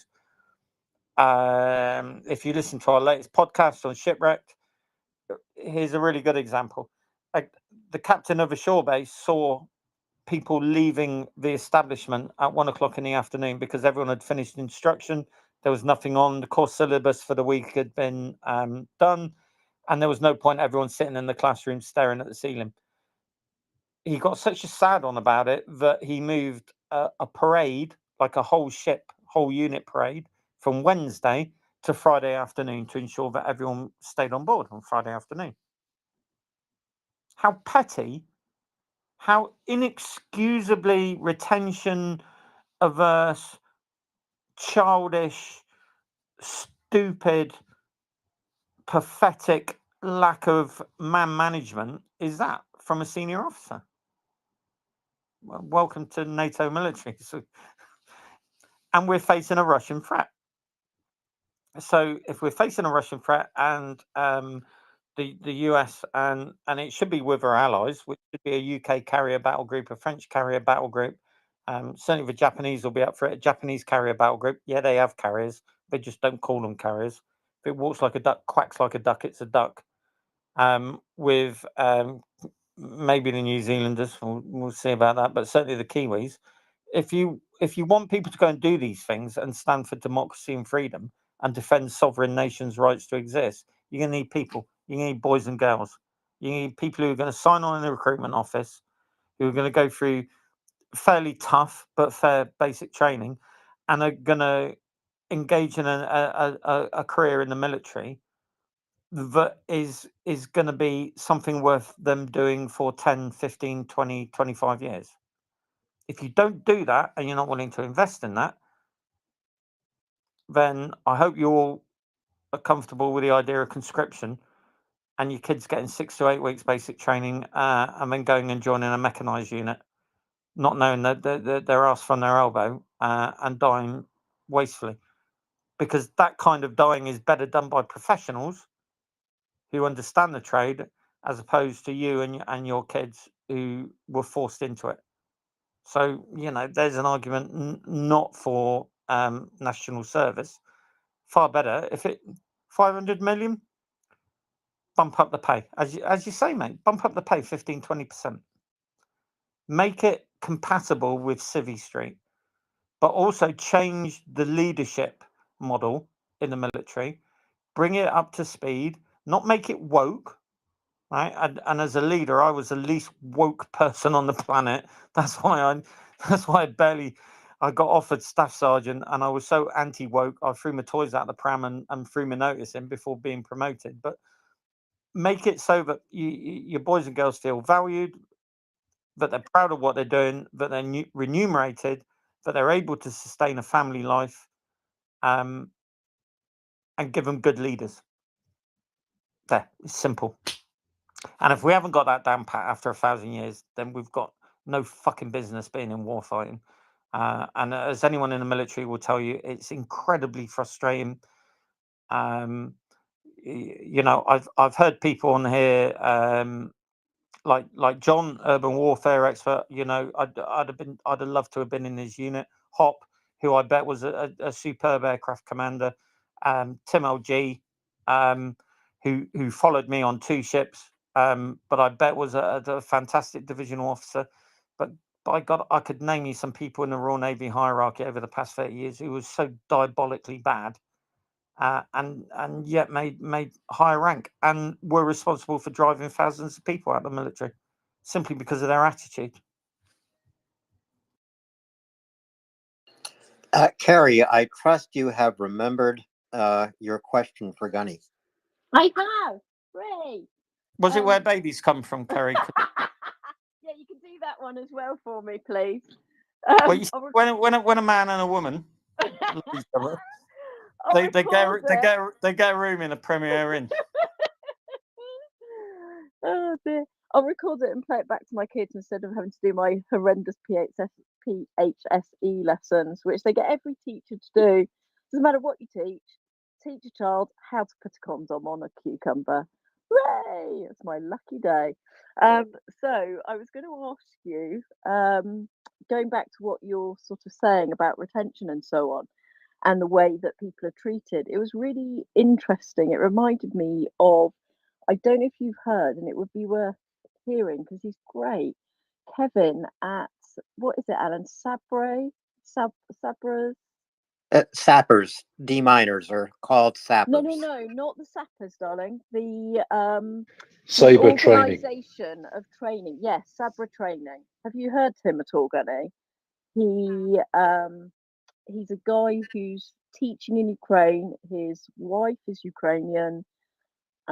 He's training people on site in Ukraine, and it's going really well. And he's got now, it's expanding. He's got government contracts. It's getting bigger. But it's really interesting hearing him talking because he has a very his attitude to the people he's training is very much more like you're saying in terms of how you treat people to make them want to engage, to make them want to do it. He was saying about how he got rid of a number of people who had been trainers or had to retrain them because of the way that they were working with the Ukrainians that were coming through. And it's quite interesting. The Ukrainians are expecting something a bit more. I'm not saying they're up themselves at all. It's not so much like a respect that's not due, but understanding the fact that these guys are literally going to go out and put their life on the line within a matter of weeks. And you cannot treat them like they are a minion to be pushed around. You've got to treat them with a level of understanding and respect so that they want to work with you, they want to engage with you, they want to walk over hot coals because of the way that you're treating them with that respect, and at the same time going through an intensive learning opportunity. They were talking a lot about, reflective practice. Every time they do some work, every time they do some whatever the task is, they will work collectively to think about, how we're going to improve this, what didn't work, what will we need to do next time, and also taking them through each time more and more and more and more challenging activities. But just his attitude is very, very respectful, very nurturing, and also understanding that you've got to have the laughs. You've got to make it a thing that people want to be a part of because you're asking them to do something really serious. You're asking them to put their life on the line. And I completely agree with everything you were saying about, you should be treated differently. You are being asked to lay down your life for us.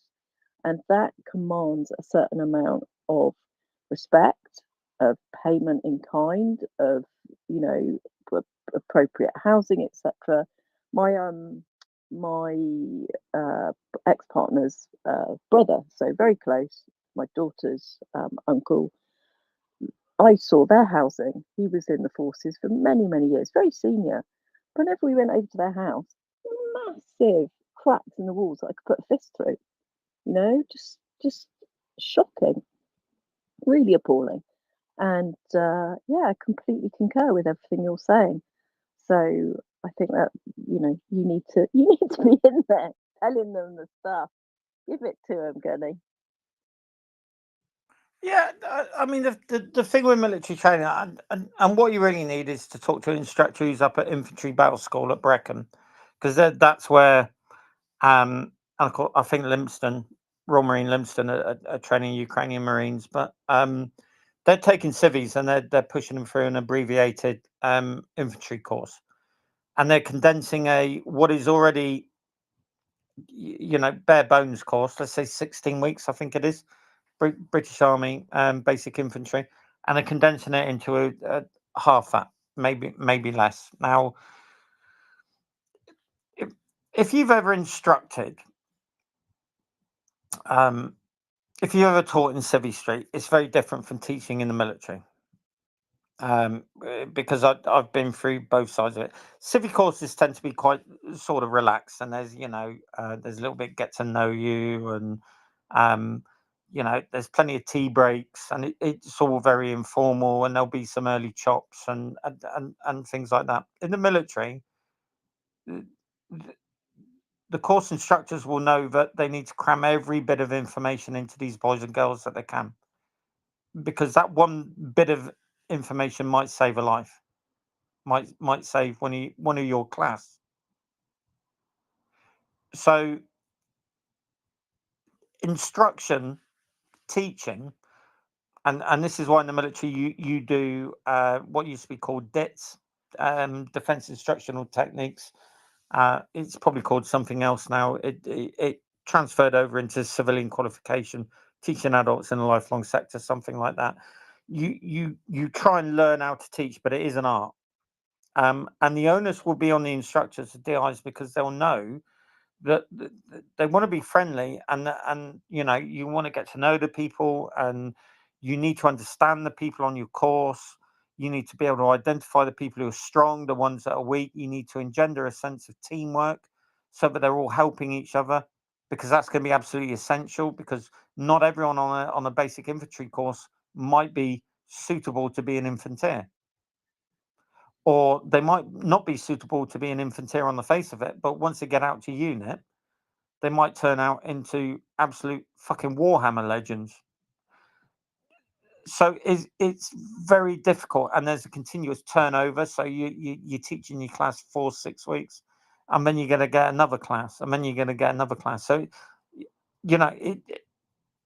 it's really difficult to train people normally. Right? Forget your working at height and lifting heavy weights modules and basic health and safety in the workplace, all of that bollocks, right? That probably a lot of you have sat through interminable online learning courses. Sometimes you can fast forward it, can't you? And then just do the questions. That's what I do. Military training is very different. And military training is at pace, and it's delivered with gravitas, because lives depend on it. I think one of the problems is with the training, it's not going to be long enough. I have a massive problem with the fact that Ukrainians didn't go for full mobilization. It's an existential threat to their survival as a sovereign nation. I think they should have recruited people at 18 years old and just done exceptions, as UK did for the First and Second World War, people in essential industry, whatever. I think it's been thoroughly unfair of the AFU to have to try and do what they're doing with 35 to 45-year-olds, because especially infantry, fucking hell, it's a young man's game. It is. It is not great to be expecting people of an advanced age to be doing infantry stuff. This is, and I was never an infanteer. I've done one combat fitness test for charity. And I carried 55 pound on a 12 mile, no, 10 mile, sorry, 10 mile Great South Run. And that was when I was at the height of my fitness as a REMF, non-T farms, and I had to be carried away from the finish line. And that's just carrying 55 pound. It's horrific. So I've got a problem with that. I've got a problem with the fact that Ukraine isn't forcibly pulling people back. If you run from Ukraine and then you're going to go back on completion of victory, you need to look at yourself in the mirror. And I think every time you're asked what you did in the war, post-war, if you went to a friendly country and you didn't fight for your nation, you're going to have some hard questions to ask, and you should be embarrassed. And I think there should be some kind of repatriation of people, get them back into the country. You don't have to be an infantryman. You don't have to be a tanker. You don't have to be artillery. Do something. Do something to contribute to the war effort. So, and that's the, the general gist of it, Kerry. It's a dangerous time. Probably wider conflict is coming. Do we need to prepare ourselves for it mentally and physically? Absolutely, yes. Do we need to relook at how we address defense? Yes, absolutely. Do we need to look at how we do defense in terms of procurement? Jesus Christ, that's been coming for 30 years. From the current, look at the Constellation class frigate that the US Navy is trying to procure. I tell you what, it's an absolute shit show, an absolute diabolical shit show. But it is quite good because it does prove that it's not just the UK that does defence procurement badly. What is going on with that frigate project and the replacement cruiser project? No wonder people in the US are banging their heads against the wall. But it's not just the US. We all need to address how we do defence procurement. And certainly, I tell you what, if I would need to sell 2.5% defence to the UK public, the first thing I need to do is justify 2% and convince the public that we're spending what we have sensibly. Because at the minute, UK defence procurement is like chucking meth at a drug addict. Right? It's never going to be enough, and they're just going to keep buying it at a higher rate. And we are spunking money up against the wall. And that's another thing across NATO that needs to be addressed. We're at the stage where defence industry, or rather the military, exists to support defence business. We need to get back 150 years to where defence business exists to support the military, if that makes sense. Because you're all taxpayers, right? And most of you here will not have a problem with paying a few more pennies out your wallets and purses to defence. What you do expect is for us to spend the money properly. If you look at, certainly in the UK, projects like Type 45, the carriers, Ajax, and then going further back, Nimrod, the Warrior Clip, the Challenger, which is going to be a fantastic tank. Challenger 3 is going to be amazing. But we're only going to have 148 of them if we're lucky on a good day with a wind behind us. If I was a taxpayer, I'd say spend the money properly first, and then I'm prepared to give you an extra 20 quid a month out my paycheck. But until you can prove to me that you can spend money sensibly, why should I fund you more? But then you can argue about that, NHS, for instance. Thanks, Gunny and Carrie for your question. James Healy, go ahead, please.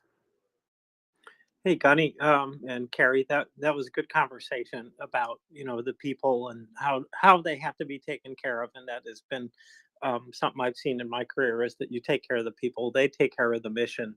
And it's a little different in private because you see the results of whether or not you're taking care of the people pretty much right away. They walk out, they quit, or you've got bad managers who really take care of the people too much and without focusing on the quality of the product, and then you're in decline, real decline. So it's a balancing act for sure. But what I wanted to get to, I think, is one of the points we're drifting toward, and that is that there's some false choices that we are asked to make by some of our politicians who don't want to spend money on everything that we need, but we need to spend money on everything we need. It's kind of axiomatic, isn't it? And that means taking care of people, individuals, with all the basic human needs that we've got.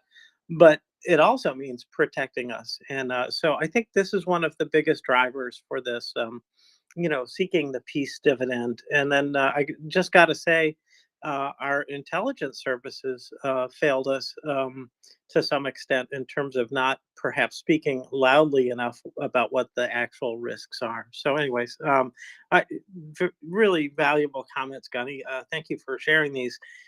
Yeah, I wouldn't want to do the work now. Boy, that part where you're telling the story, I couldn't do that stuff. I might be able to fly a drone, but I could not do infantry work. Infanteer, by the way, first time I've heard that word. Thank you. Yeah, crayon muncher is less, less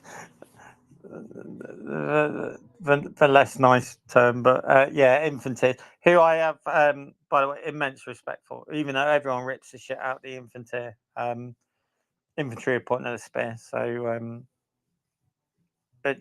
you know, especially when you look at the videos of coming out Ukraine. I'm so glad I wasn't T-Farms. I was never. It was never really going to be an option for me. I liked going home every night in the army as opposed to the navy where I was away sort of nine months of the year. But yeah, God bless the PBI, the poor bloody infantry.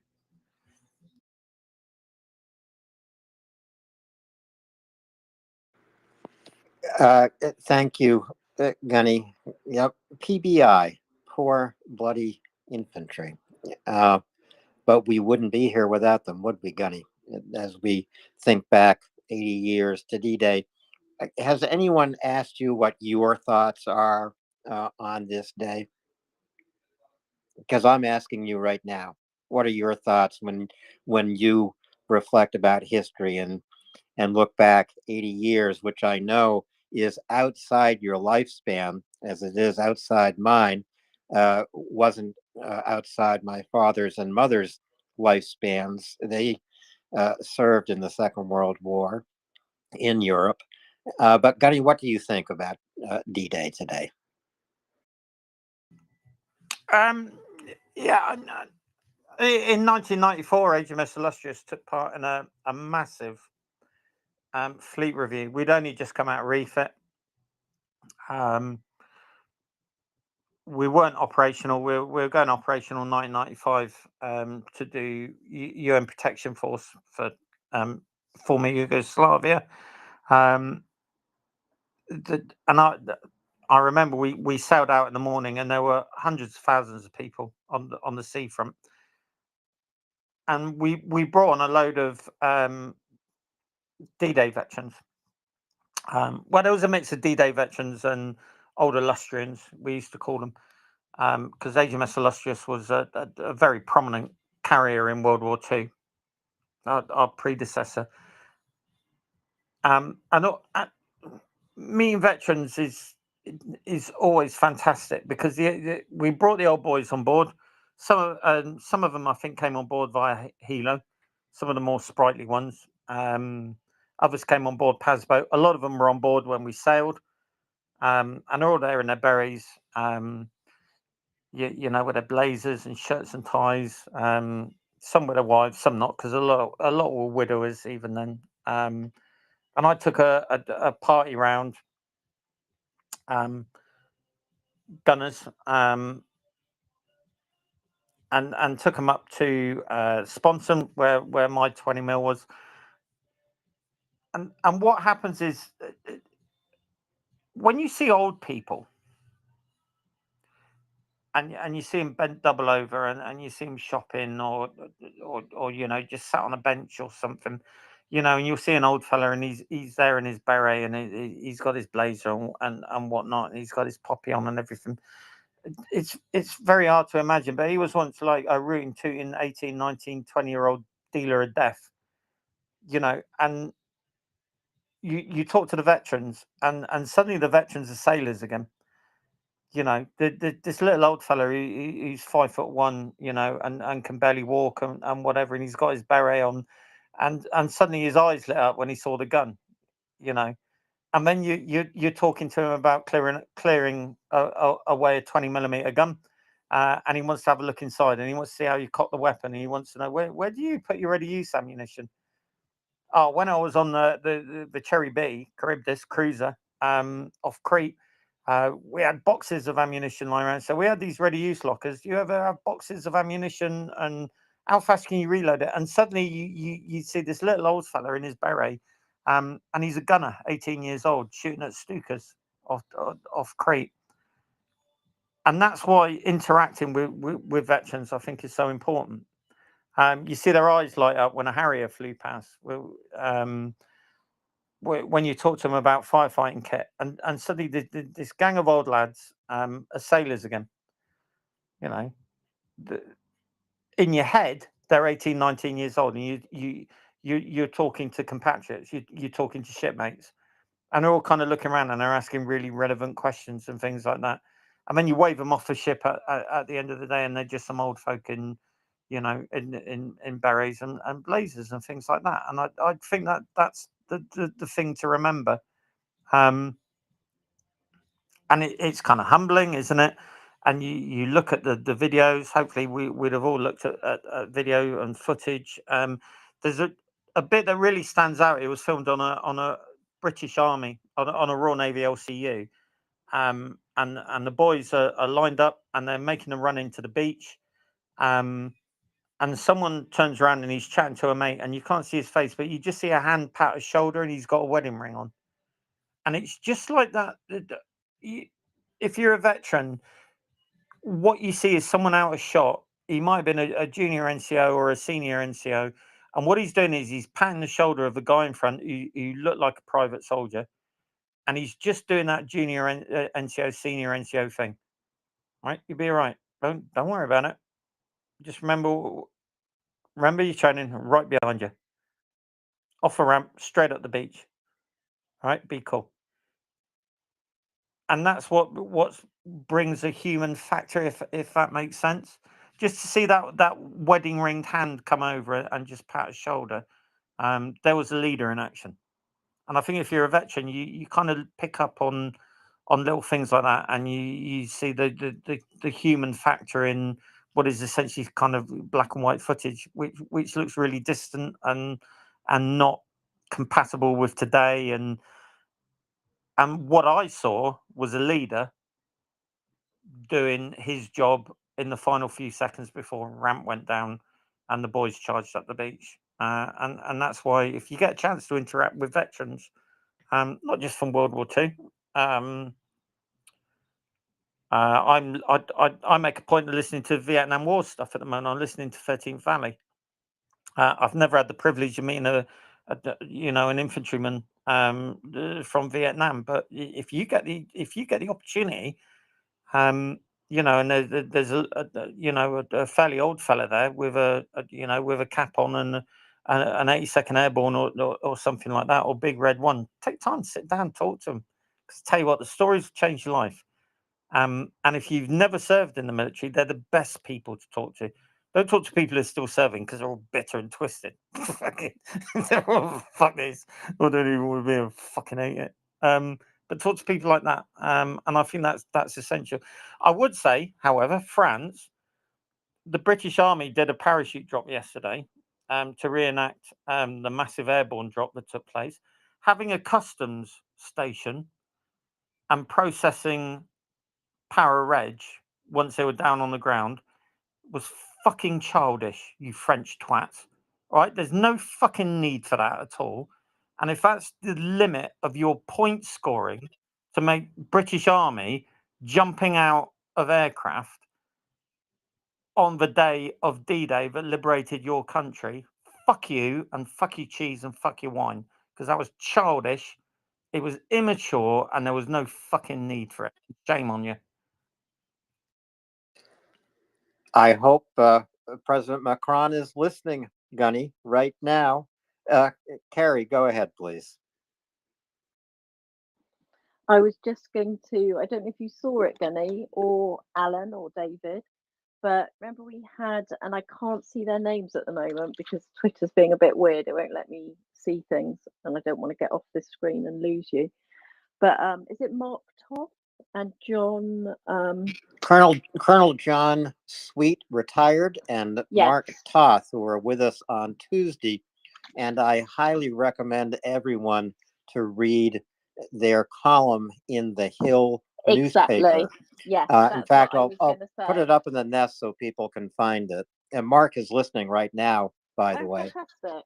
Brilliant. That was exactly what I was going to say, Alan, was we had this really powerful discussion but that was connecting obviously D-Day to what's happening now, and just sort of saying, are we worthy? Are we worthy now of the sacrifice that was made for us by the obviously the people who are engaged in D-Day, but all of the people that fought for the freedom of Europe during the First and Second World War? Are we worthy now of that sacrifice? And are we worthy now of that sacrifice by the Ukrainians? And I think, the answer is blatantly, well, no, actually, we're not. And if you look at it in the light of that, I haven't looked at the D-Day coverage yet, and I will do later because I wanted to, it was so lovely to hear that Gurney was on, so I'm sort of fully engaged in this at the moment and doing other things earlier. But I will look at it later, and I will have my antenna on for hypocrisy because, I cannot bear for anybody to say to me, never again. I will not hear that statement because we are making a mockery of it. So yes, it is worth reading that article because I don't think we are honouring their sacrifice either then or now because of the way that we're behaving now.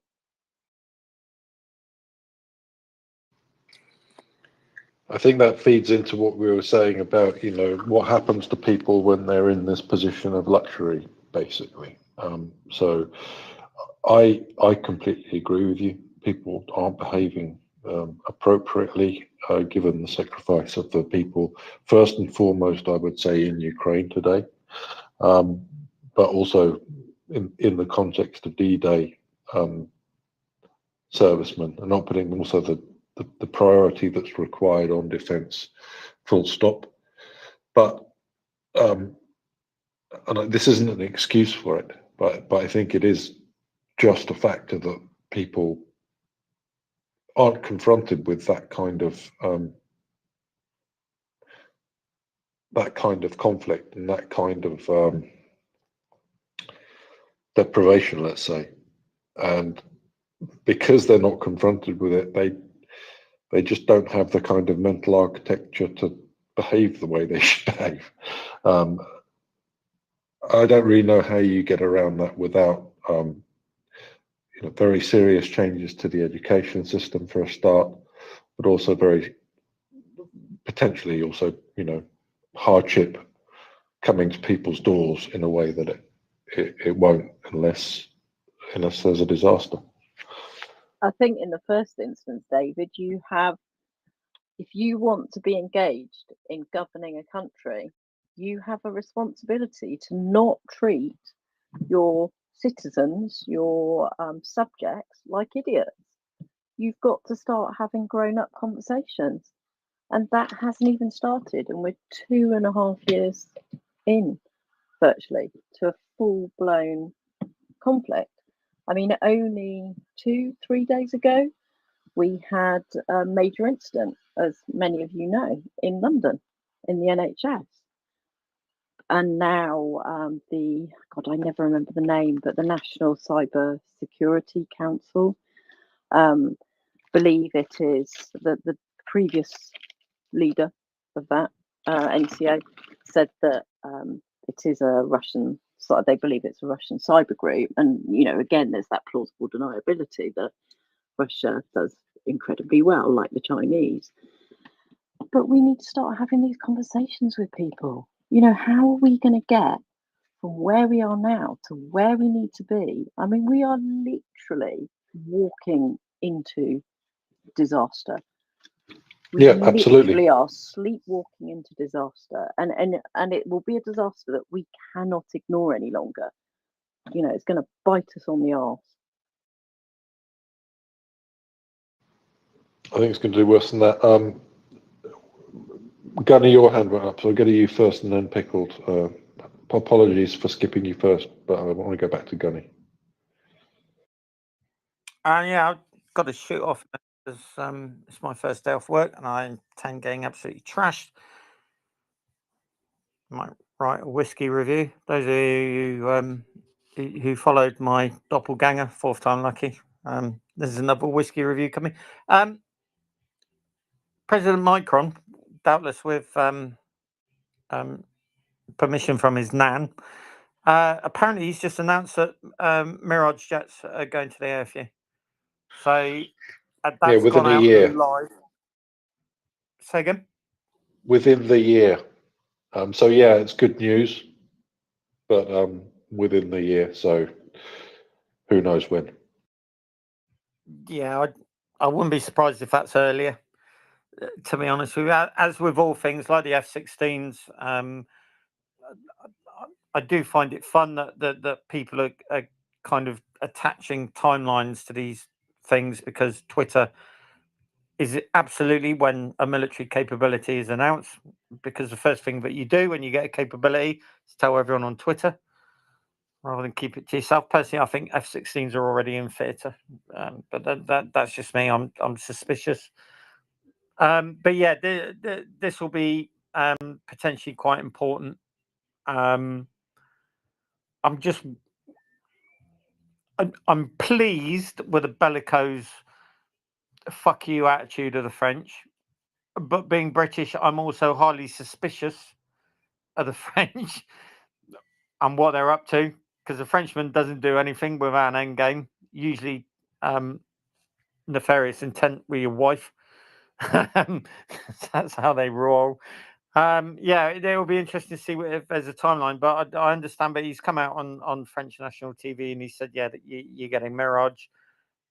What variant of it? What variant of radar, etc. That will be unconfirmed at the moment. But yeah, French, they're just being.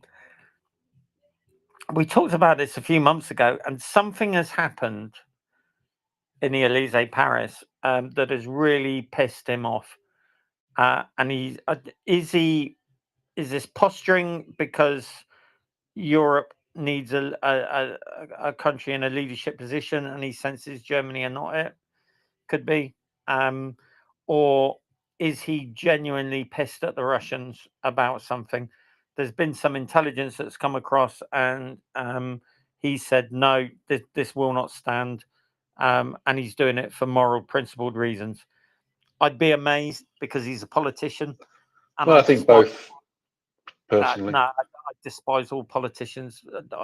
Most of them have reasons for doing what they do, and not necessarily built on morals and principles. But yeah, it's good. Let's just see what the time frame is. But yeah, really interesting. Of all the countries, France would have been the last one that I'd expect to really stick two fingers up at the Kremlin and say that this will not stand. And much as I dislike the French, much as I come across as disliking the French, I do like the French. And every time I go to France, I have a fabulous time there. And I hate them because the country is beautiful, and every encounter I've had with someone from France has just been brilliant. But I'm British, so they're fuckers. But it's interesting to see how they're posturing here, and how far they're willing to push. And if you know anything about Anglo-French relations, you'll know that the UK will kind of look across the channel and say, we're not having that, and we'll up it. The only thing that worries me is the UK has been fairly quiet about aid going to Ukraine at the moment, military aid. I suspect there's a reason for that, and personally, I think there's some kit going across that we're keeping fairly quiet at the moment. I would have a look out for Bulldog, which we haven't really seen mentioned. It was mentioned a few months ago, and maybe Scimitar, like reconnaissance vehicles, but that remains to be seen. There's been some ambiguous sort of language used about UK armoured vehicles going across, but if we kept a lot of Scimitars, I think Ukrainians would find them really useful, despite the gun, the 30 mil Raden, which is clip fed. But I can see them really using stuff like that, but we'll just have to wait and see. I'm going to have to go because I want to get drunk. and very nice coming back. And don't report me, because once we get up to 10th time lucky, I'm really going to lose interest. 'Cause Nice one, Gunny. Enjoy your evening. So And lovely to hear you. Gunny, that would give you one more life than a cat. 10 times lucky. I think cats would ask you, how do you do it? I guess it depends on the whiskey, right? Yeah, and if you listen to our podcast, we review Mellow Corn briefly, which, you know, despite America being make America Great Britain again, I have to say is one of the best whiskies I've had in a long time. So I know, and if you're American, you're going to be rolling your eyes now because it costs about $16 or something like that. But I tell you what, you're getting a bargain there. Because I'm paying 35 quid for a bottle of Mellow Corn. Yes, it's bright yellow. Yes, it looks like it's from the 1950s, but trust me, that's a good whiskey to try, corn whiskey to try. So give it a go. I'll do it, Gunny. And bring yourself to the United States. I'll buy a bottle myself and introduce you to my cousin, who was a tank commander in the Vietnam War, and to a good friend of mine, who was a Marine in the Vietnam War. They'll like you, you'll like them, and the bottle of whiskey won't last very long. Oh, ask them if they've read 13th Valley, mate, because I'm 3/4 of the way through and it's fantastic. Really good. I will do that, and I haven't read it, so I'm going to put that book on my list. Thanks, Gunny. Pickled Flickerfella, go ahead, please. Hi, Alan. Hi, David. Thank you so much for the opportunity to be in the speaker panel. Thank you for hosting this space. Can you hear me okay? Loud and clear. All right, awesome. Thanks. I know Gunny's getting ready to drop down, but I did come up because I was listening to him this whole time, and having fired a gun in anger myself, I definitely can relate to a lot of these issues that he's voiced in the military, right? And these challenges, they're just so multidimensional, right? And there's so many different ways that we can try to slice and dice them, but at the end of the day, I also believe that just by throwing money is not going to fix this problem, right? And I know that's not what Gandhi was really alluding to. And we all recognize the leaders don't live, they don't get picked, they don't grow on the trees. I guess that's what I'm trying to say. The good leaders, right? Because military is the reflection of society, right? And it takes a generational approach to really cultivate the type of mindset that is very important for us to have in the military. The reason I raised my hand actually, Guy, because you mentioned Vietnam veterans, and I had an honor and privilege a couple of decades ago to meet a couple of those phenomenal gentlemen. They were Vietnam veterans. One was a Black Beret airborne ranger. The other one was a Green Beret special forces. One was a full bird colonel retired. The other one was a warrant officer. And believe it or not, they were instructors in high school running Junior Reserve Officer Training Corps. It's a program that exists, I think, in all high schools in the United States. And I had a privilege to spend 3 years under their mentorship while finishing my education there. And the mission of Junior Reserve Officer Training Corps in the United States is really to make better citizens. I mean, that's the goal, right? And I cannot think of finer people than them to do this mission, right? And the thing is, it's important for people like that to really have access to young minds because they can share their perspective, not glorifying war or violence, none of that stuff, right?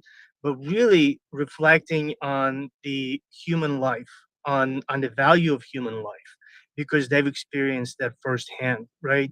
And I think they passed the torch to other just as great Americans, because you have to have served in the military in order to be an instructor in that program. And I really hope that type of approach is going to help us to um, overcome a lot of these social challenges that we face right now, right? Because they translate into policies eventually. They translate into how people perceive militaries, and generally also, that reflects votes and all that stuff, right? So it's just kind of like a big, I don't know, um, very large, multi-dimensional problem here that we're talking about. But I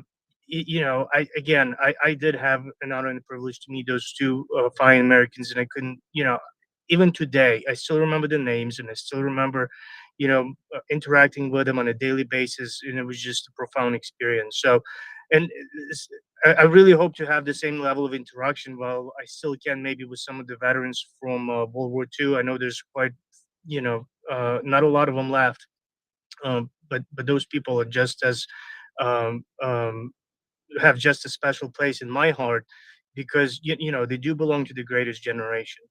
And sadly, I think when I reflect on just by reading and some of the books and watching documentaries and just studying history, that greatest generation was a desperate measure, right? It could have been avoided. We must take whatever action we can to make sure that the greatest generation that we celebrate today is the last one, and we don't have to do that ever again. And Ukraine is a prime example of it. Uh, by helping Ukraine, we essentially, invest into lasting peace, and we make sure that we don't have any more, you know, D days, tea times, or whatever, right?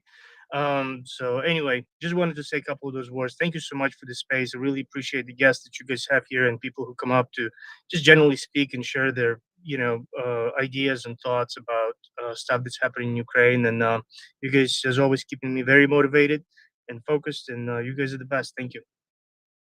Thank you, Pickled. Gunny, go ahead. Yeah, I mean, just for Pickled quickly, and every veteran, you can learn good lessons from a professional who took part in something that went well. You can learn fantastic lessons from a professional who took part in something that was a complete fuck up. I think that's a lesson that anyone in the military that will resonate with. And also, you may leave the military thinking that it's badly run, and that management is appalling, but you will always get into Civvy Street, and it will be far, far fucking worse. It really fucking will.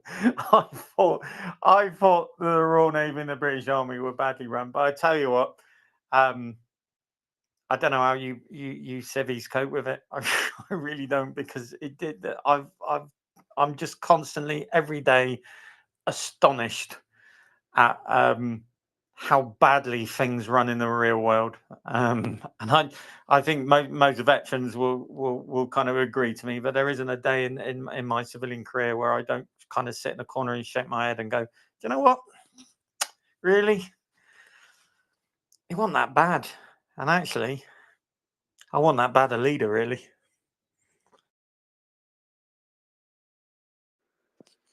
Let's go on to James Healy. Hey, Gunny. Yeah, you know what? The thing about the civilian life is that hardly anybody shoots at you, much less your building. And all the time I was at my last workplace, a campus, there was only one bullet that was left in the wall of the campus. So, anyways, I think that accounts for a lot. But Pickles Lickefell, I really wanted to address what you were talking about, the idea that people need to learn and need to be brought into willingness to join the military. And I think the teaching of history, and I think of it this way, that we have to have a national security curriculum, if you will, as part of the education, so that everybody understands why war, what's war, why do we have this, why is it a big part of our budget, these kind of things that can explain to people why we need to do this. Because I think a lot of people believe that we can just have, peace and flowers and love every day with everybody, without a drop of bloodshed, right? And it just doesn't happen that way. So I think it's mainly about education. So, anyways, really good points, Pickle. Well, speaking about education, James, I saw a survey recently that showed fewer than 50% of young Americans, and I'd have to take a look. I think this poll was among Americans aged 18 to 30, roughly. Fewer than half knew what D-Day is. So there's a failure of education writ large right there, in my opinion. You David? know it, Alan. You know it. I wonder if I can't believe the same thing is true in the United Kingdom. No, I wouldn't be surprised. Well, I don't think it's quite as bad as that, but it's gone a long way in the wrong direction. Let's put it like that. And to be honest with you, I'm not really entirely sure because I don't really have that much contact with people there, to the extent that I would really know what the situation is on the street, so to say. I'm in this bubble quite a lot, and then I'm in my work bubble, but I wouldn't say I have a large number of contacts that are kind of, yeah. Kerry would be somebody that might have a better idea. Yeah, we do stuff. We do stuff. Was that David who was just saying that? Yeah. Yeah, no, we definitely we commemorate important occasions in the school I'm in. So one of the things we do every year for Remembrance, linked to Remembrance Sunday, and the 11th day of the 11th hour, etc., is the whole school comes out and we stand in silence. We will bring people from the local community who are in the military in, and we have somebody always a student who'll play the last post, which is really poignant. So yeah, I do think it's something that, and mine's just a normal state school, so I mean, that's think good. that's really valuable. Yeah, very, very much so. That's good to hear. And I would have feared that it wasn't up to that standard, let's say. So when I was growing up, I'd play in the brass band and march down the high street on Remembrance Day and so on. So it was something I'd say we grew up with pretty intimately. And if anything, the Second World War still loomed quite large when I was growing up, I think.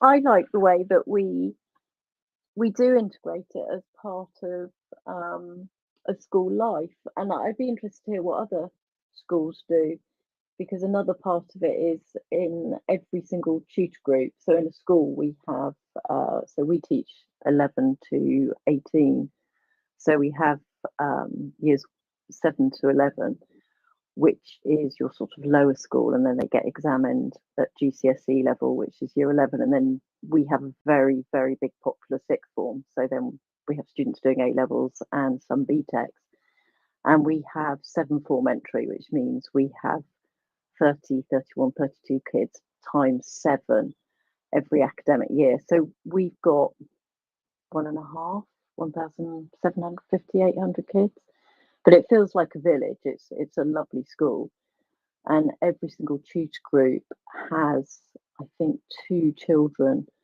who are nominated to just decorate a little cross, and then we have a ceremony where they are brought up and placed by an area that we designate that will then have all of these crosses and poppies during that period. So I think there are valuable things that schools can do as a community to remember key occasions like this.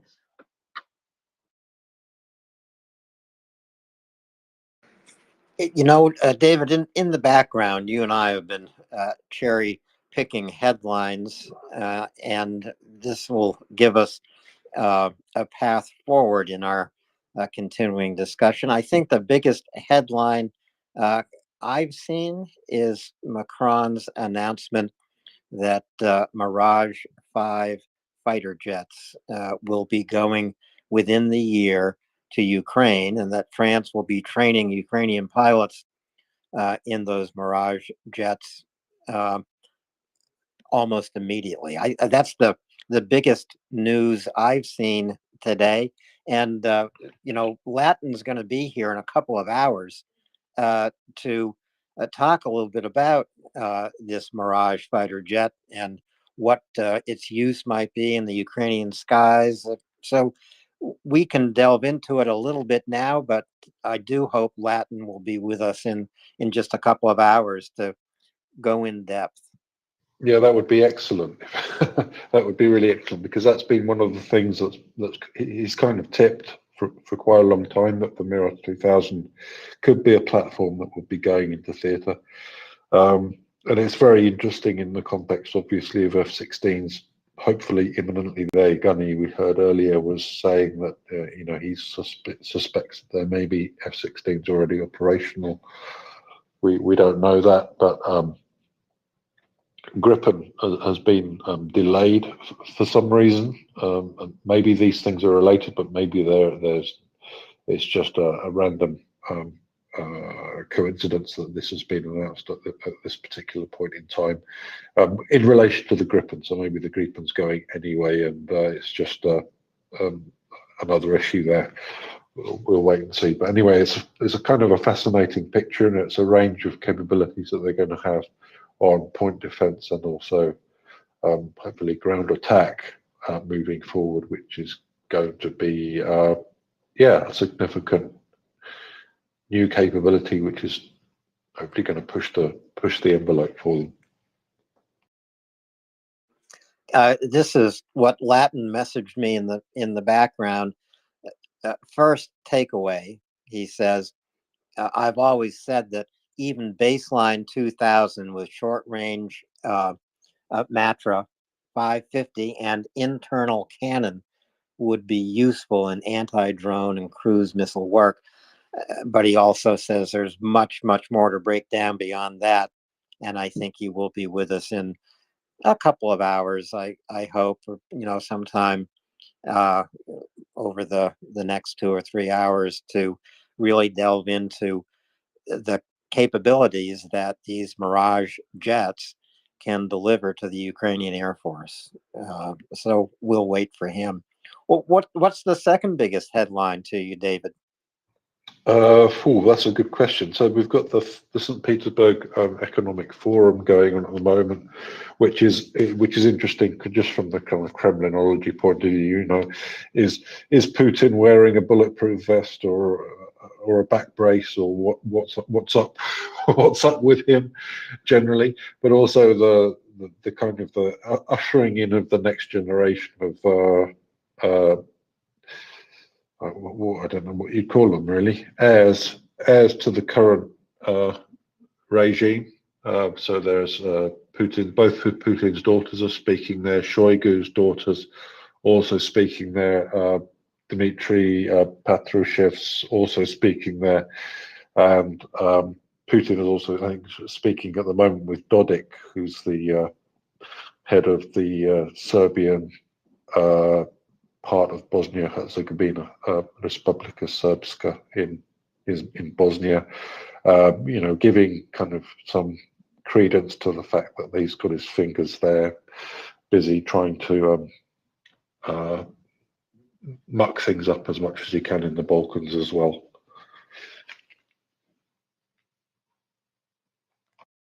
Putin is intent on mucking things up in every direction. I guess this is because he thinks that Russia's borders don't end anywhere. That's what he tells Russian school children.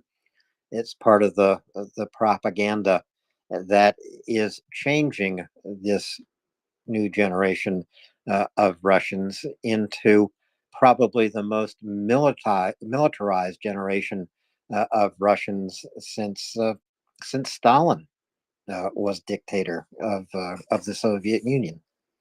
And I'm not talking about the militarized generation of Russians who fought in the Second World War on both sides. By the way, people need to remember that, because that is also a fact not currently taught to school children in Russia, David. No, and we've been watching it for the whole time Putin's been in power, and it's not news that this has been going on. So you have to wonder. As Gunny was saying, that it's down to us. It largely is down to us that we haven't reacted to Putin in the way that we should have done over the period of time. There've been several books written about what's been going on. If you've been somehow exposed to it, you've been watching it as it's happened, so to say. And yeah, well, it's kind of predictable where we are somehow. I think it is predictable.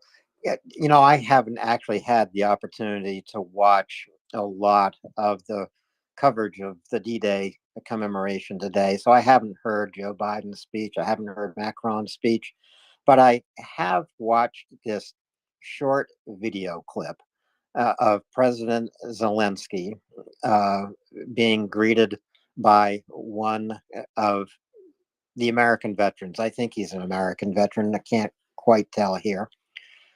And it's so moving to watch this veteran give Zelensky a hug, tries to kiss Zelensky's hand, and says, "You are savior of the people." And Zelensky says, "No, no, no, you saved Europe." So this is Zelensky, frankly, stealing the show, not because of a speech he delivered, not because of demonstrating the kind of wartime leader he is of his nation. Rather, he steals it with his humanity and his humility. He Just doesn't being want himself. Just by say that being himself. Just by being himself. exactly.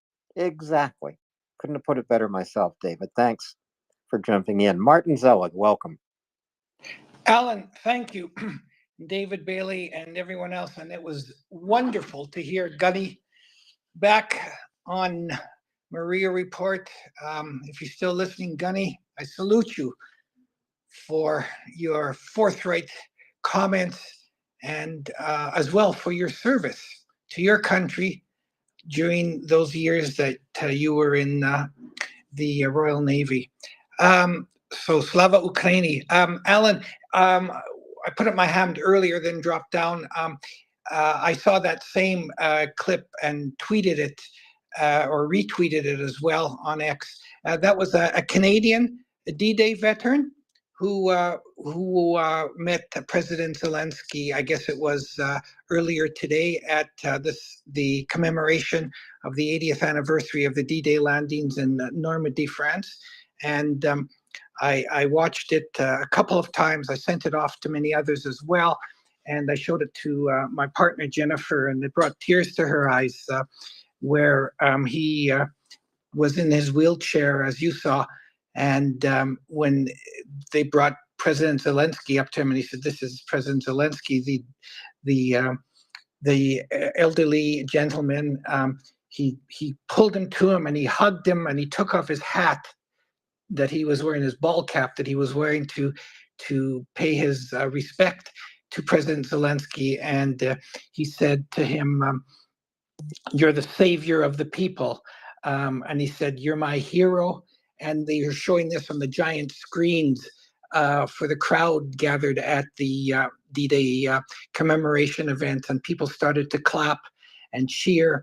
And as you saw, he ended up by saying to President Zelensky was very humble, and you could see he was moved by this and surprised as well at the suddenness, the impromptu-ness of this hero, this Second World War veteran, this survivor of the D-Day landings. And of course, if he was a Canadian, it would have been at Juno Beach.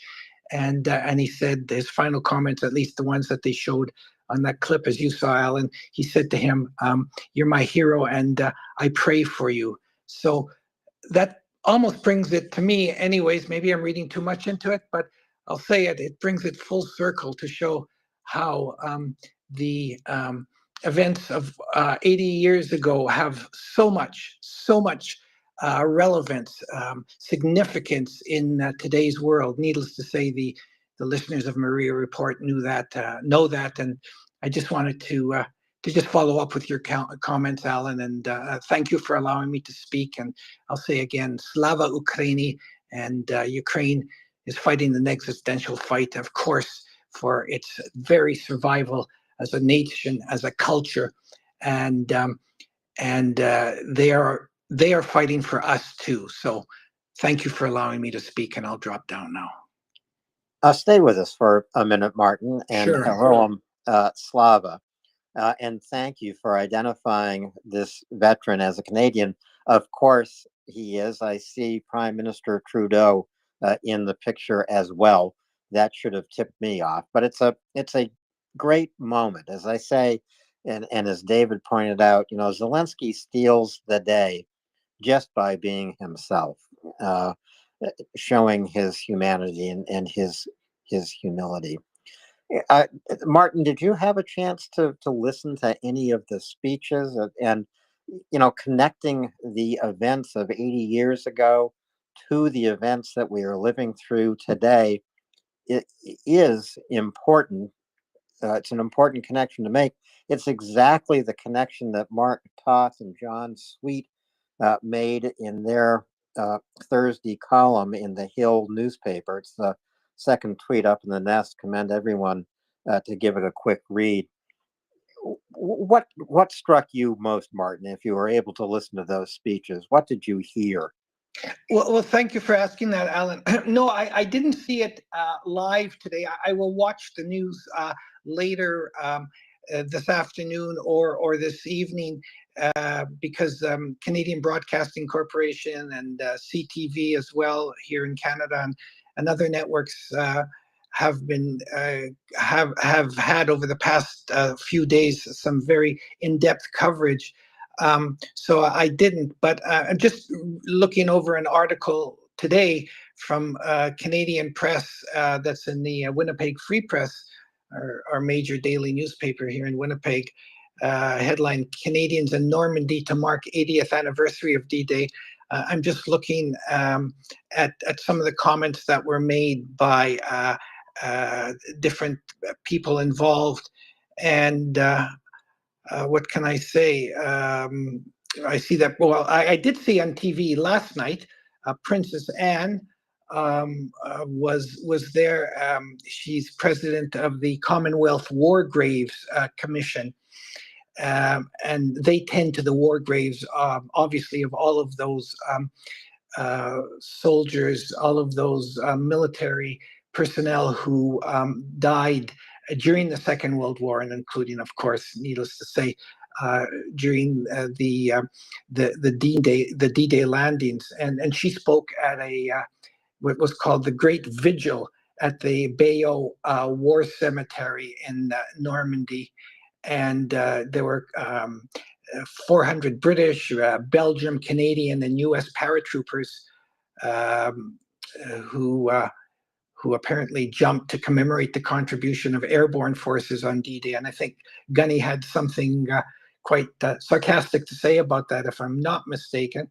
But and nevertheless, so I saw that, and then the item I saw last night, again on CBC TV, was with the brilliant Canadian war historian Tim Cook, who is the main historian at the Canadian War Museum in Ottawa, and has written many books over the years on both the First and Second World Wars. I've had the opportunity, by the way, to interview Tim and review at least one of his books, and he made some very telling remarks as well as others have. And I know I'm not totally answering your question, Alan, but it just to sort of reinforce the points that have been made. And I saw the article by Mark Toth and Colonel retired Colonel Sweet, I believe. And I thank you for putting that into the nest, Alan. So I've just opened it up and I tend to read it. But I see that I think President Biden too made some very strong remarks today, if I'm not mistaken, at Normandy. So there was one comment that was made by a Canadian who said those who were liberated by Canadians are still alive today. Those who were children and teenagers remember this like it was yesterday. And apropos of the comments that I think it was Carrie, was it Carrie Freneau made, or somebody made just a little while ago about teaching this history, about people forgetting. And I think it just underscores the importance because, 80 years ago, there were still veterans alive. And in fact, sorry I'm blabbing, but let me just continue. In my job, I have had the opportunity, including within the past week or so, to interview some veterans. I've interviewed many veterans over the years, and I interviewed a gentleman here in Winnipeg, 100 years old. He turns on July 3rd, which is marks also, because this year is the 100th anniversary of the Royal Canadian Air Force. And so I had the opportunity to interview him for a publication I write for. And while he didn't take part in D-Day, he was part of the war effort. And when his unit was eventually, after his training, he was trained as both I know I'm getting off topic, so you can stop me whenever you want, Alan. When he was trained as both a radio operator and a gunner with the RCAF, and when his unit was transferred to Great Britain just in 43, he was seconded to an RAF unit, and so he served the war in India, flying supply missions into Burma. And so he had some stories to tell me about that. And he was also a parachute instructor at the time, and he trained. He said they were incredible soldiers. He trained the Nepalese Gurkhas who were fighting with the British against the Japanese invasion in Burma. So he had some interesting stories to tell. So those are all important, must be saved for future generations, so they will know the sacrifices that others have paid, so they can enjoy the liberties, the freedom, the democracy that we all enjoy today. So I don't know what else to say, Alan, but I just wanted to bring that to everyone's attention. And thank you again for allowing me to speak. And I'm looking forward to reading that article that Mark Toth and his colleague wrote as well. So thank you, Alan. Thank you, Martin. David, go ahead. I was just going to say you're welcome, Martin. It's great to have you up. And I was also interested to read about the Speaker of the House, who's also gone through somewhat of a road to Damascus moment, it seems, in the last few months. He seems to be interested in taking up Biden's task about micromanaging the war in Ukraine, is what I read in Newsweek. And not delivering sufficient aid in time and without restrictions. And this is coming from the man who held up that aid for 6 months, David. Yeah, so read that how you will. But something that Tim and I have discussed a couple of times in the afternoons, that there is this narrative that you'd expect kind of a right-wing politician to grab, and from my point of view, I hope he's grabbing it. I certainly hope so. It appears there are many roads to Damascus where there can be a transformation of what you think about Ukraine, what you're willing to do to support Ukraine. I'd say Macron has had his road to Damascus moment. Sending Mirage jets, actually beginning training of Ukrainian pilots immediately. This is not a pose. It really demonstrates a 180-degree turn from appeaser of Putin to confronting Putin by Macron. I think, David. Yeah, I think so too. But I also think that there's a very deeply held kind of let's say Enlightenment kind of philosophy at the kind of the core of the French being, which is something that I think has been grossly offended by Putin's behaviour. So I don't think it's just a tantrum, and he's kind of done an about change. I think it fits pretty much very closely with the overall French character to support in this way. So I don't see it so much as a transition, but as a change in emphasis, and a welcome one. Very welcome. And of course, it was Macron who really opened the discussion about what roles European troops could take on in Ukraine to relieve some of the heavy burden that's falling on the Ukrainian military. One of those roles is to send military instructors to Ukraine. This is exactly the time to do it, because Ukraine is undertaking a pretty large mobilization. 1.5 million Ukrainian men have been registered for this mobilization. Obviously, Ukraine's not going to mobilize 1.5 million men, David. I think they're going to mobilize about 150,000, but they all need training. It would be a heavy burden on the Ukrainian military to train them all. I know that a lot of Ukrainian troops are trained outside of Ukraine. In Great Britain, I know they've been trained. In Spain, they've been trained. In other European nations, they've been trained. But really, the best place to train them is in Ukraine, not in Great Britain. Yeah, And absolutely. This training has to be done in country, and there's no doubt about that. And the smoother and the more rapid the transition to doing training in country, the better. And so it's high time, and it's highly needed that this topic was broached. And it does mean that we will have troops on the ground, even if they won't be fighting frontline duties. They will be there in a supporting role. And I also sincerely hope that this is, part of the salami tactics on our side, that we get people in that way, and we ramp up from there. And because Macron spoke about sending military instructors from France to Ukraine to provide basic training to these new Ukrainian troops, the discussion was widened with Germany, Poland, Romania, considering what they might do.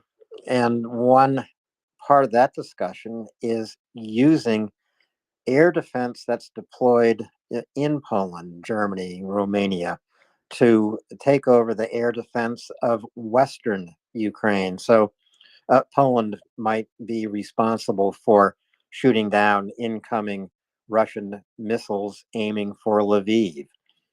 This would allow Ukraine to maybe redeploy some of its air defense, get it into the eastern part of the country, which is where the zero line is under the most intense pressure. I hope that discussion gets some friction and moves ahead, David. Yeah, well, I think it will be. On the one hand, we have to say that we're moving too slowly. On the other hand, you have to say that this kind of discussion being on the agenda is, frankly amazing. Thinking about what the conversation was like 6 months ago, things have changed quite dramatically, and in a positive way, broadly speaking. Boris Pistorius, the German defense minister today, as well as come out in the Bundestag and fired very kind of clear shots across the bow of Christian Lindner, who's the chancellor, the foreign, what do you call it, the finance minister, and the chancellor Olaf Scholz, saying that Germany has to be prepared to be at war with Russia by, I think, 2028 or 2029 or something like that.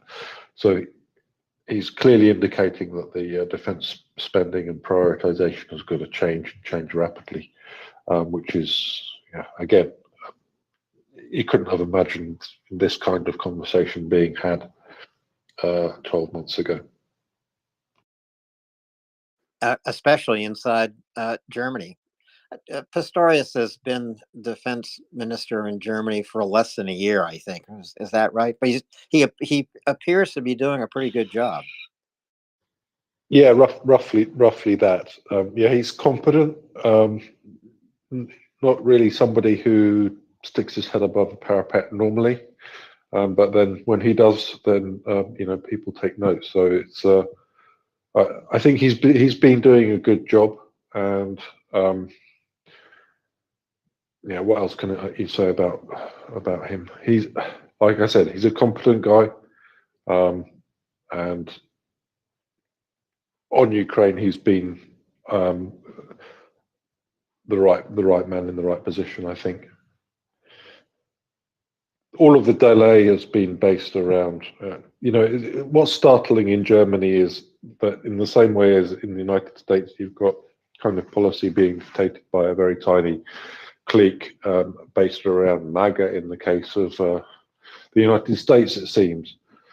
In the German government, you have the same thing happening based around a clique within the SPD, which is kind of the, let's call it the tanky, hardcore part of the Social Democratic Party of Germany. And, Olaf Scholz is kind of right in the middle of all of that.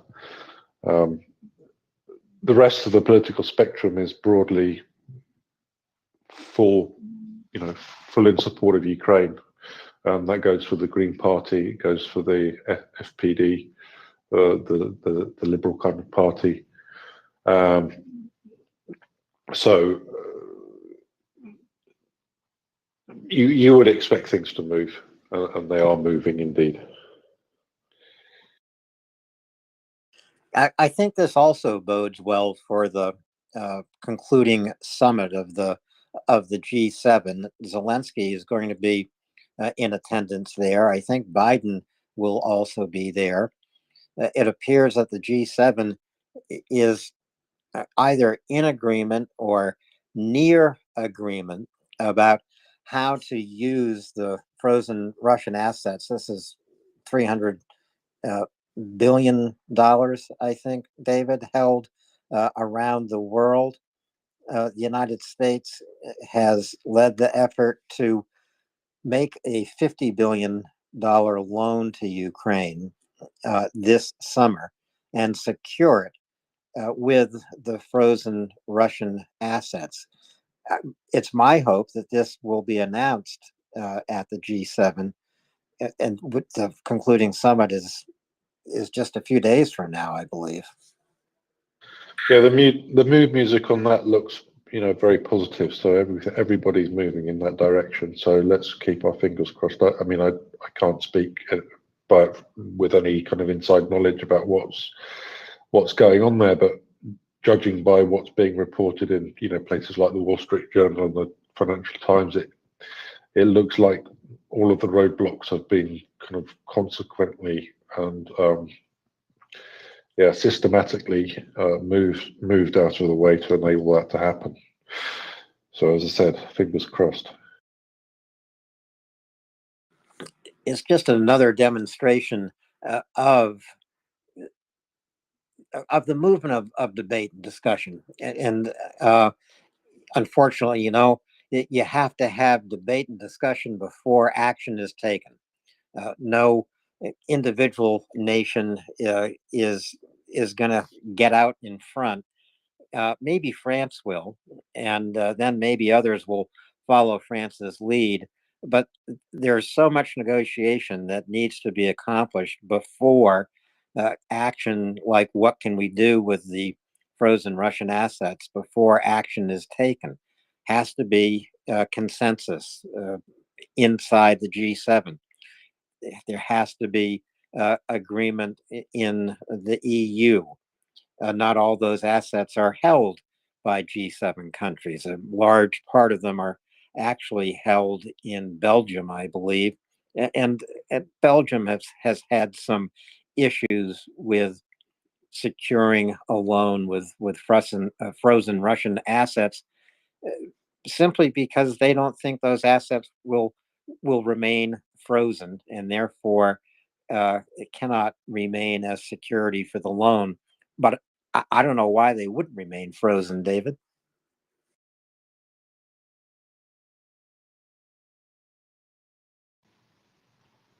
No, Let's there's no reason why they wouldn't remain frozen.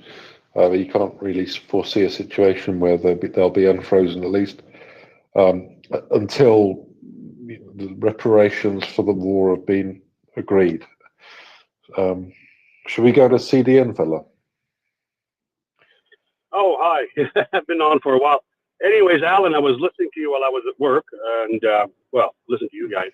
And you would mention this video with Zelensky and a D-Day veteran, and I'm going to look it up. And you put me, like, I'm at work watching a video. I got my earphones on, and I'm a big tough guy sitting at my workbench, and I cry like a baby. That's I don't know how to say it. I mean, this guy's our time's Churchill by far, without the baggage. I mean, truly inspiration. I love this guy. He struck me to the core, and anyone who hasn't watched this video that Alan was talking about earlier has to watch it. Sorry, I'm just getting choked up thinking about it again. It is truly the definition of passing the torch in a way. You know what I mean? It's like incredible, truly inspiring. So I just wanted to give you this image of a big old tradesman at his desk, and then and a friend of mine came over, and he's like, well, a coworker, and he's like, "Are you okay, man? Are you all right?" Like, it really struck me, and it took me a while to get over it. Now I'm in my car now, leaving work, so I could talk about it and call you. But I just want to reiterate what you said earlier on, and make sure that whoever hasn't seen this, watch it and spread it far and wide, because that image is what we need right now. That particular little 20 seconds is what the world needs right now. They need to see a man who's fought the most evil thing that we've ever known, talking to another man who is fighting another most evil thing that we've ever known, and the two coalescing, coming together as one, and truly exchanging emotions and being human, being normal human people, not friggin' automates, not, from the heart. Like, you feel it. It's palpable. Watch the video.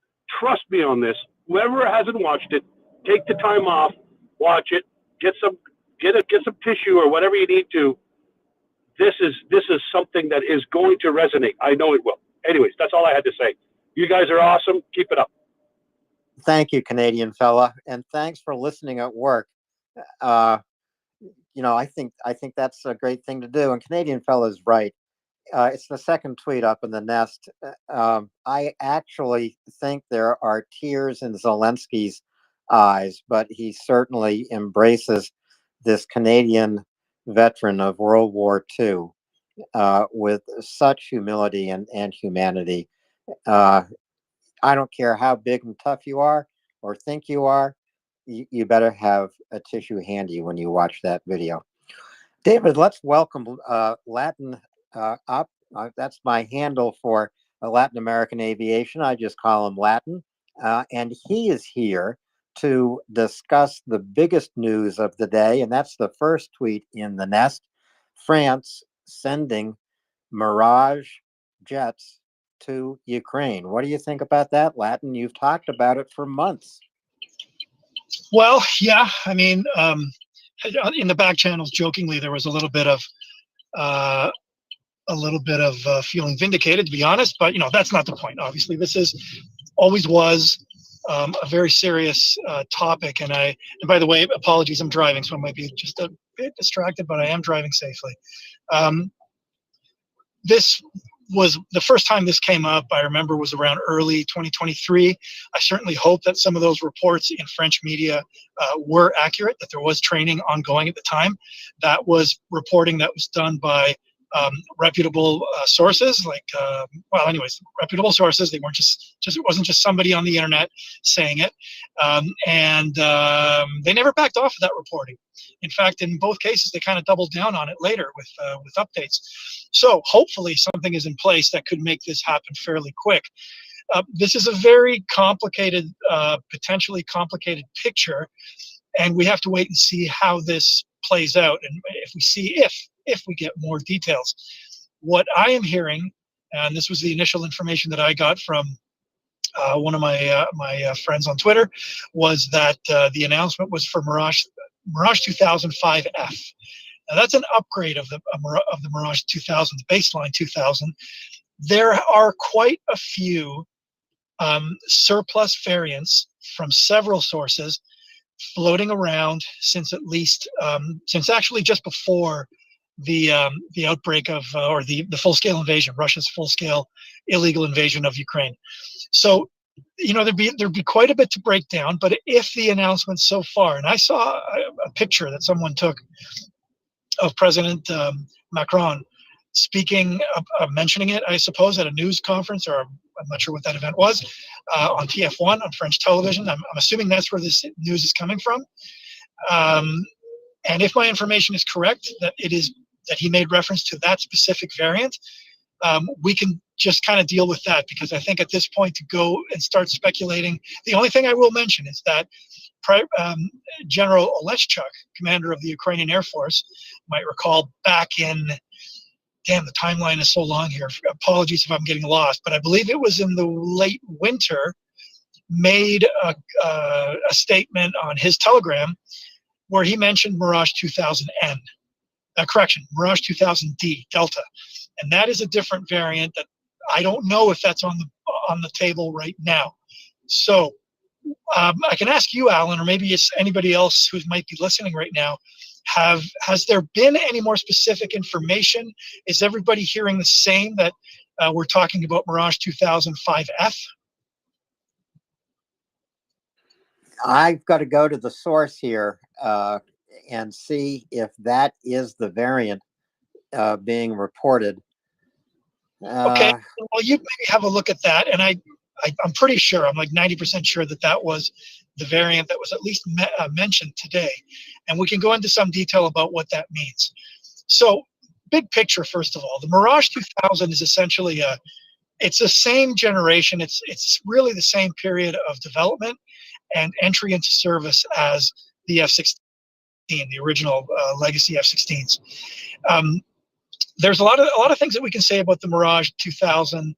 Let's stick to the fact that it was never fully developed into a multi-role aircraft the way that the F-16 was, primarily because at some point the French made the decision to put more resources into what eventually became Rafale.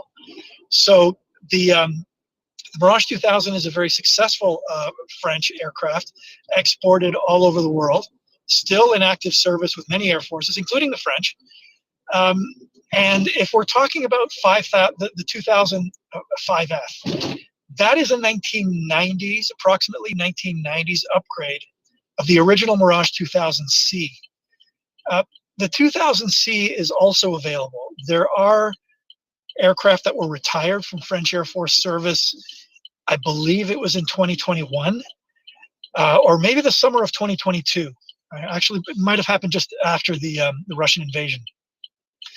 In both cases, those are aircraft that they're not fully multi-role. They were designed and built primarily as fighter aircraft, as air defense aircraft.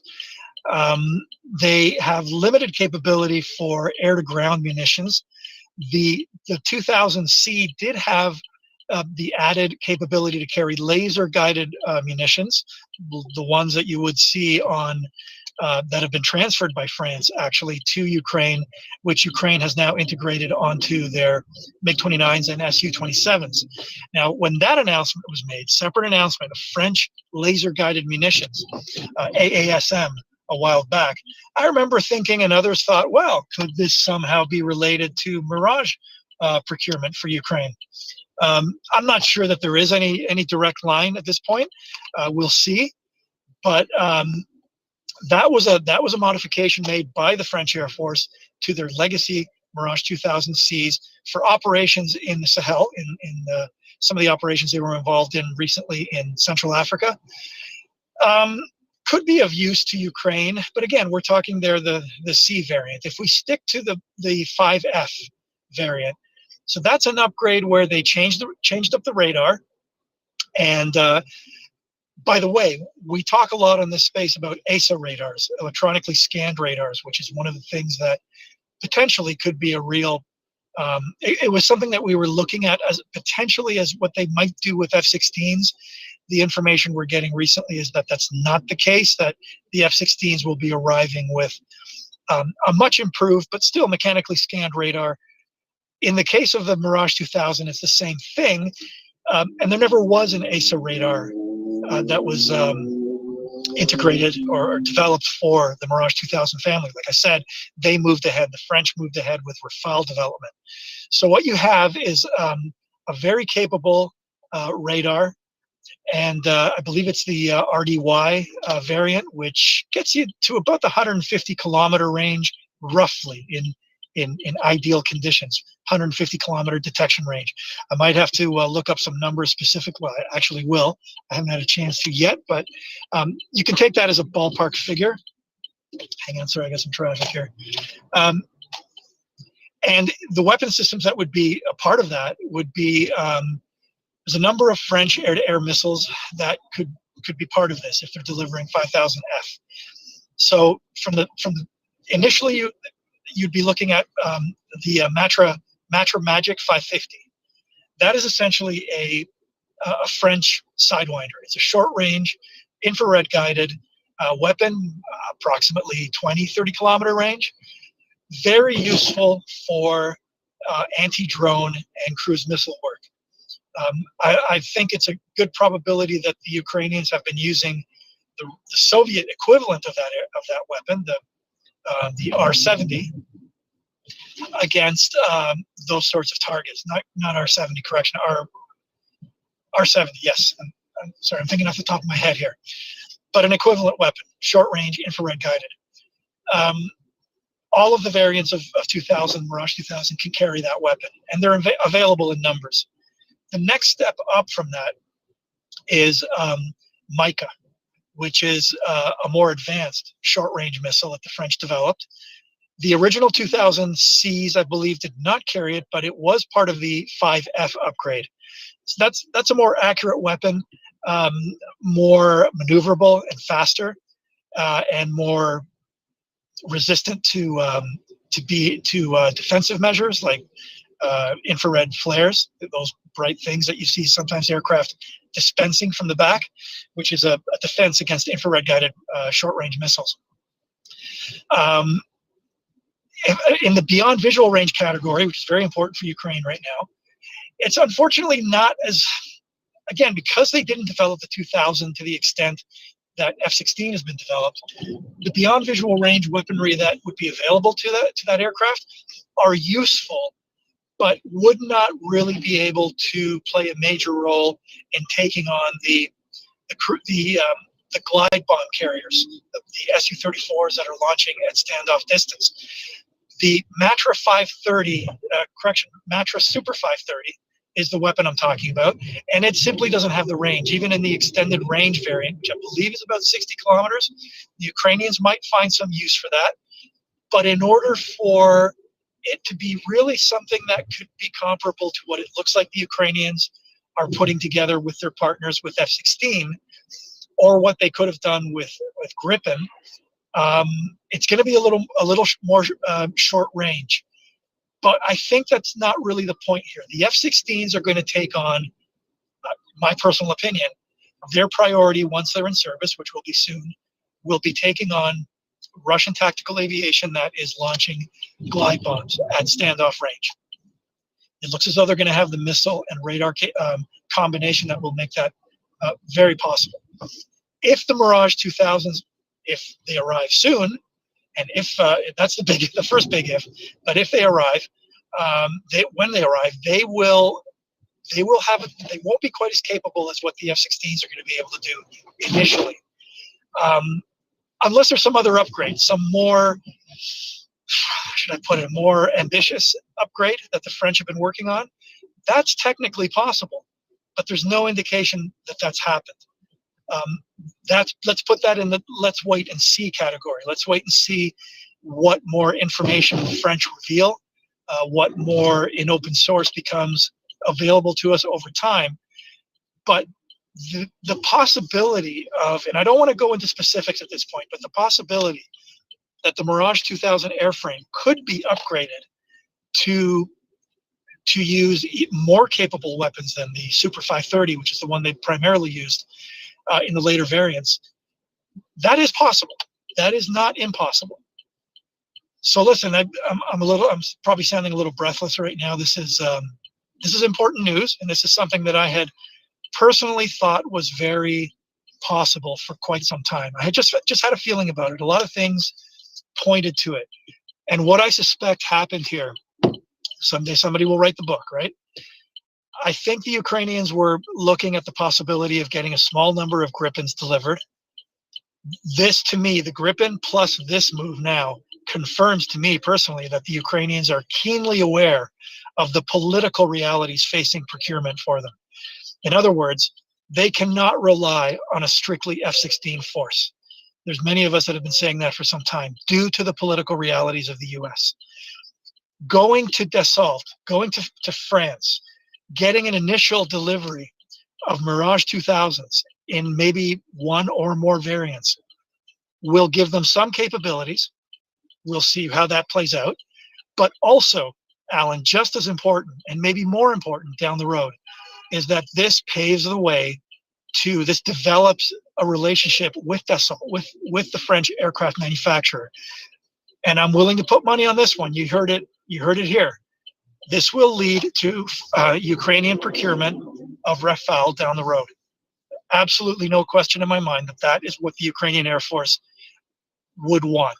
And that is absolutely what the French aviation industry would want, because this has the potential to be a significant market for the French down the road. So with that, I will just shut up, though I know that was a lot of mental diarrhea, but there's a lot to consider in this, and in the next few days as this becomes clear exactly what's going on. Well, I've been looking at the reports. All I see is Mirage 2000. The version is not specified, so I'm sure that news will come out today or tomorrow as well. France, by the way, says that there will be a 6-month training program for Ukrainian pilots. Latin, go ahead. Okay, two very important points that you just made, Alan, that I'm going to jump on right away. First of all, if it is not confirmed at this point that we are talking about a specific variant, that opens up a whole bunch of possibilities. We can go into that now or later, but I can assure you it's an exhaustive subject because of the number of different variants that are available over the last couple of years that have become available from several operators. That's the first point. The second point that you made was about, oh man, I'm sorry, I'm being very distracted with traffic here. What was the second point there, Alan? A 6-month training program. Yes. Okay. And I think that everybody who's been following the F-16 procurement closely will be able to conclude as well that 6 months means that something has already been in the works. Absolutely, no question about it. You will not be training pilots and ground crew to operate Mirage 2000 from the ground up with only 6 months of training. This, to me, points us in the direction of the fact that indeed there probably was some veracity to those reports coming from French media earlier in 2023. And I'll leave it at that for now. Let's take a couple of hands if you have time, Latin, or I want to go right to David, then to the hands. David, go ahead. Yeah, just very quickly on the Gripen. So this means we've got 3 airframes in play for kind of, traditional fighter, ground support, point defense. Maybe come back to it. Let's go to the hands first. But my question is, what's the big picture here? Okay, I think that's a very good question, David. And I've been going on about this forever. And this is, as we start to see a more focused picture, we're beginning to see really what the scenario and exactly what you just said. A country the size of Ukraine, I've said this before, an air force the size of Ukraine's, operating 3 different combat types, frontline combat types, is in no way unusual. It is extremely common. And I could list off off the top of my head, the number of countries that do that. Procurement is a political process, and countries vary the sources of their equipment, not just air, but ground, naval equipment, on that basis. And on the fact that in some cases, considering the possibilities of reducing their exposure to political changes in the countries they're allied with. So this is a textbook example of that. And I agree with you that F-16, something from France, Mirage initially, and of course Rafale down the road, and Gripen, which I'm convinced you look at that example, it's equivalent to the French example. It's some sort of probably legacy Gripens short run, with Saab understanding very much that this is a potential big deal, literally big deal down the road with new production Gripen for Ukraine. So that's where this is going. Yeah, I think that would be great news if this opens the door to delivering the Rafale to Ukraine in the future.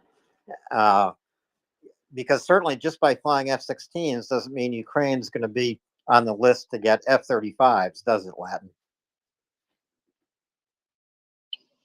Well, with F-35, yeah, I take your point, Alan. I think, yes. That said, F-35 is in a very different category. And as we all know, I know that you understand this, that F-35 is not on the table for Ukraine for quite some time. Someday, yes, a Western aligned Ukraine will definitely operate F-35s. But for the moment, it's going to be the initial delivery of F-16s from Europe. Beyond that, maybe further deliveries of this is me speculating now, right? Perhaps further deliveries of surplus F-16s from different sources, and maybe at some point a contract for new production F-16s. But of course, the big question there is American politics and what happens in November. Obviously, if one side wins, then that door is open. If the other side wins, it's not happening. And that's where the Ukrainians have to be considering other possibilities. So that's why that's happening. Thanks for staying with us, Latin, and driving safely while speaking to us. Let's go to Canadian fella and just a duck guy. Latin, thank you very much for joining. I had to park. I'm parked now. I'm just like you, driving, but I had to park for this conversation. About a year ago, I brought this up about the Rafale, and if I remember very well, Axel basically tore me a new one, right? And my uncle is a regular and in the French army, and I asked him, and he told me in no uncertain, like he basically said it straight out. T'es complètement fou, les Rafales, c'est de la merde, blah, blah. And as in, there's no goddamn way that it's going to happen. But Mirage 2000s were kind of like, yeah, maybe, yeah, because the Rafales were like, we'd never give those away. Right? But I would like to ask you a question, if you can answer, please. And it was, how does the Rafale compared to the Mirage 2000 match up with the F-16? Is a Rafale more like an F-16, or is a Mirage 2000 more like an F-16?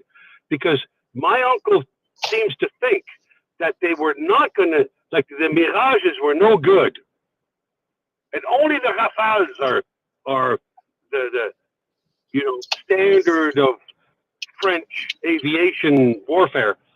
And he dismissed the Rafales. But here we are with the Rafales. So it's almost like, are they sending their old gear out? Whatever. But he, now, when what you're talking about came out, basically acquiesced and said to me, we les Mirage, which means, it doesn't mean no les Rafales. It just means we les Mirage. So is my uncle out to lunch or what? That's my question. Okay, can you guys still hear me? I might be in a bad spot here for a second. You're loud and clear, Latin. I love this. It's drive time with Maria Report. Okay, if I drop out, I'll be back soon in a minute. But lots of questions there, Canadian fella. By the way, fellow Canadian. And by the way, I'm totally with you on your observations about President Zelensky's encounter today. I had a chance to see that earlier, and yeah, it was. I had a frog in my throat. I still have a tear in my eye. Yeah, it's a good one, and I absolutely agree with you that this may resonate in a way, because there are those moments. Okay, so back to the aircraft subject. Let's see here. It's a big question. Where do I start here? The Mirage 2000 and the F-16 are contemporaries. And when you ask, are they equivalent? They were equivalent in the early 80s. But as development of both types proceeded into the 1990s, at some point, I believe it was around the mid-90s, the French decided to not go for a further round of development that probably would have ended up with, an electronically scanned radar and longer range, beyond visual range missiles. Instead, they put all of their effort into developing Rafale, which was already on the map by the 90s. And just to be absolutely clear, Rafale is not. I know you know this, Canadian fellow. I'm just making sure I'm making myself clear. I'm not saying Rafale is going to Ukraine anytime soon, but Rafale is exported around the world. It's actually a very successful product for the French right now. The most recent deliveries were to Croatia. They will be going to Ukraine at some point. If Ukraine is, this is typically, you see this a lot in procurement from different countries. Once a customer plugs into that country's, France, for example, into their product line, the chances of them moving to the next stage with that same provider is very good. And that's what's just my opinion, that I think that's where this is going to go eventually. But now it's Mirage. Now, to your broader question about how do we compare, I'm going to put Rafale aside for now, okay? Because it's a much more capable aircraft. It's more in the category of what we would call a 4+ generation aircraft. It's more equivalent to Eurofighter. So it sits somewhere between in capability, somewhere between, say, F-16 and F-35. Mirage 2000, it really just depends on which variant we're talking about. As I said a few minutes ago, this has the potential to become a very complicated subject. I'm going to be listening very carefully for any news that comes out of France or Ukraine on this, because there are so many variants out there in service and available for re-export right now. There had been rumors back in 2023, last year, that when the UAE was preparing they had a very large Mirage 2000 fleet, and they have already started to receive Rafale. There's an example of what I was talking about. They operated Mirage for quite a while, and then they went to Rafale. And those aircraft are not accounted for. I'm not saying they're mysteriously disappeared, but nobody's bought them yet. The Qatari Mirage 2000s, some of those were bought by Indonesia, but there are still quite a few of them kicking around. And as I understand it, some of the aircraft that Greece retired a few years ago, not the ones they recently announced, the ones they retired a couple of years ago as part of their Rafale deal with France, ended up going back to France.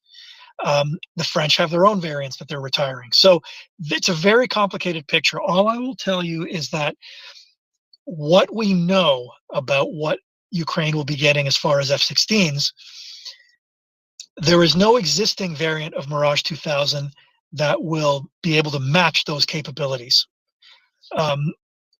Again, because the French never took the development of the Mirage 2000 to that next level. Now, that said, there are two distinct variants of the Mirage 2000.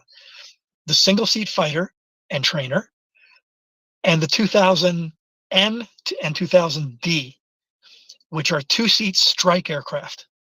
They have a strike-optimized radar with terrain following. It's a different role altogether. Those are not air defense aircraft. So see, I don't want to get into all the minutia at this right now because seriously, it's a very complicated picture. I'd have to go on for about an hour to break this down. But for now, let's put it this way. I've said this from the beginning. The Mirage 2000C, legacy 2000Cs, Charlies, that were retired by the French a couple of years ago, which don't even have a beyond visual range missile capability at this point, unless they went through some kind of modification. But as they were retired, they did not have that capability. Even those would be useful, saving Ukrainian lives, operating in the combat air patrol role, taking on cruise missiles and drones. They have a radar that is superior to what the Ukrainians currently have. Better look down, shoot down capability. In other words, better ability to see those small targets against a cluttered background. And between their cannon armament, internal cannon armament, 230-millimeter cannons, and missiles like Magic, the infrared guided short range missile, they would be very useful even just in that role. Is it ideal? No, of course not. The ideal would be to have Rafales with ASA radar, 100 kilometer plus air, BVR missiles, et cetera, et cetera, et cetera. Or the latest F-16 Block 70. I mean, none of this is ideal. Ask the Israelis what it was like when they were building up their air force. You get what you can, given the political realities that Ukraine has to deal with, that their allies are dealing with. I hope that helped answer your question. Yeah, but I just want to follow up. So you're saying basically, let's say, for example, you get 50 to 100 Rafale Cs. They don't have the beyond horizon capabilities, but they're able to basically act as a defense kind of weapon. Is that right?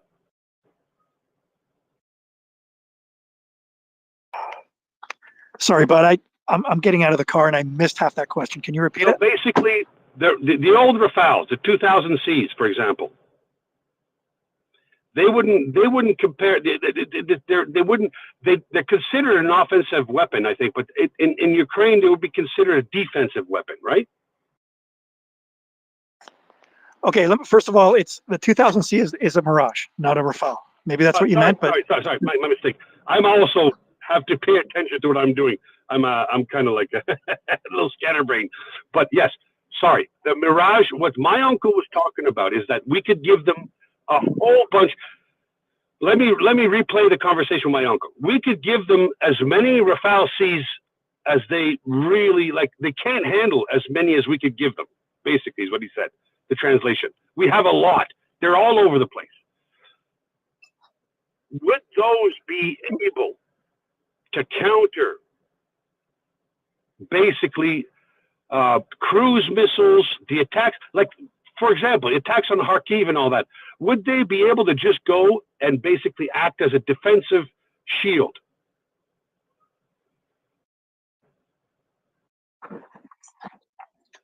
Okay, did you cut out, or that was your question? My question is asking, are the Mirage, the old Mirages, when you put them into play, they're going to make a difference when it comes to striking civilian targets in Ukraine? These guys are going to be able to counter some of that, right?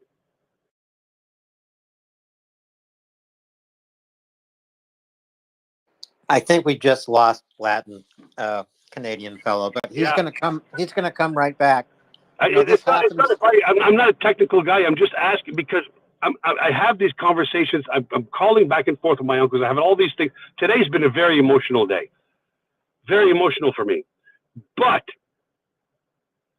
I have complete faith in what the French, like 2 years ago, we were all crapping on Macron.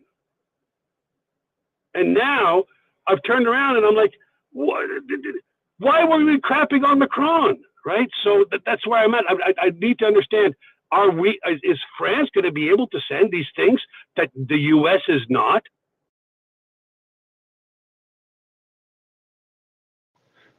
So to paraphrase your question, Canadian, you're asking, can the Mirage provide point defense against drones and these glide bombs potentially, right? That's the main question. Specifically the glide bombs. Thank you. You know who might have a good answer for that, David, is Hop C, who is with us. And I know Latin's going to come right back too. Hop, did you hear that question? I did. A little windy where I am, so let me know if that becomes an issue. I'm just jumping in here for Latin for a minute because he's the man.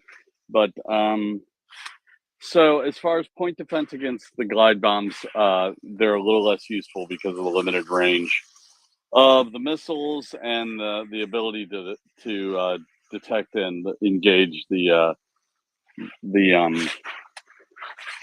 fighter bombers that are engaged in dropping the glide bombs.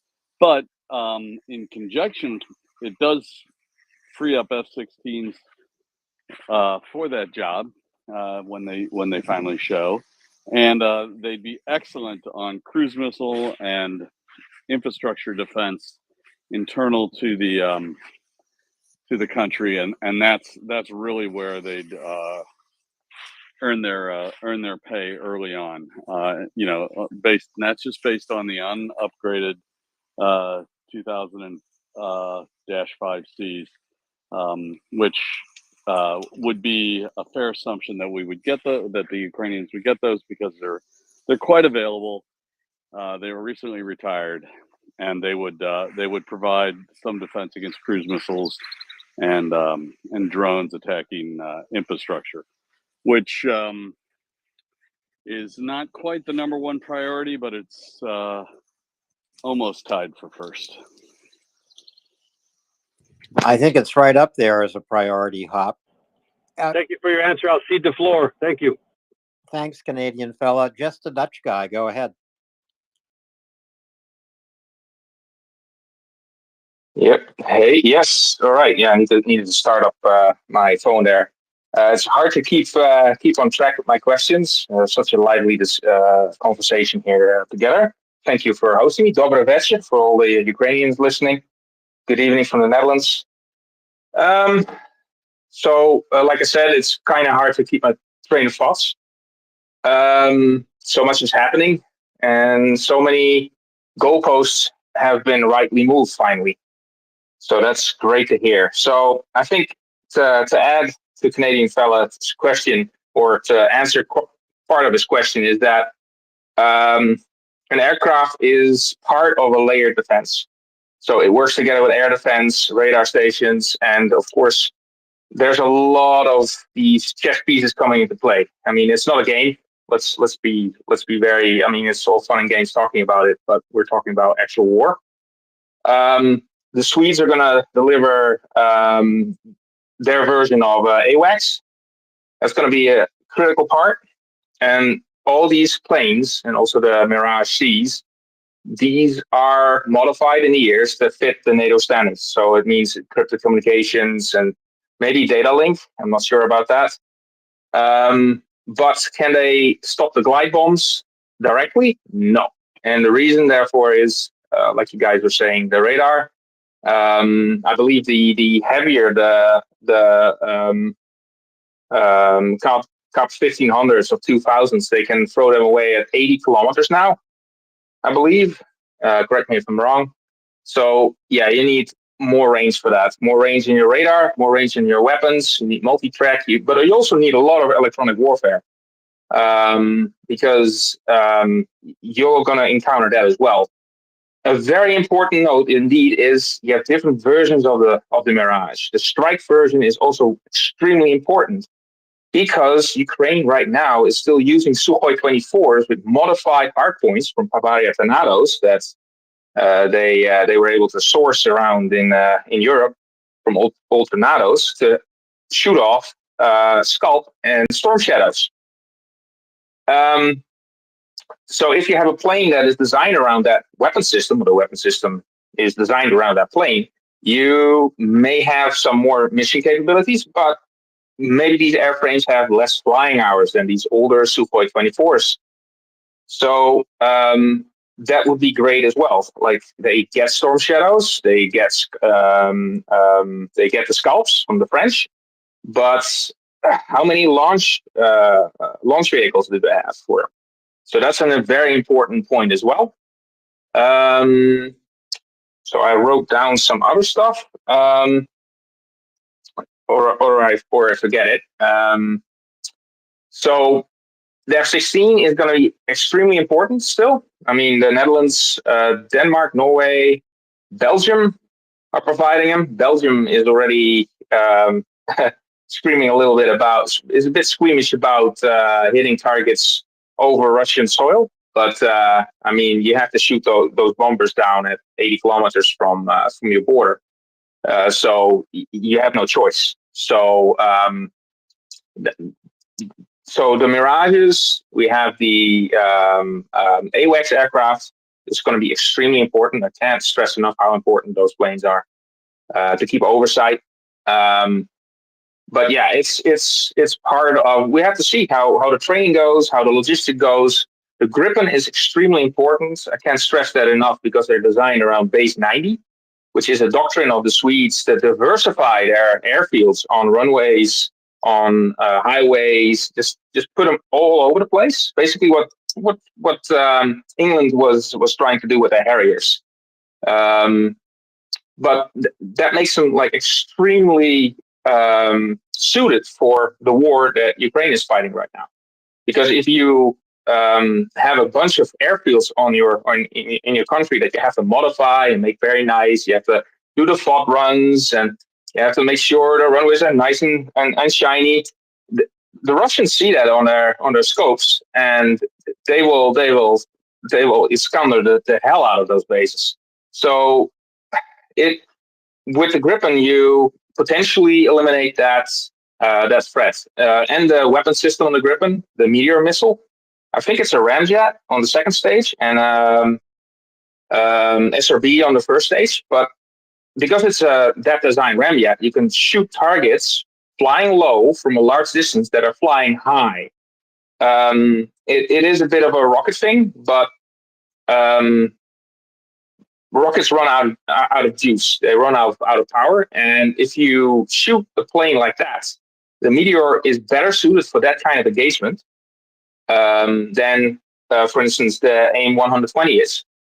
So the AIM-120 is preferably shot from high altitude and then basically to give it some extra range. The Meteor has less of a problem in that specific scenario. But again, it's all a lot of talking from me. I mean, the Ukrainians have to bring all this hardware into combat, have to do the logistics and the operations of these systems in actual war conditions. And yeah, I'm really applauding for that, and I really wish them all the best. And that's my my little my little monologue. Sorry, guys, and have a great evening. Thank you, Just a Dutch Guy. Hop, turning back to you for a moment. You know, we're not talking about a lot of Mirages. I think it's 5. F-16s will be in theater well before the Mirages get there, even if France is able to deliver on the 6-month training period for Ukrainian pilots in the Mirage jets. So this essentially means that the F-16s have to take on, they have to play the multi role that that Ukraine needs right now. What I'm wondering, Hop, if you add the Gripens in there, how would the presence of both Mirages and Gripens and F-16s, how would these three different jets work together? What roles would each specifically take on? Well, I think it's pretty clear initially that the lowest sort of modernized, the least modernized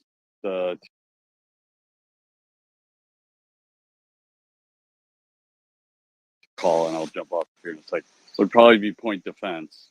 And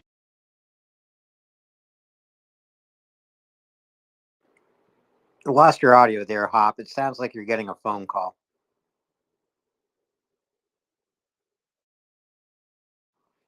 Or Hop might be in a bad reception area.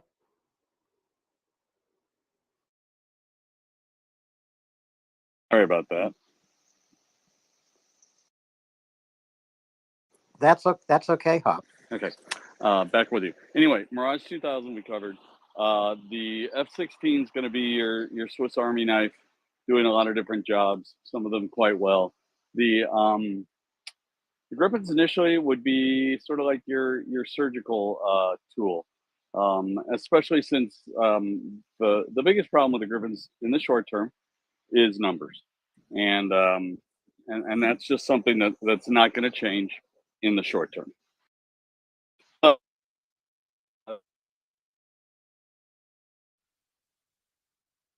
Things a little better than the F-16s.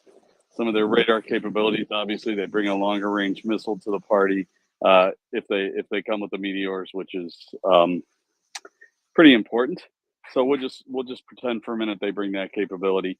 So they would be sort of your long range air defense initially.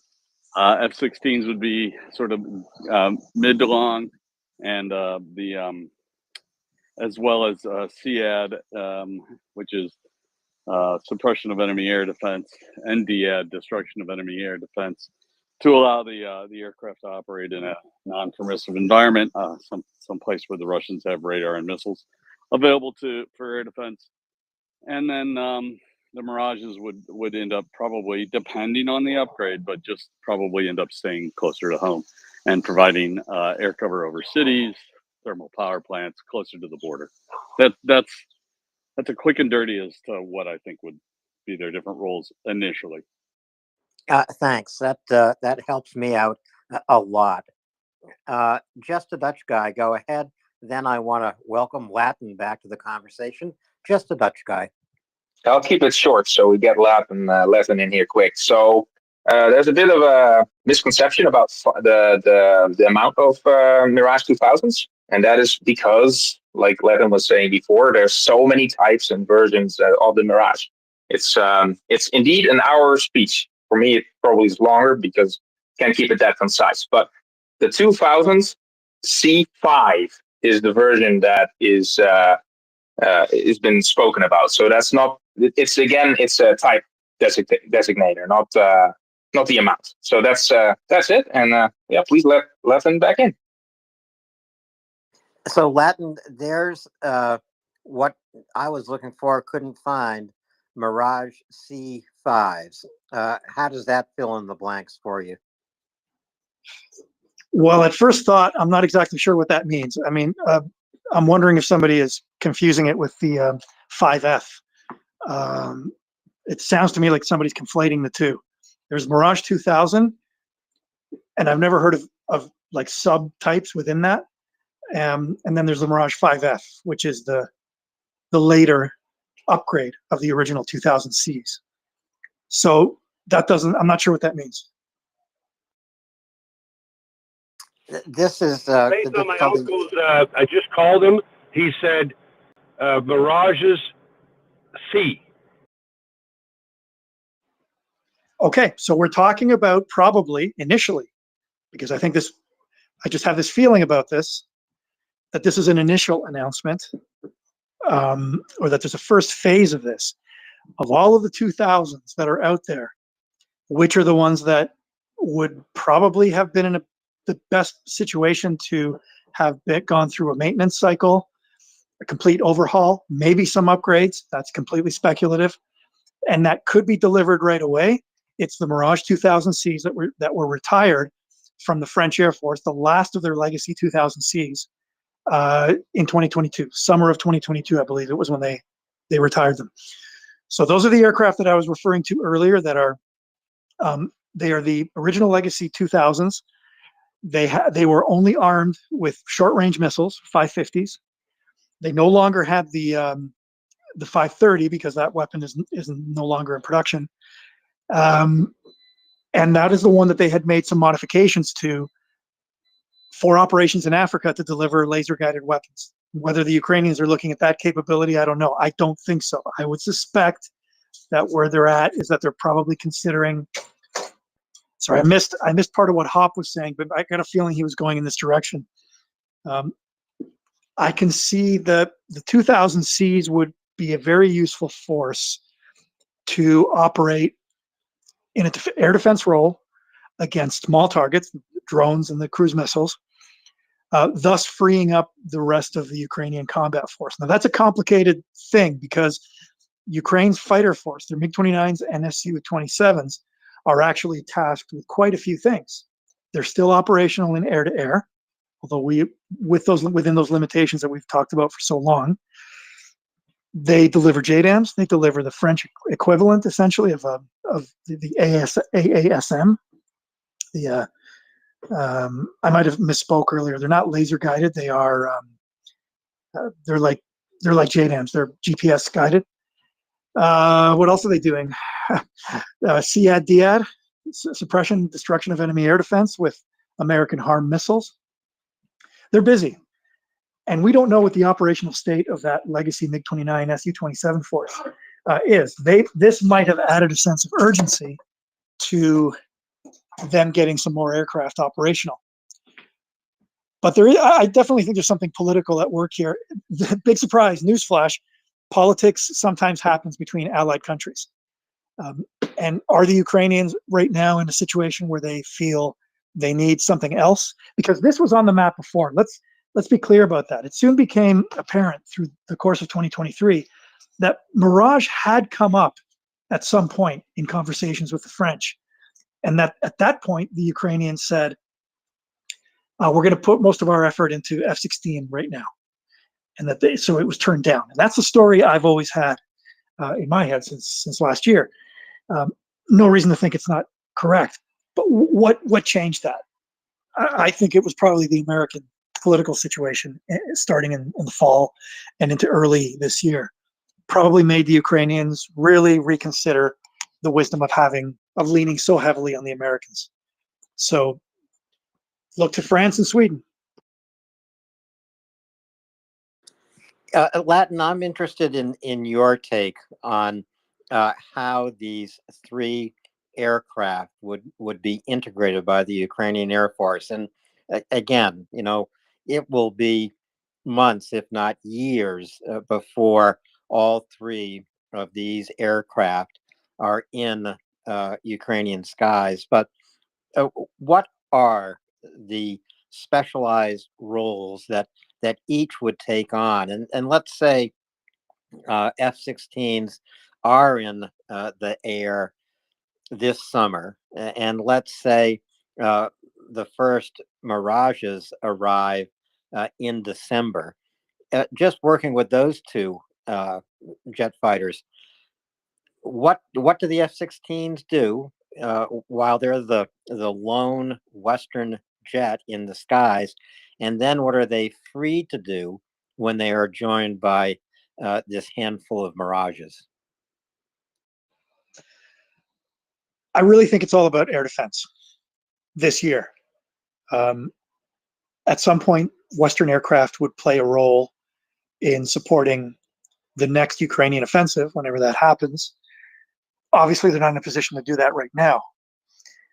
This is about air defense. For the F-16s, primarily going after, because they'll have longer reach, it seems, from the information we have of the missile radar combination they're going to have. So if the Mirages arrive, and assuming they're 2000Cs, if they arrive later this year, and by the way, in terms of numbers, there's the number the French retired, and then you have to add to that whatever they may have in storage. I mean, I don't think we can say with any real certainty, but I think it's probably a minimum of 20 aircraft. The French should be able to put together that many aircraft, Mirage 2000Cs. And they would arrive later in the year at a critical time, right? What is it that happens in the winter? That air defense against drones and cruise missiles becomes even more important with winter coming on, as we've seen in the past. And these aircraft would be, and I'm going to, again, look at the baseline capability of their legacy radar. Well, they were upgraded. Okay, legacy radar, let's call it, and the short range missile, the Matra 550. That combination alone and the internal cannon is enough to be able to be useful in taking on those small targets, while the F-16s would probably focus on continuing to go after Russian tactical aviation, which towards the end of this year, I mean, we have to see what happens in the summer, but barring some radical rethink of Russian tactics, their delivery of glide bombs will continue. And I think that the campaign against that threat will probably continue into later in the year, because initially there won't be enough F-16s or increased number of ground-based air defense to really be able to. I mean, they can. I think the Ukrainians are going to be able to increase the cost of delivering that weapon for the Russians, but I don't think they're going to be able to eliminate the threat. They're producing too many of these glide bombs, and the Russians still have a lot of tactical aviation they can throw into this, including their own aircraft that are in storage that could be brought out and modified for that purpose. So that's where I think the two are probably going. Now, a Canadian fellow was asking me a question before.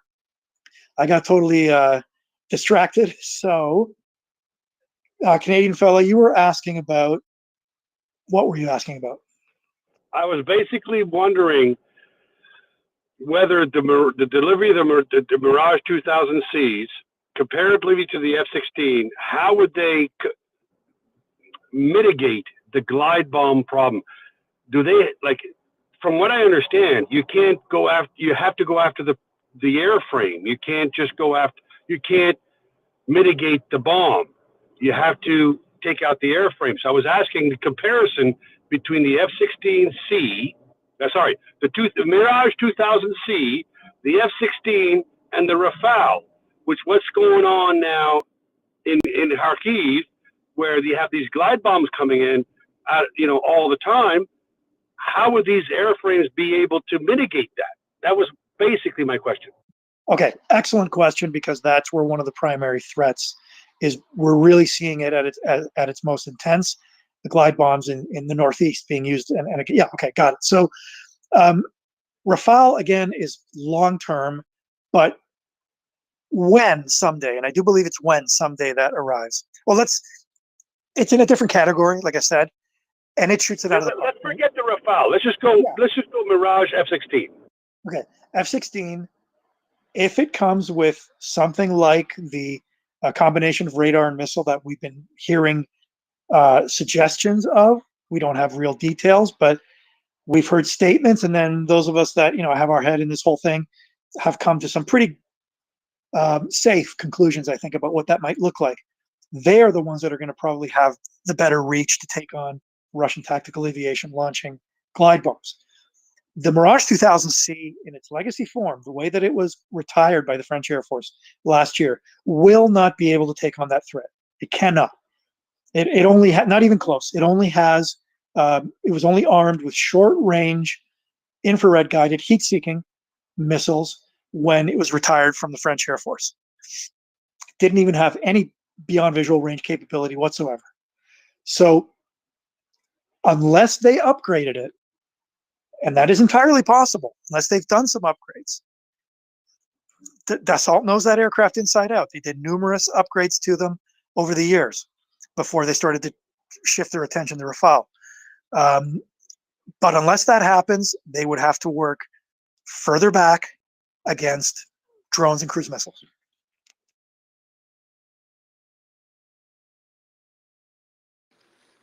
So I like how you put that, Latin. I sense you might be getting a phone call at the moment.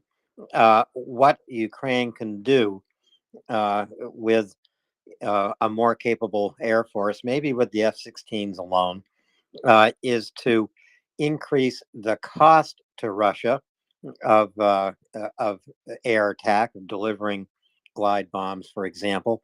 But Ukraine cannot eliminate the threat of these attacks. I think that's, did I summarize that correctly, Latin? Yeah, the glide bomb threat is going to be one that is going to take some time to take on. It's big and growing in terms of the actual production of the weapons, the increasing sophistication of the weapons, by the way, and capabilities, because now this week I saw for the first time a clear image of the what the Russians are calling UMPB as opposed to UMPK. And this is the guided weapon that has a small jet engine in it. Increases the standoff range potentially to about 90 kilometers. And we're going to see more of that kind of, the Russians will be relentless in developing this as far as they can, and in finding different ways of delivering them. In other words, maybe aircraft that they have not so far assigned this task will be. But yes, it's going to continue. The Mirage 2000 will help in being. Here's one scenario that comes to mind that I think is really plausible. I'm going to put it out there for everybody to consider. The legacy MiG-29 and Su-27 force that the Ukrainians have, as I mentioned a few minutes ago, it has many taskings right now. They're involved in quite a few things. As the Western aircraft arrive, and General Oleshchuk said as much earlier, that the replacement of the F-16s will be there to replace the MiG-29s and the Su-27s. That does not mean the Su-27s and MiG-29s disappear. At least I don't think that's what it means. I know Goldman feels the same way. He's been adamant about the fact that we're going to be seeing those aircraft defending Ukrainian skies for quite some time, but in a different role. General Oleshchuk made it clear that the F-16 will replace them in the air defense role. Not all at once initially, but begin that process.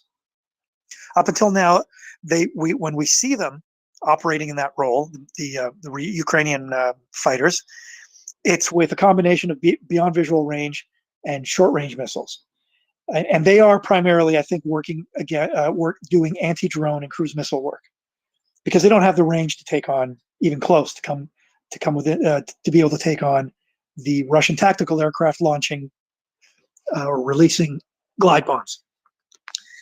So that will be where the F-16 comes in. And it's, I can't emphasize this enough. If Mirage 2000C is what we're talking about immediately or within 6 months, that is the beginning of a process. The French government and French defense industry, Dassault in particular, taking the lead, will be working extremely hard to make sure that this is not a one-off, that this will move to the next phase. Maybe more 2000s of different variants and upgraded, and eventually down the road, something else. I see a combination of F-16s and Mirage 2000s working different aspects, call it a high-low mix of in the air defense role. That would free up MiG-29s and Su-27s for what they've been doing, which is delivery of JDAM, the French equivalent of that weapon, and the American HARM anti-radiation missile to take out Russian surface-to-air missile batteries. The only other thing that I'll add in here is I would be amazed if this didn't also have the element of Mirage 2000D at some point, because now we're talking about Storm Shadow delivery. Storm Shadow / Scalp. The status of the Ukrainian Su-24 force, which is the Russian Soviet aircraft that was modified to carry that weapon, is far from certain. Those are very tired aircraft at this point. And General Oleshchuk did mention Mirage 2000D specifically to replace those Su-24s as a platform for Storm Shadow and Scalp a few months ago when he did that post on Telegram. So clearly it's on their radar. It's on the Ukrainian radar. And what's happening there with France is that they are upgrading the remaining 2000D. That's a strike aircraft, right? It looks the same as a Mirage. It's a two-seat Mirage, but it's a strike aircraft. The French are upgrading the majority of them, but there will be some that are surplus, approximately 20. So that could be the next phase of this. And there could be things happening that how many times have we seen things announced or indicated, and it really wasn't the full picture, then something happened? I mean, that's speculation. I understand that, but we've seen it before. And I have zero doubt in my mind right now that this Mirage thing with France goes back at least a year and a half, that they've been discussing this. And to what extent things have been prepared, to what extent there's been training. Again, French media had reported it in early 2023. We can't say for sure, but there's something there. Where there's smoke, there's fire. Thanks, Latin. Brian, welcome, and go ahead, please. Yeah, great timing to have you here, Latin. Really appreciate it. I don't ever take for granted that we have access to expertise like this in any number of different areas, subject areas, as a result of this space. And the folks in the audience, please retweet this space. And I know we don't take this for granted. And thanks a lot, Latin, for pulling up. Question. So what about maintenance? Because we just announced this, and to your point, maybe there was already some initial maintenance training happening, but I mean, the 6 months is actually not that long, right? If you're going to deliver it this calendar year. And I know it takes some time to get signed off on maintenance. Do you think we're looking at French contractors being brought in to do maintenance on this aircraft to keep them flying while the Ukrainians are in maintenance technicians are in training? Or are we looking at repair facilities maybe on the Polish border, maybe at that Shishov airfield to do any sort of maintenance? Help me understand what you think is going to happen with that. Well, I think all of the above, Brian. The French government has clearly been in generally the most forward recently, as everybody who follows this knows well. They've been the most forward on the idea of deploying people in non-combat roles to Ukraine. So given that stance that we've heard consistently from Macron for quite a while now, sending maintenance personnel or contractors from Dassault, it's entirely possible. And that would only expedite the initial operational capability of the type in Ukrainian service. So yes, all of the above, entirely possible. Thank you. By the way, Alan, somebody earlier, and it might have been Canadian fella. Anyway, somebody mentioned the Mirage 2000C-5. That just like specific designation doesn't exist. But I think I have a very good resource that I've been leaning on for quite a while. And at the risk of putting people to sleep, I actually have a list of all the subvariants of Mirage 2000. And I think I may have found where that number was coming from. Can I just, I can just kind of read it as it is in front of me. Yeah, go ahead, Latin, because I need to be clear about it too.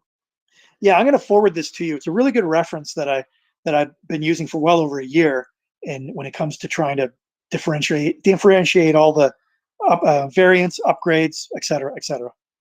So I'm just going to read part of it here. So one of the upgrades, and when I say upgrade, not like a major modernization, but kind of like periodic upgrades, swapping out of certain items of equipment. There is what's called the, this is all within the Mirage 2000 category, right? So this is the legacy Mirage 2000. You have the S3, S4, S4-1, S4-2A, S5, and S5 2C. So those last two are the ones that sound interesting. It sounds like maybe we're some Canadian fella, if it was you or whoever it was, when they said Mirage 2000-5, maybe this is where we're going. So the S5 is a definitive standard upgrade of the original Mirage 2000 that included upgrades to its self-defense suite, chaff flare dispenser, which is defensive system, those flares that are launched to distract infrared guided missiles. The S5 2C retrofit introduced in 1995, and it says here, apparently only aircraft of one unit, but they may still be out there. Better anti-jamming protection for the RDA radar. RDA is one of the three types of multi-mode radar, primarily air defense radar that was, sorry, I'm just, this is all like real-time analysis here, okay? So bear with me, just tell me to shut up if this is not useful. And then you have, so that's an upgrade to the radar. And then you have a total of 37 2000 Bs and Cs, which is the two-seater and the single-seater, that were upgraded to Mirage 2005F standard. So add to that, that's what the French did in service. One thing I'll say as well about the Mirage 2000, which is really interesting, the Ukrainian Air Force went into this invasion post-February 22 without any ECM capability whatsoever. They had no airborne electronic countermeasures capability. They're going to have some of that with the F-16. We don't know what yet. But the Mirage 2000 has an internal ECM suite that is reportedly pretty effective. And that's another thing that's going to be, we often talk about radars and missiles, but that's just something else that needs to be considered, particularly when you're facing the kind of surface-to-air missile threat that the Russians have. So it's very important to consider. Thanks for that, Latin. You know, this is, I think, the big news of the day on the 80th commemoration of the D-Day landings. President Macron of France announcing that France will send Mirage jets to Ukraine, that training begins tomorrow. But I think everybody who has looked at that training period suggested by Macron of 6 months, it really indicates training has probably already begun. Right, Latin? Yeah, I will also add to this that we have seen recent images, and maybe this was pointing us in that direction anyways, right? But we've seen images of Ukrainian pilots training in France on something called an Alpha Jet. That's a trainer that is no longer in service with the French Air Force. They only fly it with their demonstration team. Roughly equivalent, same generation, but a trainer, roughly same period as the 2000, a little earlier. But we saw pictures of them training on the Alpha Jet. And that was at one time exactly what the French were doing, was transitioning their pilots from Alpha Jet onto Mirage 2000. So the 6 month period, yeah, that could, clearly that's not enough from the ground up. But I think what they have is some pilots that have been training on Alpha Jet. And there's already been some kind of contact with 2000. And that's probably what's happening here, is that's the syllabus, that's the stream that's happening.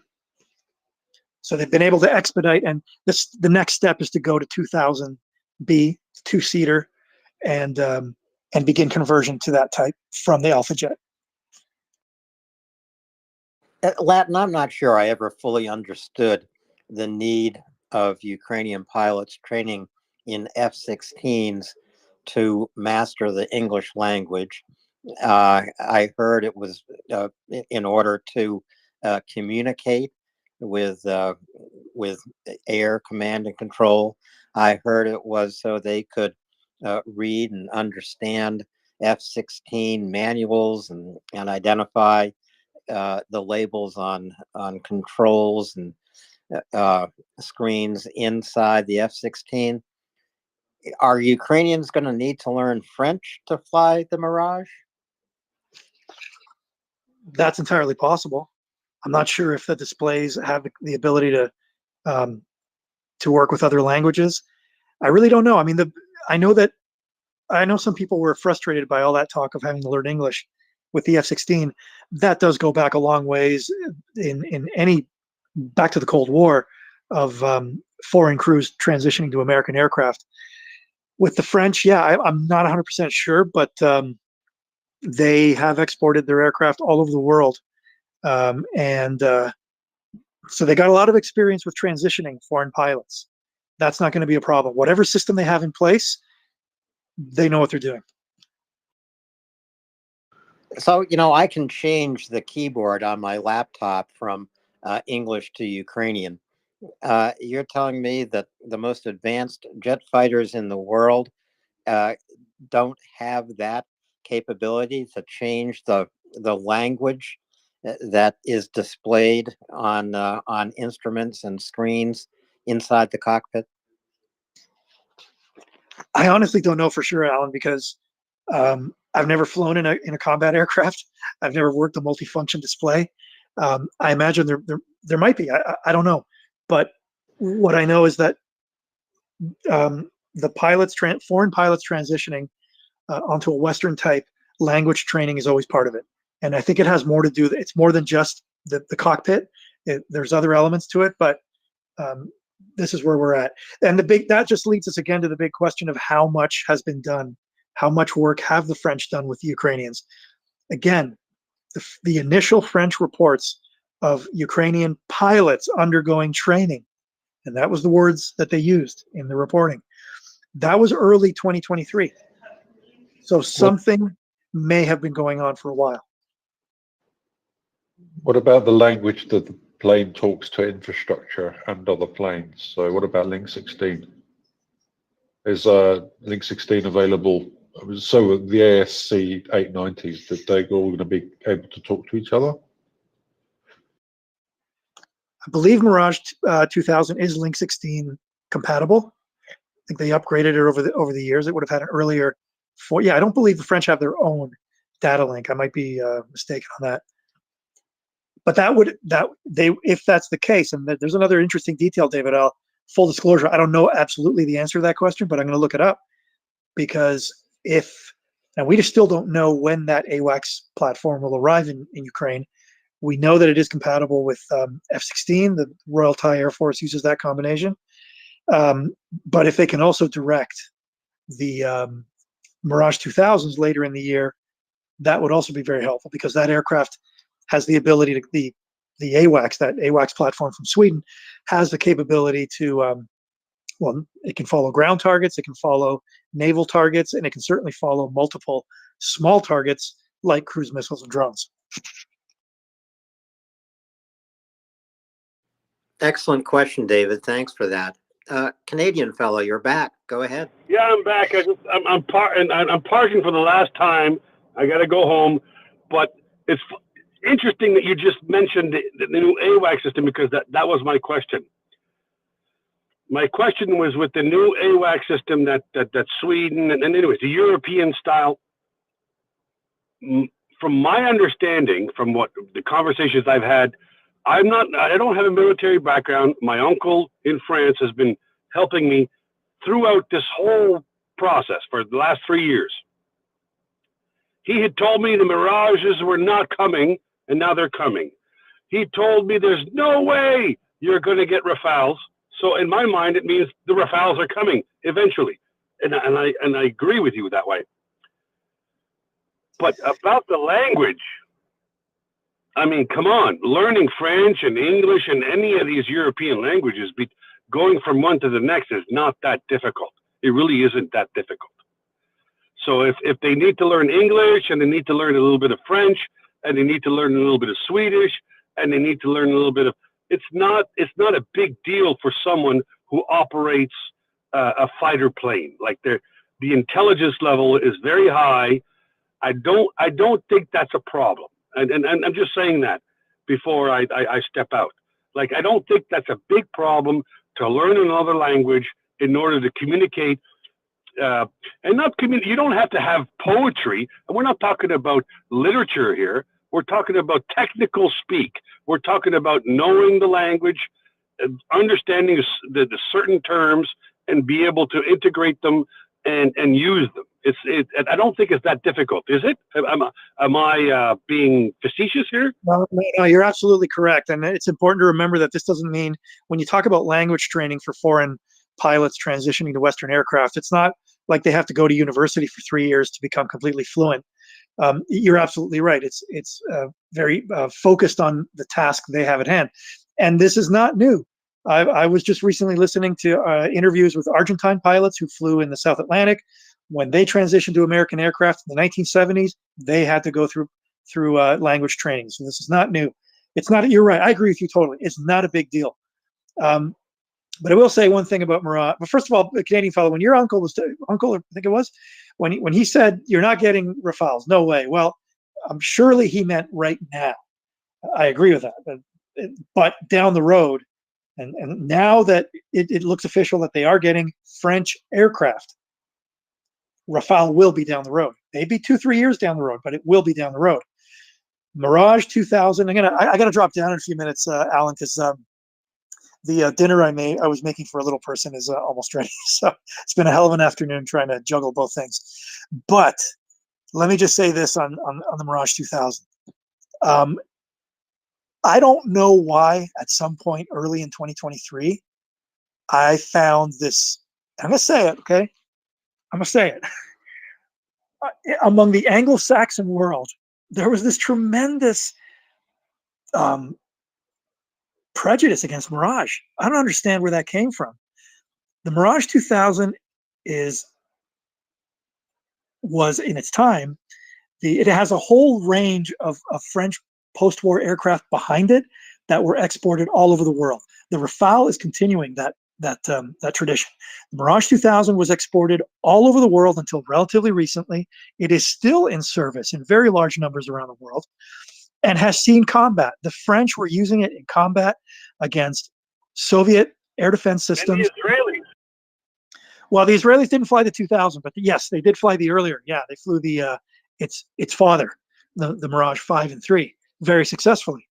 But the French were flying it in combat in Libya and Chad in the 1980s. So this is a capable aircraft.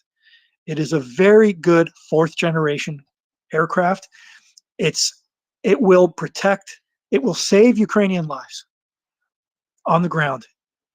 It will strengthen Ukrainian air defense against the ongoing Russian bombing campaign against Ukrainian cities. It could lead to other variants of Mirage 2000 with other capabilities. I think it will. There's always the possibility of upgrades. But this is very important news. And let's also not forget the political dynamic here. This is the Ukrainians saying to the Americans, I'm going to fill in the blanks here. This is just my personal take on it. I think this is the Ukrainians saying to the Americans, we value what you've done. We are looking forward to the F-16. It will save many Ukrainian lives. But we disagree with your call, and I do believe it was an American call. We disagree with your call on the Gripen. We will have the Gripen eventually.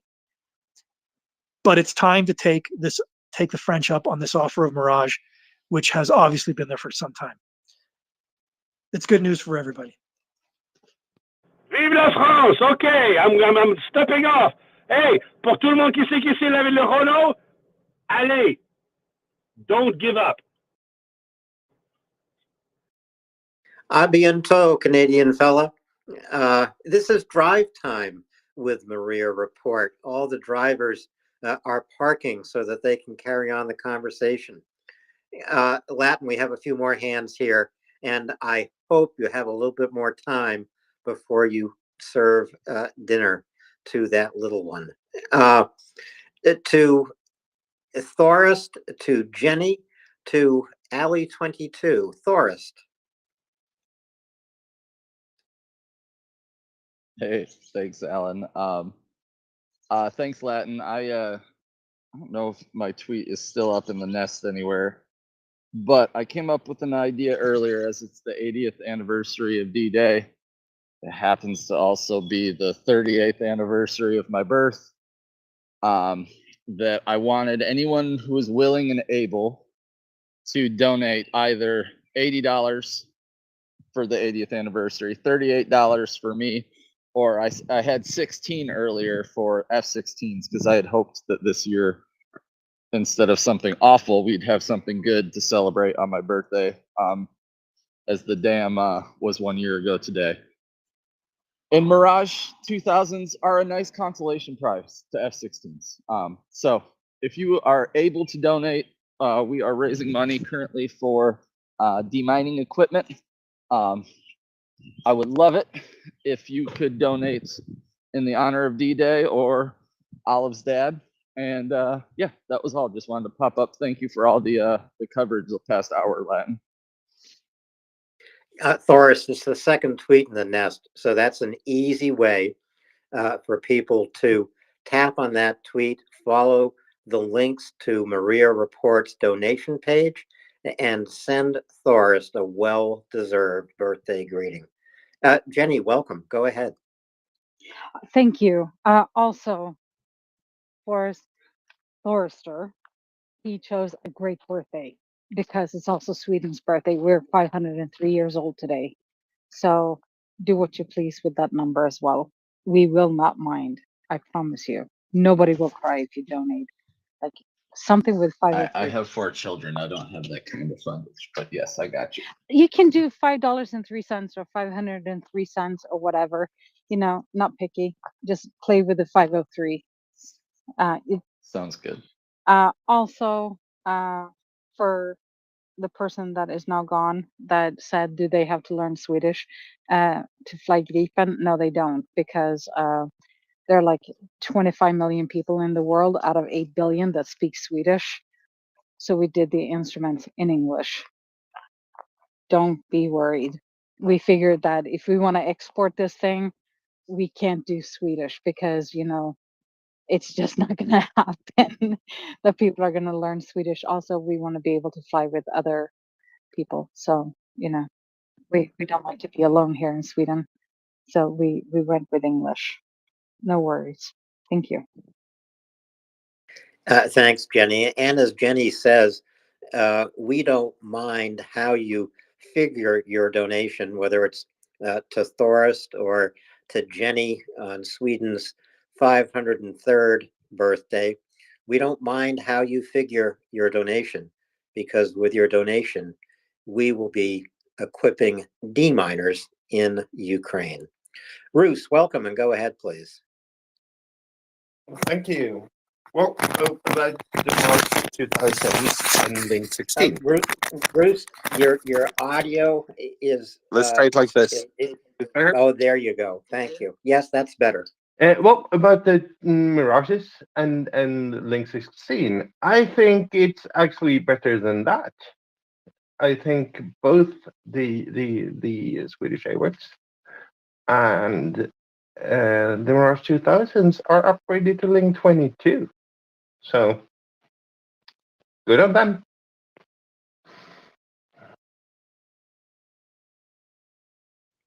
Latin link 16 or even a further upgrade, link 22.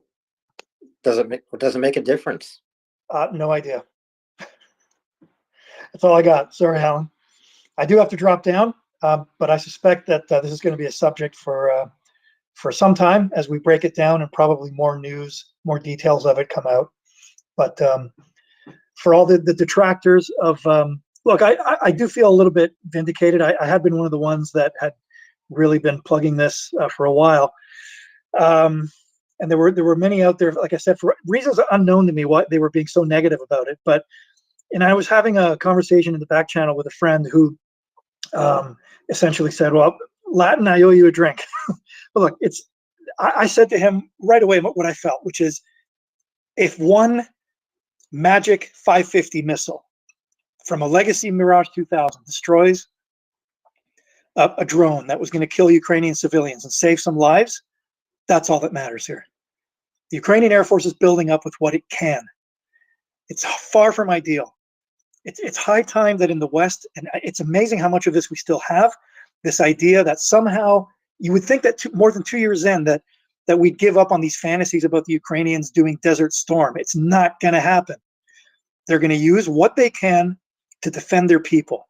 And the Mirage 2000, in whatever variant it shows up in with whatever upgrades, will do exactly what the F-16s are going to be doing. Well, different capabilities, but you get my point, right? They will continue to do what they can with anybody that's willing to offer what they have to help defend Ukrainians and save innocent Ukrainians. That's what this is about. And that's very well put, Latin. Thank you for that. And thank you for all your time here this afternoon. And you're right. This news is going to be front and center today and tomorrow, and probably for a few days to come, because we go ahead, Latin. By the way, just one final thought that I saw in the back channel, and I agree with, actually, our friend George might have tweeted it. This may initially sound like a knockoff effect of this announcement that initially may seem trivial, but it's not. I think it was our friend George that said something about, at Lockheed Martin, they must be freaking out, essentially, right?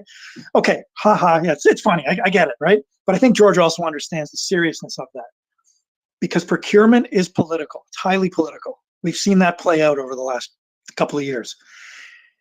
And I have been saying it for quite a while, that as if the US, I'm old enough to remember the Cold War, and I came from one of those countries that at that time were recipients of military aid from the US in the fight against communism.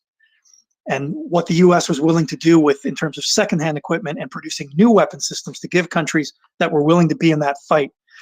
The contrast with what we see today couldn't be more stark. And I think that if nothing else, look, the French are going to benefit and the Ukrainians will benefit from that relationship, but the French will benefit monetarily from gaining access to this market, this large nation that's going to have to maintain modern large armed forces for the foreseeable future. If the US made the decision and they made a political decision to not go all in with F-16 training, procurement, etc., this cautious approach that we've seen, then that's on them. America is ceding ground and is saying we don't really want to be the arsenal of democracy to the extent that they were during the Cold War. That's a political decision. I'm not American, I'm Canadian. But Americans have to live with that decision, economically and morally. That's all I got for now. Again, Latin, you one-upped yourself. That is a superb way to sign off on this mission that you have flown here at MriyaReport. Thank you again. Really appreciate it. I'm sure we're going to see you over the next couple of days to keep talking about France's decision to send Mirage jets to Ukraine and to begin, I guess I'm putting that word begin in quotation marks, to begin training Ukrainian pilots tomorrow. A very strong chance that they've already been in training, David. Yeah, but I think it's Latin's absolutely correct. This is another way of looking at this is just Europe taking more of a responsibility for its own defense, including, the support for Ukraine and having Dassault and Saab there with the Gripen and the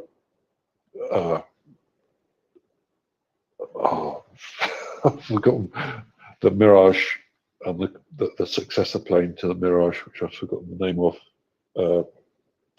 Having those in the pipeline is, it's part of the, let's say, the reconfiguration of the NATO alliance, and I think that's all a positive thing, actually.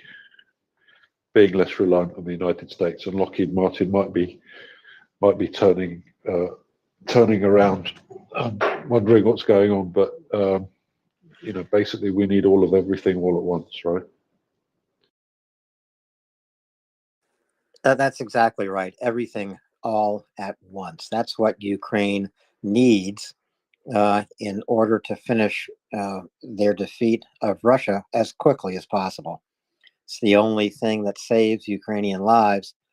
It's the only thing that preserves freedom and security, prosperity, the international world order that we all benefit from.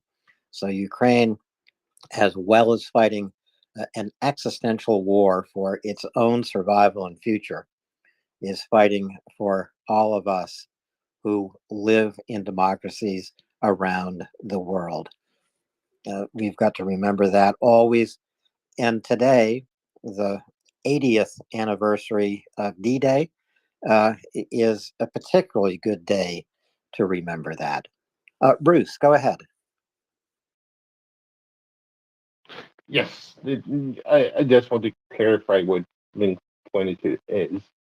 It's if we simplify it extremely much, link 16 is secure internet for security digital communication for our forces. If you include link 22, you get ground and surface forces as well. That's as simple as it is. Oh, thank you for that information. That's good to know. Link 16, secure internet for airborne forces. Link 22, secure internet for airborne, ground, and surface, sea surface forces. So that's you got to have that secure communication for command and control of combined warfare.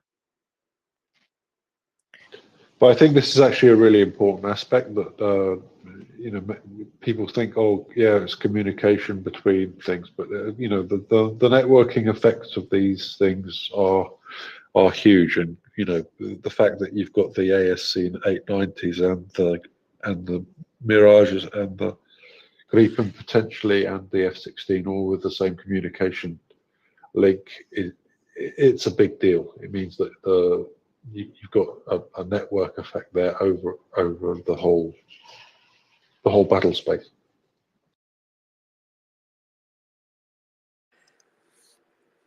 David, I want to draw folks' attention to the first few tweets in the nest. The first 3 tweets are all about the current fundraising effort for MriyaReport.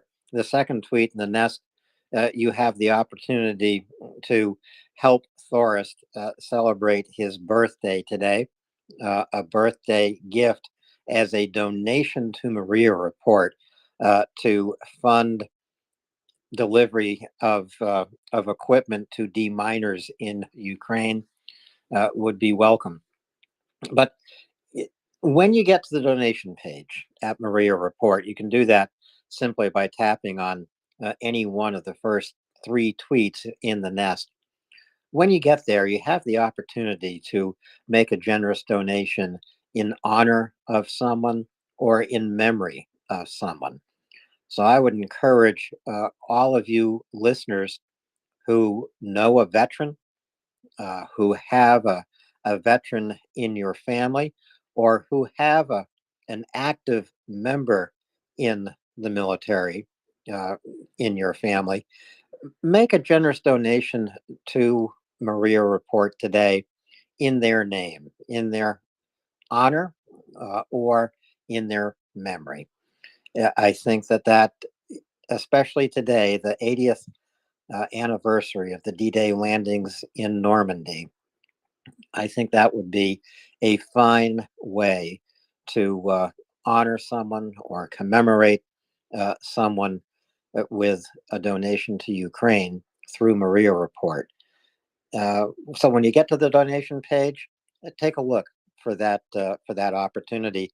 I've given donations to MriyaReport in memory of my mother and father, who were World War II veterans, and I did it because I know that today, for example, my father would explain to me the war he fought in 80 years ago is no different from the war that Ukraine is fighting today. He would tell me, Alan, when I was just 18 years old, actually, he was 19. When I was just 19 years old, the world I lived in was fighting a war to defend democracy. It was a war between democracy and dictatorship. And that would be exactly what he would see Ukraine doing today, what he would warn me about, that there is a coming war between democracy and dictatorship, no different from the war he fought in as a young man was fortunate enough to return from. David, I'm going to go back to you for a moment, just with that surprise, because you're probably not ready for me to hand the conversation back to you. No problem. Yeah, well, yeah, you caught me out a little bit there, Alan. What the other thing we can talk about is the demining. So we're doing a demining fundraiser right now. It's a new one on me, so I'm not really fully informed about exactly what it is we're fundraising for, but I understand it's multi-tools and ear protection and a variety of equipment to make sure that demining teams across Ukraine can get down to work quickly and efficiently. So take a look at the fundraiser. As we mentioned, one of the crew, Forrest's birthday today. It would be very great if you could contribute on that basis to support this fundraiser. And as I say, it's a very good fundraiser, very practical equipment there for demining the growing amount of acreage which has been contaminated by Russian mining activities, which have been just going on and on. So although Tracy's very good at keeping us up to date with the amount of mining mined areas which are cleared by Ukrainian troops, the number still is going up. So Russia's putting mines down faster than Ukrainians can clear them, and this is going to be a problem for the next decade or so at least. Yes, at least a decade. It's going to take more than a decade to demine Ukraine, and that's why just little by little, perhaps, we have to help Ukraine build up its demining force, and this is something Ukraine has taken very seriously. The Ministry of Emergency Services is in charge of demining. Our donation for equipment will go directly to that department. It's 100 multi-tools. It's 100 pair of combination hearing protection and communication headsets. So 100, you might say that's not that much. Well, do you know that at the beginning of 2023, there are only 35 deminers working in Ukraine, and Ukraine had no demining vehicles whatsoever. Today, they have trained 4,500 deminers. So 100 pieces of equipment here, 100 multi-tools and 100 of these specialized high-tech headphones. That's a pretty significant contribution. And it's specific in this way. It's exactly what the Ministry of Emergency Services asked for. So they came to MriyaReport and said, we really need these two things. Can you help us? And of course, we said yes, because we know that we have listeners who help. So that's why I'm asking all of our listeners here right now, please take a look at any one of the first 3 tweets in the nest. Follow the links to the donation page at MriyaReport and help us deliver this equipment that will equip 100 trained deminers working in Ukraine right now. This is the other thing that's unique about contributing with the MriyaReport, is that you will get to know the people who get the material, and you'll see how they benefit from your donation directly. So the team that's working on will be getting this equipment will be up in the space. They're friends of ours that we've been talking to for a long time. If you want to get to know them and get to speak to them directly, you can do that all through MriyaReport as well.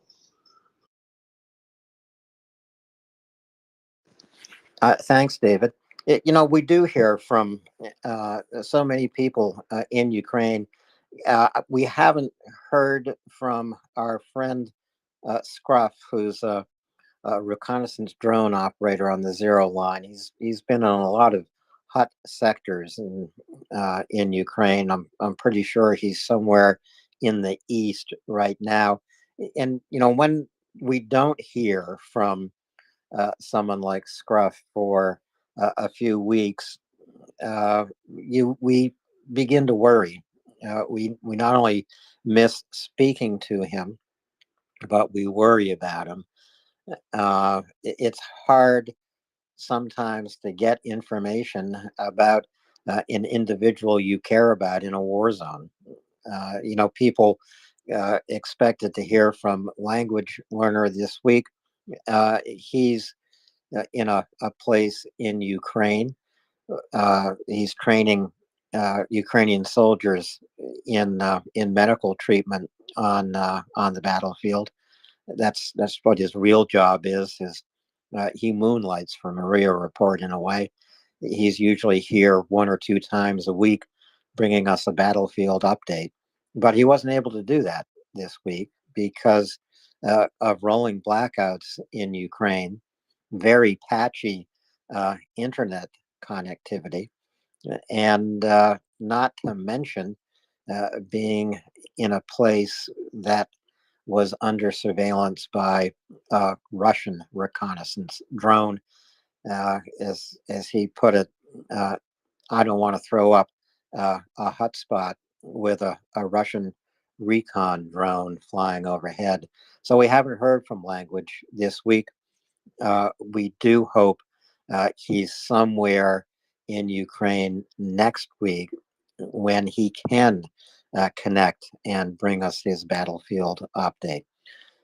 Other listeners also worry when they don't hear familiar voices here, David. Chuck Farrer has been absent since May. All I can say is he's on a special mission. We expect Chuck to return later in June. And then once again, we will resume bullet points with Chuck Farrer on Tuesday and Thursday evenings. We once again will benefit from his analysis and those very focused, detailed maps that Chuck works with and leads us through, so that we can understand better how Ukraine is defending itself, what some of these engagements look like on the Zero Line, you listen to Chuck for a little while, and pretty soon you have a rudimentary understanding of small squad tactics on the battlefield. And you listen to Chuck for a year or more than that, and you have more than a rudimentary understanding. I've benefited a great deal from Chuck's analysis here at MriyaReport. Would not have an inkling of what to talk about without Chuck's help and guidance and wisdom and knowledge and experience. I mean, this man is a former squad leader of a Navy SEAL squad. He's a Navy SEAL. And he calls me his swim buddy out of kindness, but I could not keep Chuck Farrer afloat, even in a wading pool. Chuck keeps me afloat here on MriyaReport every Tuesday and Thursday night when we do bullet points together. I think we all keep each other afloat to a large extent, and it's one of the great things about the community, isn't it? We've got this huge breadth of expertise, huge breadth of different people coming up all of the time talking to us, and nobody can do this 24/7, 365 all the time. So we all have to depend on everyone else to support us. And if you're needing help, then let us know as well, because mental health is important. And well, Carl, you've come up to speak to us, so welcome up. Yeah, I've been curious about where Chuck has run off to. I'm glad to hear he's on a mission and safe and sound. I just wanted to make a comment about his maps. I have worked as a cartographer forever, right? And his maps are without a doubt the finest battle maps that are being produced in this entire war. And I don't know if he does it himself or if he's got people that do that for him, but those maps are awesome. Very clear, very concise, extremely detailed. The resolution is spot on. You can zoom in all you want on those things. And I've just really both enjoyed him, his conversation, his expertise, and his maps, and now also miss them. And I'll stand down for there. So I don't know the provenance of his maps, Alan, but I expect you know more than I do. He doesn't create them himself. He works with map makers, but they have created these maps together so that what Chuck wants to see on a map, the cartographer gets on the map for him, and so it's a team in the background. It's Chuck's team in the background to create bullet points. But I think that Chuck puts the final touches on the map. From what I understand, I have such a collection of Chuck Farrer's maps now, downloaded onto my computer and saved there. It's a real archive of how this war has progressed from hotspot to hotspot, and I can't wait until Chuck is back with us on Tuesday and Thursday nights for bullet points. As I say, a little bit later in June, I think Chuck will be with us again. David, I'm going to turn it back to you for just one more moment, and I can do that because I have another 4.5 hours to go here. Sure, no problem. Yeah, I've seen you're on a very, very long shift, Alan, today. It's very sterling work, I'd say. Another headline that I've been seeing is that there's been a French on the topic of French people. There's been a French aid worker, or let's see, what do you call this person? Kind of a think tank, I guess you'd describe him as, somebody who's been working with Russian authorities in a number of capacities for years and years and years, and he's suddenly been taken in on suspicion of espionage. So this is being reported in the FT, and he's I guess you kind of describe him as a think tank or a foreign consultant working in France. It's pretty disgraceful, I would say. There's a long list now. The list grows by the week, it seems, of just random foreigners who have been detained in Russia for no good reason. Of course, they're going to point to espionage, but the long and the short of these things is that they're basically gaining people for collateral here. So the only prospect that they've got them for is in order to bargain with the increasing number of espionage agents that are being detained in France and in the UK, for example, also in the United States.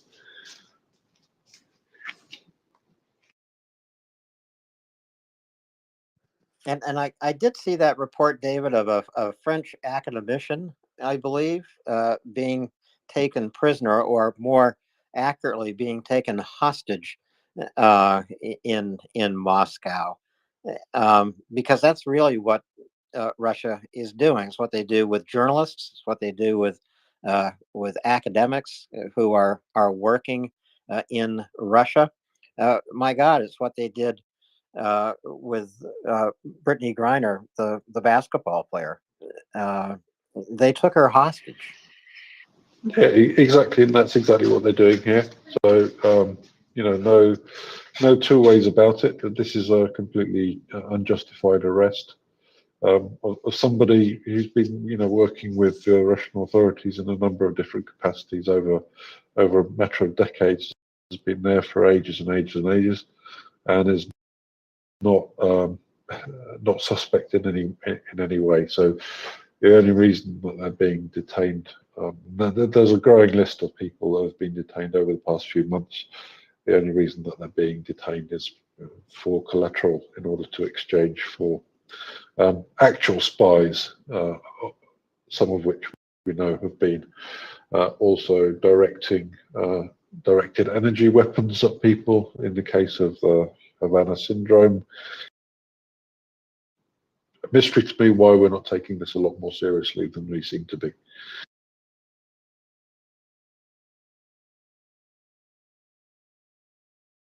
We have to begin to take it seriously. The French arrest of the Russian saboteur today, the arrest of the French academician in Moscow, an academician, mind you, I believe working for a human rights organization, taken prisoner or hostage by Putin's regime.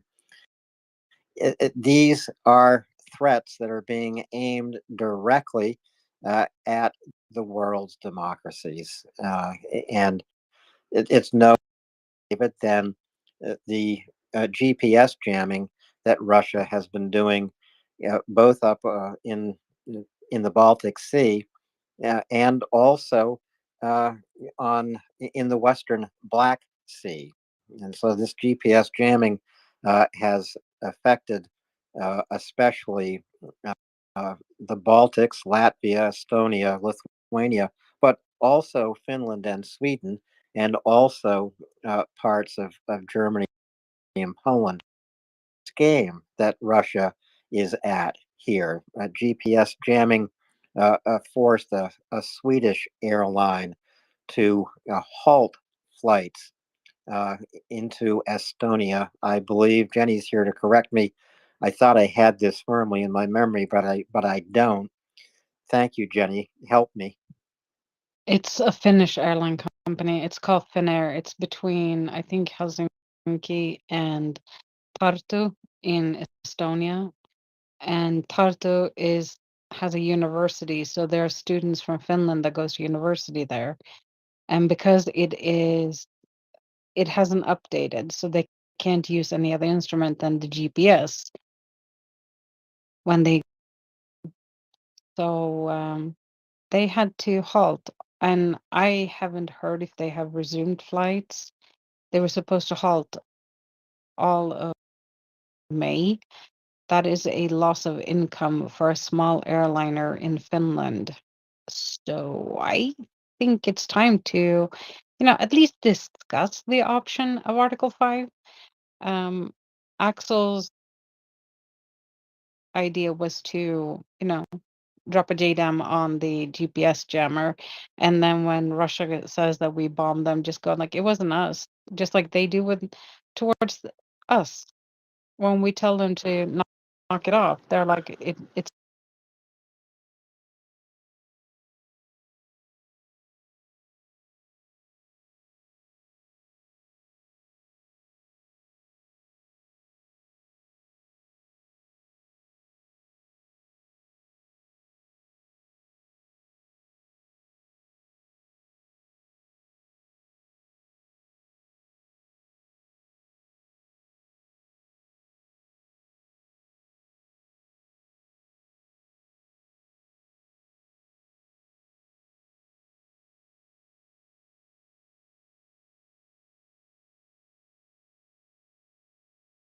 doing the GPS jamming, and we can pinpoint where it's at in Königsberg and outside of St. We're doing it. We're letting them do it so that we can understand how they work and how they roll and how we should roll in response when it comes down to things. But I don't buy this. I don't buy this anymore. We had a hospital attacked this week in the United Kingdom. We had the rail networks, I think, in northern Germany and also in the Czech Republic, disrupted by Russian cyber warfare. It's one thing after another, and there's no response, not even on the information front. So I'd say, we've seen Macron change his tune. We've seen Mike Johnson also change his tune recently, which is let's say, welcome change in the information space. But there's not a coherent policy shift which is detectable, which I find endlessly frustrating. Jenny. Yeah, about the cyber attacks, I have noticed something. Sweden no longer reports when somebody does a DDoS attack in Sweden. It's like it's so common now that they do this and they knock out, a website here and a website there. And these are government websites, part of our digital infrastructure.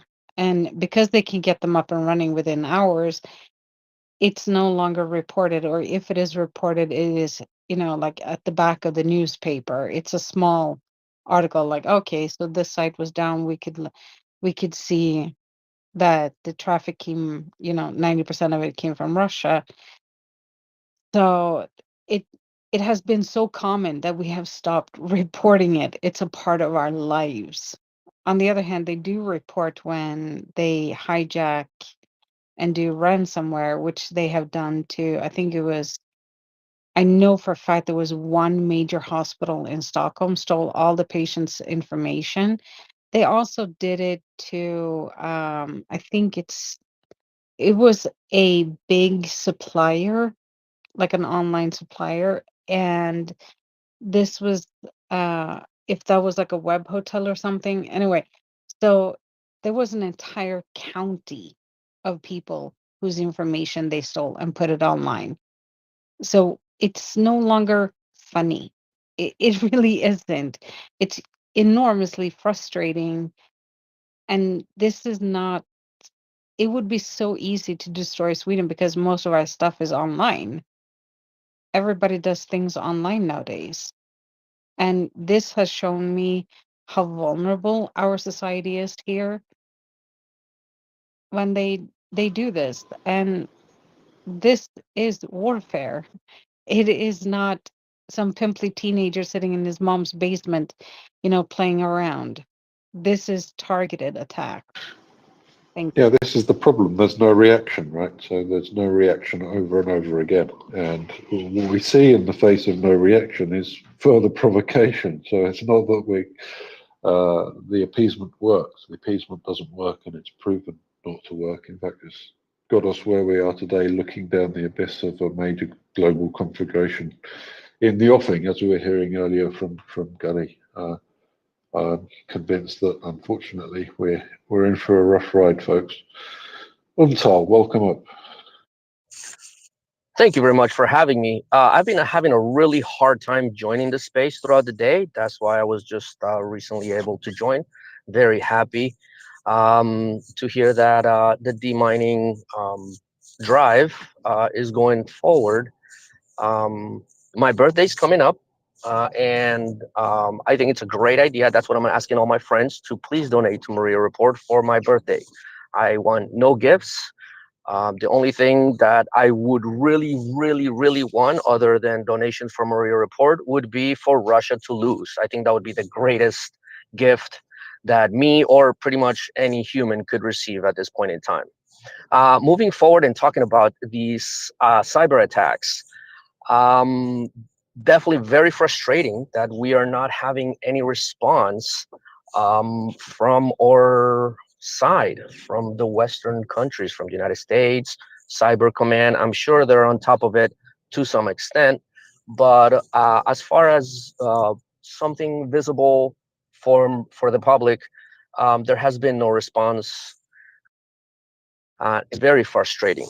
I propose that this is something that I looked into a while back ago.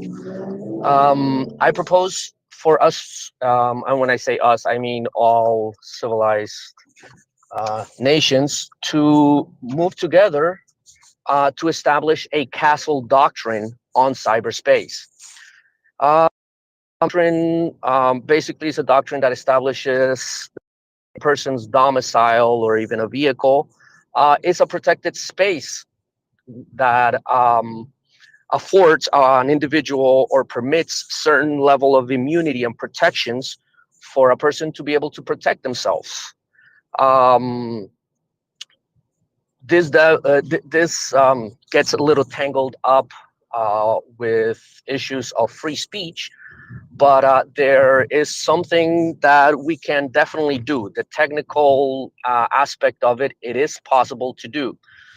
Which would be basically block IP space originating from these bad actors: Iran, North Korea, Russia, the usual suspects.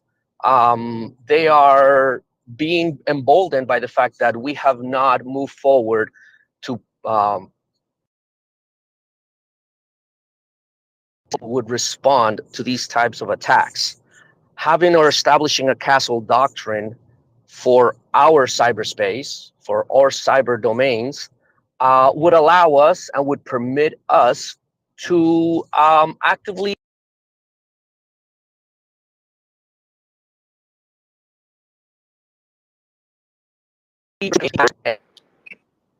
cyberspace into kinetic actions very quickly and in a legal manner. There is the issue of attribution. You know, who did this? No, it wasn't me. To a certain degree, we do have the technology and we have the capabilities of determining, if not exactly who attacked, you know, this important infrastructure. I was horrified by the news of the UK hospitals being attacked this past week. It would allow us and it would permit for a rapid response to basically clap back to these threat actors and let them know that we are not going to be tolerating that.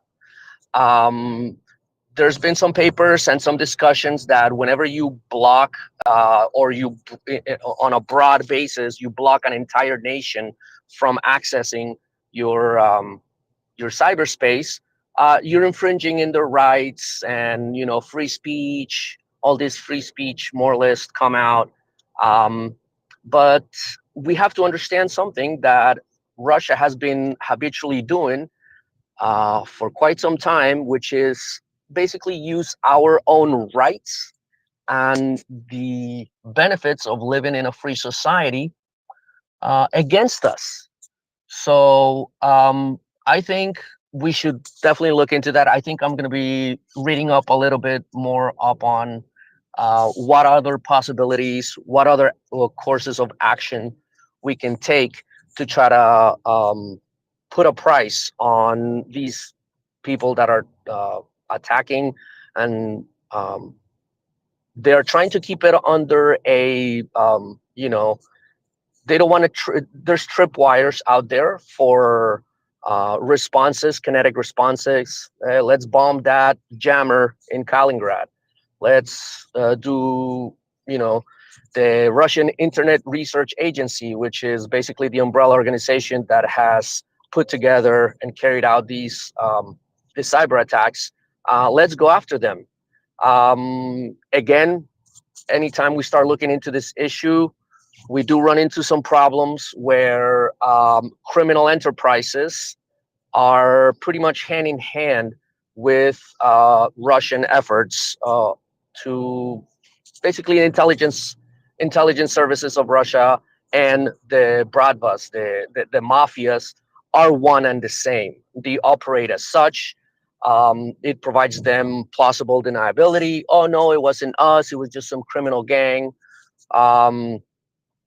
The informational warfare is not only about what we are discussing, what the topics are of the day, what are the issues that we are looking into, but it's also the way in which we allow these things to go unnoticed, fly under the radar.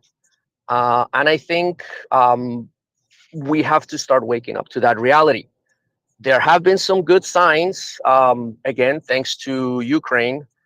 There is I believe it's the Tallinn group. It's Estonia's basically spearheading this effort alongside Canada and all some other partners to try to establish a type of organization that would be able to respond to all these cyber attacks, mainly emanating from Russia and mainly directed at Ukraine and Ukrainian allies. I'm going to look up into some things that I think would be helpful whenever discussing this topic, and I'll get in contact with you guys when I educate myself a little bit more. But definitely a great topic to keep an eye on. I hope that we can establish a quick response and we can exact a price on these bad actors who keep harming us. Yeah, 100%. The centre in Tallinn is the quite newly established, I think it's Centre of Excellence for Cybersecurity. And yeah, I think it's a NATO Centre of Excellence. So yeah, that's quite a new thing. You're right to point that out. I think Alex was next and then Cornelius. I do believe Cornelius was first, if you want to go ahead, bud. Thanks. Well, thanks, Alex. Appreciate that. I jumped in a little late here, but I think it's worth pointing out that the way Western society is set up, you're going to hear about damage created by the cyber attacks coming from adversaries like Russia. You're going to hear about those because they have damage, they harm hospitals, etc., and that's widely broadcast on fora like this and mainstream media. What you're unless somebody screwed up, you're not going to hear about the reverse. There's no way, if there's something going on, that we are going to hear anything reliable about successful attacks on Russia or any of those proxies. It's just the nature of the way we're set up. We can't acknowledge having attacked anyone, and we're in a pickle when it comes to PR. Public relations wise, we're not set up to brag and beat our chests about having exploited this, that, or the other thing, and defeated the enemy on that battle space. So we kind of have to rely on the fact that our Western countries each have really well-funded, and you may not like big government, but when it comes to cybersecurity, we've got heavy-duty organizations that are set up to do exactly what it is needed to do to defend us against them. Of course, we're such big organizations and so digitally dependent that there is going to be some harm because people will not always follow the vigilance advisories. But that's the way that is. By roping off a country like Russia or North Korea, one of the one of the reasons not to is sure, you get to keep them out of your business, but our business can't get in. And do you really want to dig a moat around Russia behind which they can organize things and get yeah, the porosity of these digital borders works both ways. Have some confidence in the fact that Western society is set up to know this. We're slow, we're bureaucracies, but we sure do know that this is super important to us, and we're putting resources into it in effective but unadvertised ways. Back to you. Yeah, I think I agree with you broadly speaking, but I would push back a little bit on the notion that we're doing enough. I don't think we're doing enough by quite a long chalk, and I appreciate what you're saying about not advertising what we get up to, but there's a vast array of things which we could do much more aggressively, in my view, and isolating Russia and letting it work in its own internet cyberspace with no connection to us would be far from a disaster, in my opinion. But that's just my opinion. Alex. Thank you, David. Just going to add, and just to address Swintal there a little bit. Yeah, it's pretty awful and horrible what Russia's just done in the UK with locking up the hospitals. And if you look at the regular white papers and you look at the history and all the various ransomware attacks for Russia, that is not a massive successful attack. It's a Tuesday. They throw so much at us constantly. And one of the places I used to work was one of the major oil companies, and they got attacked so much. There wasn't a second in any given day that there wasn't some sort of penetration test going on, trying to get in and cause damage. And yeah, this has been just the way it is for decades at this point, with Russia constantly just screwing with us, and we haven't done anything. So our governments haven't necessarily woken up to the fact. Again, we've discussed this a lot, that the old world order is not here anymore. A member of the Security Council has chosen to invade its neighbor. The old rules are off, and we need to start treating it as such. And I think the best way to deal with that is to get in touch with your representatives and talk to them about this and say, hey, listen, this is a serious issue. I know they've been attacking us like crazy for years, but we need to start responding hard. And if there's a NATO initiative going on in Tallinn there, I haven't heard about it previously, but I'm going to do some research, getting behind our politicians to make sure that is funded heavily and that it is going to get wrapped in with NATO doctrine.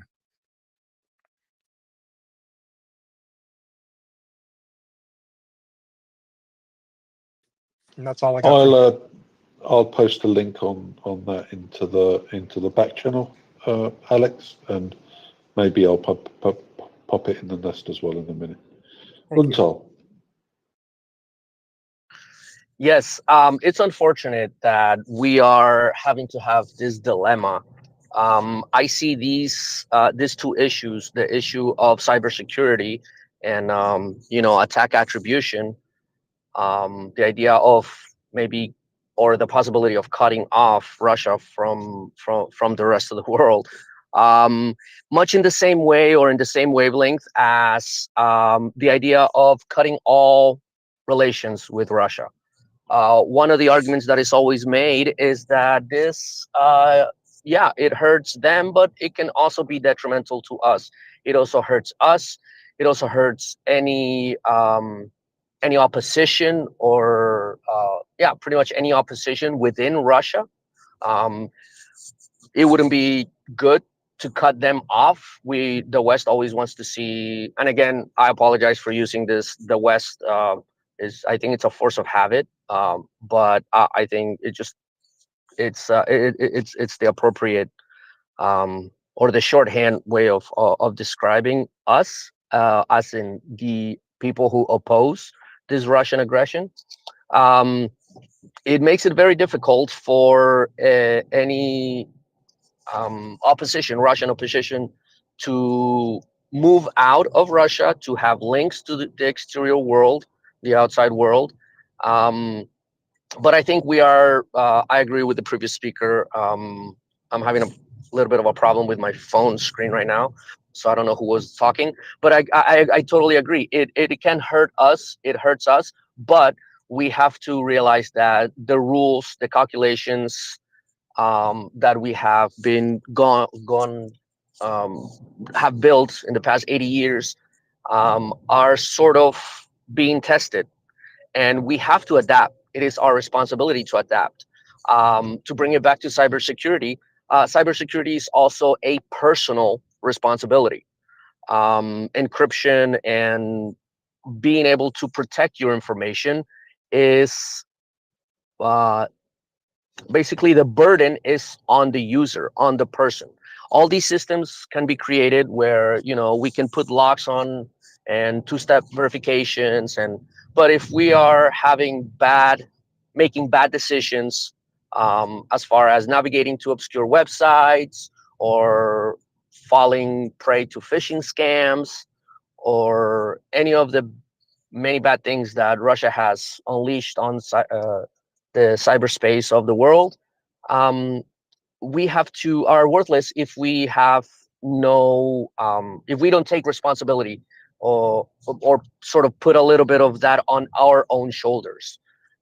Strong passwords, don't reuse passwords, change your passwords periodically, use a password manager. I mean, there are different things, different ways you can go about it, but ultimately the responsibility also falls on the user, on the end user. A lot of these problems, um, what I used to work a long time ago in tech support too, are what we called seventh layer problems. So the problem is not on the keyboard, the system. The problem is on the chair, on the user. So habits are also important, for us to try to keep ourselves safe, and thus keeping everyone collectively safe. Definitely, the calculation has to be redrawn up.